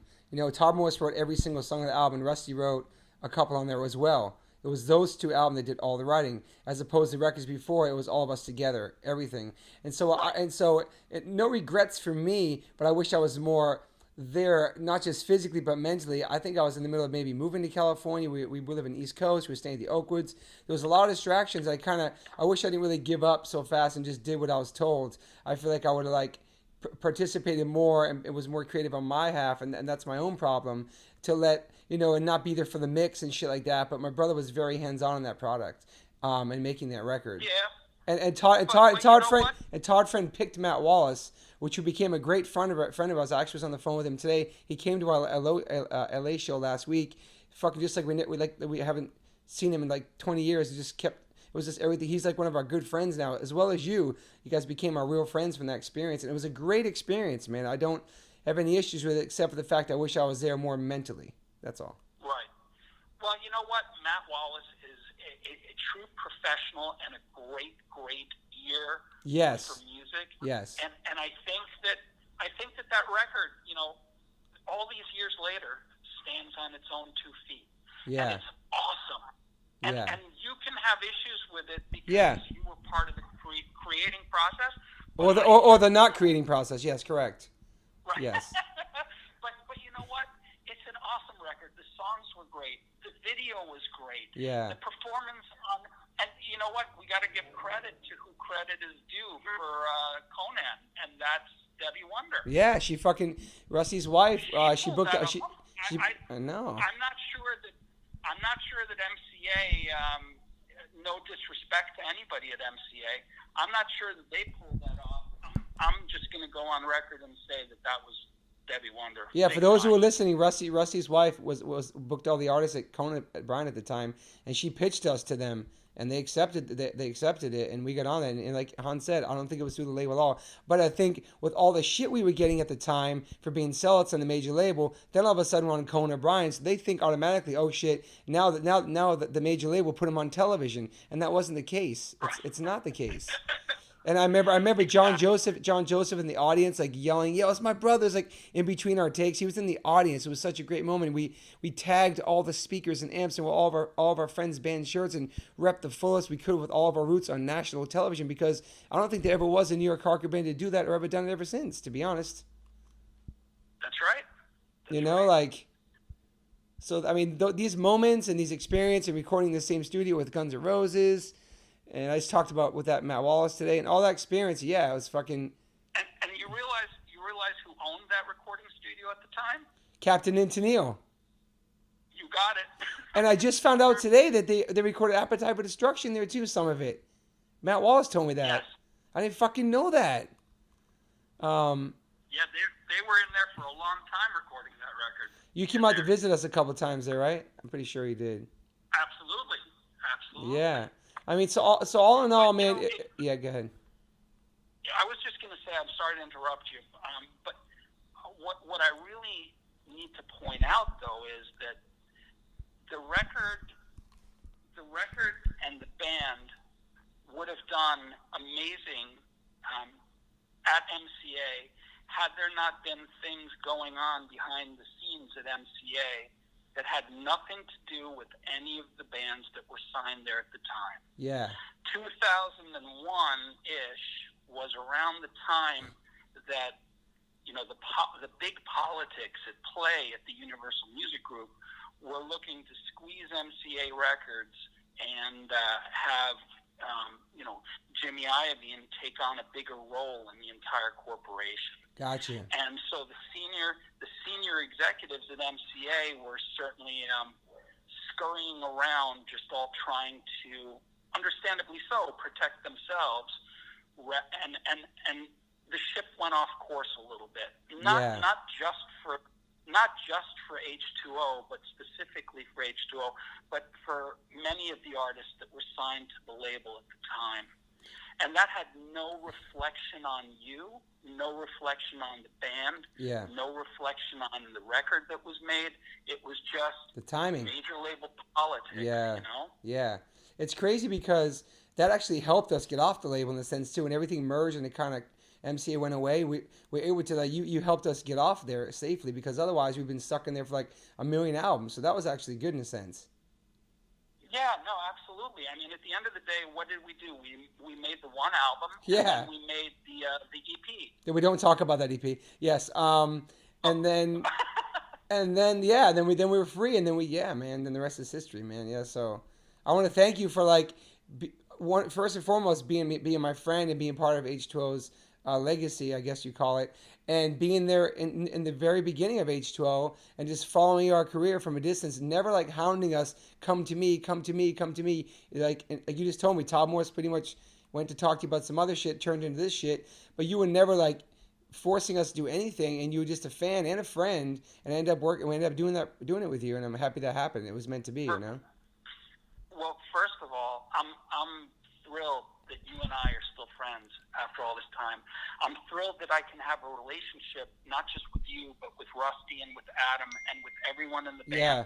Considering that I was the catalyst to bring you to a record company that didn't do what we all thought should be done. Yeah. So the fact of the matter is, listen, it's a little bit like a doctor. the nurse hands you the wrong injection and you kill somebody on the operating table. Yeah. Well, it's the nurse's fault, but the doctor takes the responsibility. So in some weird way, I've always felt totally personally responsible for the time period that you were at MCA not being entirely wonderful for you and the band. And I've always felt, bad and ashamed to a certain extent because, I was the catalyst for that. Yeah. And even though it was outside of my ability to do anything about, I still always felt really crappy about it. That's because you care. That's because you care and you're a friend. You're not just some business A&R scumbag. That's the difference, and that's why I always felt like you were too nice to be in the music business, actually, man. Because you actually gave a fuck, and a lot of people did. They were just write-offs and fucking, and didn't care about the band, and you did. And I could never do that, and you know what? But it shows what incredible integrity and what honorable guys every single person in that band still is to this day, because you're still nice to me, you're still my friends. Like nothing happened. Like we can sit and hang out and nothing happened. It's fantastic. And I want to tell you, I love you and every single person in the band for exactly that. I appreciate you, bro. You know what? And that's what's called separating business from friendship. And a lot of people don't know how to do that, man. It's very hard to do that. And we probably were pissed at you back then. I can't remember ever being pissed at you. I think the whole experience at MCA was like a roller coaster for us. We didn't know what we were getting ourselves into. Like you said, we were very DIY and did shit ourselves. But I'm glad we did it because we learned a lot from doing that. And we saw most of our peers do that and catch shit for it. And we still did it because we wanted to not make the record over and over again. We wanted to try something different. We've been inspired by all types of music, and we just wanted to try something different. I'm glad we did it, and I'm glad I was with you. You know what I mean? And I'm honored to have been just a small, tiny little part of it, and grateful, really, really grateful for the opportunity to be involved with that, even at that level. And I just grateful that we're still friends all these years later. Of course, I fucking love you. How long were you there after us? What happened after? So 2003, they basically, when Jimmy Iovine and Geffen and Interscope took over, MCA just basically got slaughtered and everybody got sent home. Very few people were still there after 2003. So around the tail end of 2003, me and everybody else pretty much got shown the door. Gary Ashley, pretty much the whole A&R department, everybody got tossed out. How many years were you there for? I was there for just about 15. Wow, man. I had survived, quote unquote, a few different regime changes, but that one was tough to survive. Well, didn't they call MCA the Music Cemetery of America? They did, absolutely. And it was one of the reasons why I went there. I felt like, at the time, when MCA wanted to hire me, a bunch of other labels wanted to hire me too. And I felt like, wow, if I go to MCA and do anything right, then it's no longer the Music Cemetery of America, because they've been calling it that since the early 80s, Wow, man. I was just happy to be signed to a label with Mary J. Blige because I loved her, man. I loved Mary J. Blige. And Shaggy. Shout out to Shaggy. Yeah. There was so much great music at MCA throughout the years. I mean, look, Tom Petty, The Who. Wow. Elton John. Damn. The list goes on and on and on. Steely Dan. Was there a big hip hop? Was there a big hip hop on there or no? Well, yeah, because we had Uptown Records. Oh, that's right. So Uptown Records, the guy that was sort of the office guy for Uptown Records was Puffy. Oh, that's right. And Puffy, if I recall, brought in Mary J. Blige. Yeah. Helped bring in Heavy D and the Boys. And what was that artist? They had Rump Shaker. Yeah, Shake Your Rump. All I want to do is K7. Yeah. Oh, no, wait. No, boom, boom. Let's shake your rump. Check, baby, 1, 2, 3. Mike Checker, Mike Wrecker. Who is that? Who was that? Rex in Effect. Rex in Effect. Yeah, that shit was huge. And we had an amazing movie soundtrack department. We did Pulp Fiction. Oh, shit. Dropping Yeah, the knowledge the right lady now, that Hans. That's crazy. Yeah, the lady that ran the soundtrack department at MCA Records from like day one was Kathy Nelson. Kathy Nelson, I think, was related to the Mamas and the Papas. Wow. Like, you know, lots of musical history. She made Pulp Fiction.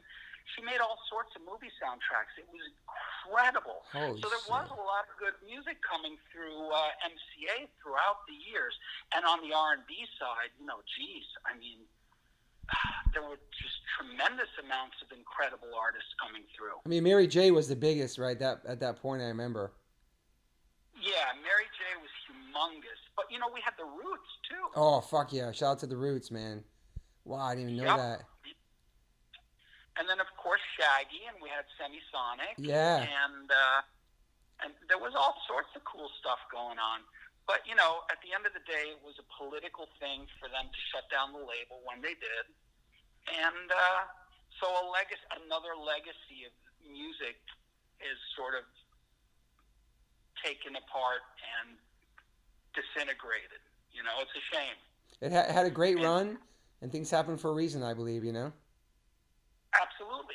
Absolutely. But, you know, the good thing for me is, geez, I still get to talk to you. Yeah, man. We're still getting tattooed, and we're still alive, man. We're still alive. We're still here. And you've always been a positive person too, man.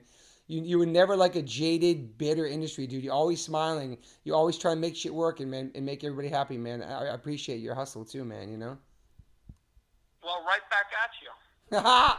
All right, Hans. Well, thank you so much for being on here, man. Much love to you and your family. I'm honored. Thank you, bro. I'm honored to be on your podcast, dude, and thank you for having me. And lots of love to everybody in the band. Lots of love to you and your family. All right, brother. I'll speak to you soon, Hans. Hans Hader, ladies and gentlemen. Okay, bye, bud. Peace. Thanks. Bye. Mr. Matt Wallace, it's Toby Morse. I'm on the phone with you right now. Obviously, hi. Hi, how you doing? You're live on my podcast, which is not live because it's not aired yet. But today on the episode, we had H2O, and we discussed from day one to now. And obviously, you know, working with you for the Go Record MCA was a huge deal for us. Todd Friend actually picked you because he loved your work with Replacements and Faith No More. He knew all about you. He's a music nerd. And we got to record with you at Rumble Studios. And I remember we did demos with you in New York City, correct? Yes, we did. Yeah, we did some rehearsals and stuff like that. Yep, absolutely. Whipped the songs into shape. Yes, and how long we do we record with you at Rumbo? How long did we work together? I mean, usually I tend to do a 2-week pre-production thing, and we must have done around that because that's kind of what I generally do, so yeah. Especially for a full record. So, I mean, that's what we did just so you guys could see if you liked me or not. Yeah, we loved you. And what was the experience like working with H2O? Did you know anything about us or even like hardcore music before you met with us?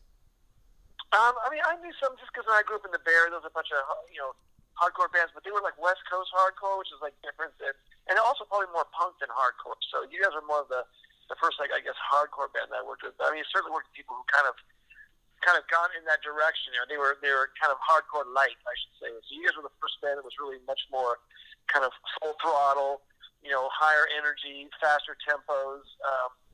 And also the first and probably only band I know of that was doing the whole straight edge thing. At least, portions of your band were all straight edge guys. And that was a really big... I'd heard about straight edge and read about it over the years, but never actually worked with anybody who was, living that kind of a life. And, to learn about that. So you realize what kind of a spaz human beings can be when they don't do drugs or alcohol. Yes. You guys are all spazzy as me. Yeah.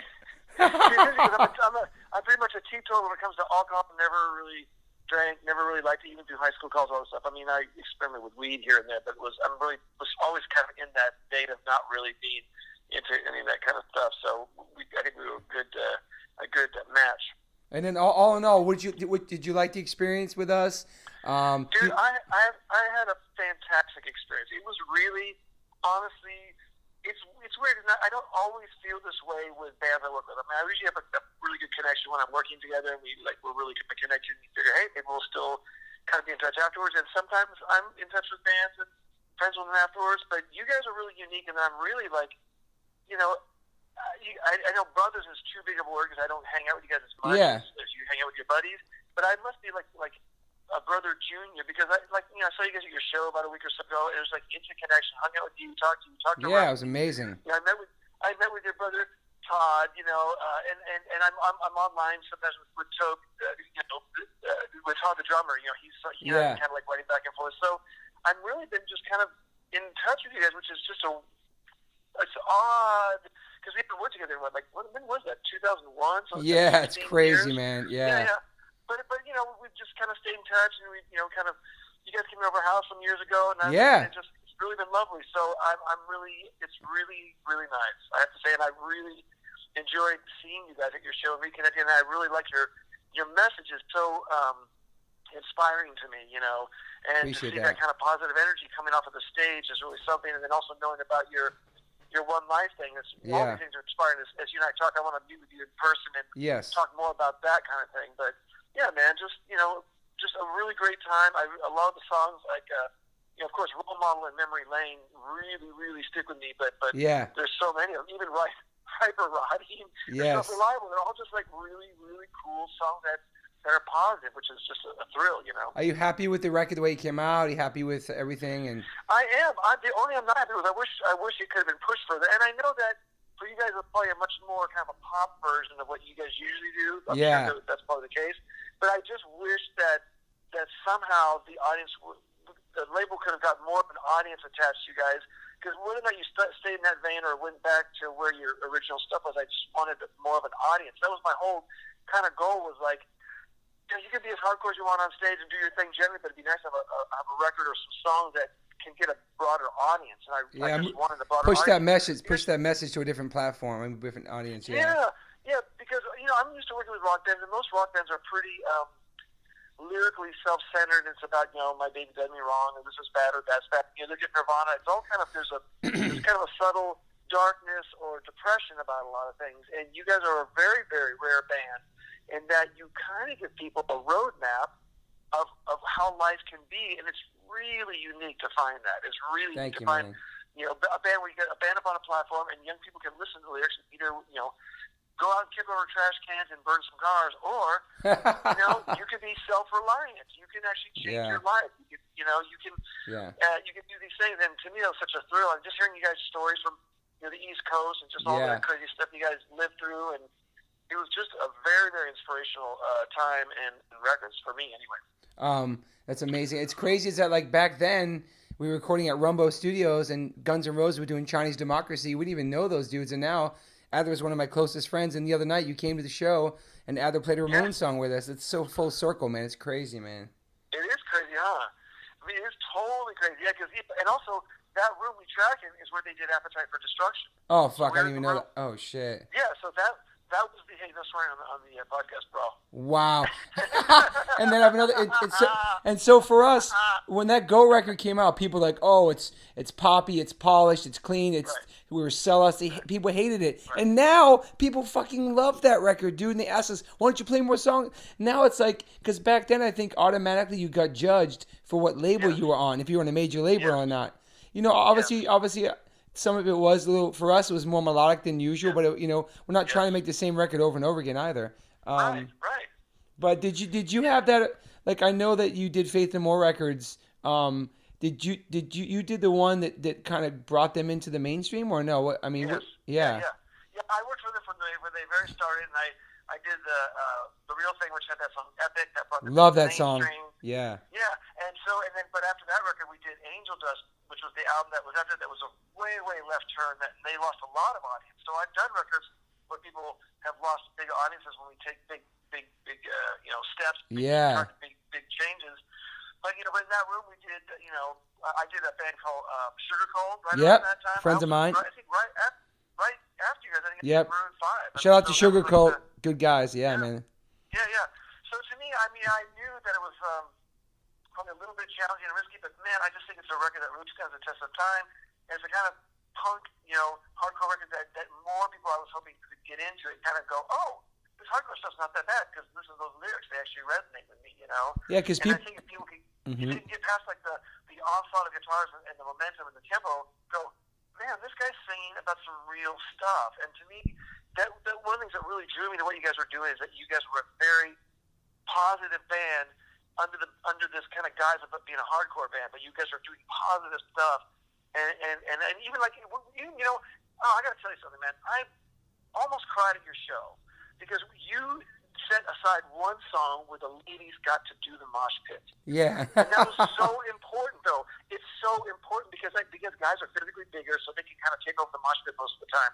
It was so inspiring to watch these gals in the mosh pit with no guys in the way, and the pit filled up. And they were so free. Yeah, that was really awesome moment, actually. Yeah. They weren't going to get elbowed by some big fat dude. It was just a bunch of other ladies. Yeah. And they weren't going to get groped. Nothing weird was going to happen. And I have to say, that approach that you take to life and the way you approach your band is very all-encompassing. You bring people in. You're like, come on, man. We're all part of this. There's no pushing away. There's no work click. You guys are out. You're like, man, everybody come in. Come in. And that part of your quote-unquote nerdy kind of aesthetic is it's very disarming. And people don't want to fight you; they want to join you. So I'm really impressed. Thank you, man. Thank you. Yeah. Well, I appreciate you being part of H2O's legacy.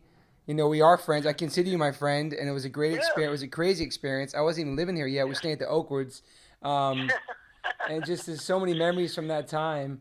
And it's crazy. It's crazy. We got to do Conan O'Brien on that record. It was really awesome, and there was a lot. If everyone could have just pushed around through. Oh, look at this. Todd Morse just emailed me while we're talking. Look at that. What's great? Another thing is we had that song Forest King on there, which is all animal rights about anti-hunting on the record. I totally forgot about that. Holy shit. Oh, that's right. Yeah, that's man. Right. And that was a really, you really, I thought, dug deep on a lot of the record because that idea of Forest King is really an interesting concept, right? Because it's pretty much about Ted Nugent, those kind of dudes, right? Yes. Totally. Yeah, and to me that it's rare. I've been doing this for like 35 years. It's rare to find a band and a singer who have these lyrics that are about things that are really things that you got to think about. And you guys were the first ones that really. I knew I had friends who were vegetarian, but you guys were the first ones that were like, dude, vegan. You got to get vegan. Then of course my son went vegan for a while. My daughter's full vegan right now. Wow. And it's really interesting. Yeah. So it's really changing the landscape. And you guys speaking about it, I think makes it more acceptable to people. And so people are like, yeah, why not? I can eat without having to eat meat. Of course, why not? So pretty inspiring, man. I got to say, I was really fortunate to work with you guys, on that record and still be friends with you. So us too, man. Well, I appreciate your time, and I'll be seeing you soon for sure. Yeah. So just when you get off the phone, just when you get a chance, let's hit each other up. I want to find out when we can meet up next week. I really want to find out about that foundation you have. I really want to talk to you about. Yeah, OneLifeOne Chance, awesome, man. Awesome, yeah. Cool, man. All right, brother. Thank you for your time and thank you for being part of it. I love you. You're my friend, and I appreciate that experience and that record, and I appreciate everything. So. Yeah. If I was in the room with you right now, I'd give you a big wet granny smooch. I know. I can't wait. All right, everybody check out Matt Wallace. You can Google his ass. You can find everything about this guy, man. Exactly, man. I'll speak to you soon, bud. Thank you. Sounds good, man. Bye. All right, so Chris Bridge 9, good to have you on the phone here. Obviously, your name came up today on the podcast with H2O because Bridge 9 was and still is a big part of H2O's history.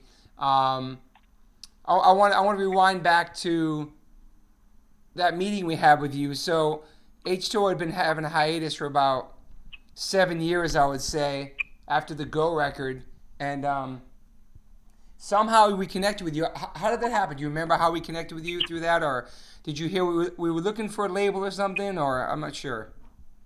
So it's funny. H2O was actually on a list of, I wanted to work with H2O back in 2002, I think it was. Okay. I had an employee that worked with me that unfortunately things didn't work out with him, and he left. At the time, we had been talking about trying to do something with you guys, and it kind of went on the back burner. A couple of years went by, and I think let me see. I think we met up in 2007, right? It was Yeah. Like 2007. I mean, the record came out in 2008, but Bridge 9 had been, you guys been around about the same amount of years as H2O in the first place. Yeah. So Bridge 9 started in '95. I'm trying to think of like where things connected, because I know at one point, I had been talking to Chad Gilbert about doing some stuff. Okay. With them at the time, and I know he produced the record for H2O. So I think that maybe I can't remember where it came up. Chad might have mentioned the Bridge 9 thing to us too, but I don't know if that was after or before we had lunch with you in New York at VP Vegetarian Paradise. Yep. Yeah, I mean that was you, Carl, and I, and everyone sat down and kind of spitballed and brainstormed a little bit, and it just seemed like a good fit. Totally, and it was. And so if that was 2007, we dropped the record 2008, right? Yep. So for us, I feel like that was a perfect move. Bridge 9 for the built-in crowd that Bridge 9 had at the time, the people that have been following H2O for many years and waiting for H2O, and with the kind of record we wanted to make, and the timing, and then with Chad producing, actually knowing the band and knowing what he loved about the band, he told us, like, I just want to make a record and bring out the best parts of H2O that I love. And I feel like that record did that. We're really lucky that, for that time frame, that people didn't forget about us or not care about us anymore. They actually were still around, kind of waiting. So when it came out, I guess it was our comeback record, you could call it. You know what I mean? Because the last record, people hated. It's funny, I talked about that with Hans yesterday, is that people hated the Go record, but now people love it and they beg us to play songs off it. But back then, the message boards and what label you were on was so important that's people, whatever label you're on or whatever, people love to talk shit and they kind of judged you by the label, regardless if the music was crap or not. But anyway, so here we are now. It's fucking 10 years later since Nothing to Prove dropped, and we did a covers album with you, and we did Use Your Voice also, which I love that record. So yeah, we've had this, like, the longest we've had with somebody, I wouldn't even call it a comeback record. I mean, like, the record itself was such a great reintroduction, I think, because you hadn't had an album at the time. Yeah. You guys were still touring and playing out. It's not like you went on hiatus and came back 7 years later. I mean, you guys were still very active, right? Yeah. But I'm saying as far as like a record that people were excited about, you know what I mean? Because the last one had been like FTTW, which is 1998. So that's 10 years later. It's crazy, was it man. 98 or 99? 99. Okay, 99. My bad. Still though, it's fucking. You know what was crazy was when we realized people were going off harder for the songs off Nothing to Prove than they were, the hits. On any of the records, yeah. Still to this day, it's fucking. Especially like overseas and stuff, that record connected really well, man. So I want to thank you for that too, for believing in us and meeting with us and reaching out to us, because we were talking to some people at the time. I don't even know how shit went down, but like we known you throughout the years also. You know what I mean? So it's like I think the time. Go ahead. I feel like it was a perfect, like, we found each other at the same, like in like the perfect spot where Bridge 9, I mean, when you started, H2O was much bigger than Bridge 9 was when we both started, right? I mean, you guys kind of had in the 90s, you had the opportunities with Epitaph, and Bridge 9 at the time being out 7 inches with local bands. Yeah. And over the years, we got to the point where, we were able to handle a band like H2O, and we had that, we had our kind of like fan base and connection with hardcore kids, but we had the distribution and the reach that a band like H2O needed, and we're still, like, as a label, we were more kind of boutique style, where we weren't the biggest label in 2008, but we were able to give you the attention to detail that you needed. I mean, I remember you guys at Steven's Rock Show and joking about how you can call me at any time, and you have ever since. It's true. It's been a good, it's been a good balance where, look, I've told you I was a fan of H2O before, I even started the label, I think, or honestly, it was right at the beginning of the label starting. I mean, I remember seeing you guys with Civ, and on one of those early tours, and I think that it was just a good opportunity for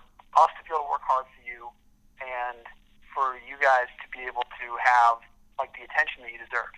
Yeah, and we got that too because we were coming from. I talked about that with Hans too. We were coming from a place where, you know, we signed with MCA with Hans, who had been following our career from before Blackout through My Brother's Band Outcrowd. And as soon as we signed MCA, it was like 100 different fucking people we had to talk to get it fucking any kind of questions answered or anything. It was like so many chains of command and all that shit. And with you, I'd hit you up directly, text you, and we're friends. I consider you a friend. You're part of the family. And like we didn't have a contract with you now. I mean, how long now? And we still do stuff with Bridge 9 because we're a family. And that speaks a lot of volumes for you as a person and as your label. You know, and like that we actually became really good friends from this, and everything worked out great. Even though it's business, also the fact that we're still doing business with you with nothing signed speaks so much about you, Chris. And so I appreciate you being part of the H2O history. You know. And I realized and greatly appreciate that. I mean, it really has been a pleasure working with you guys. I mean, it's hard to believe that it has been, 11 years since that kind of sit down to talk about Nothing to Prove. Yeah, it's crazy. And then, I mean, we didn't even know what to expect with Nothing to Prove, what would happen with it. I don't even know if we put out, did we put out a 7-inch first, like with 95 on it and something else? Yeah, we did the 7-inch. And it's funny, I mean, I vaguely remember you guys talking about how, like, we're not going to be touring a lot, but, we're going to try and do things here and there. And then you literally went from, I mean, how many shows did you play in support of Nothing to Prove? Because I feel like it was 10 times more than you guys were planning on. Anywhere. We have not stopped touring. It's 10 years later. We have not stopped, man. It's crazy. You're right. Like, yeah, we're going to take it easy, do this and that. And then we just fucking, the record connected, and we started going back to Europe because we kind of like, we slept on Europe so much at the beginning, and we really started hitting Europe a lot when this record came out too, and that also has to do with like you actually getting the record out in Europe everywhere. You know what I mean? So, yeah, man, we've been nonstop since, man. It's been really, really fucking awesome. So, yeah, man. And then studio, you came out for the studio too, didn't you? Not for Nothing to Prove. I did come down for Use Your Voice. That's right. But we've been like. We've been going strong, just like you've been going strong the whole time with your label, so it made sense. Plus, I'm born in Massachusetts, so I had to really, really go back to my roots. So, I mean, the 7-inch we did, I think, was Bridge 9's, like, 88th release, I think. Wow. Nothing to Prove was, I think, our 92nd release. Holy shit. I mean, we're up to, like, we're pushing 300 now.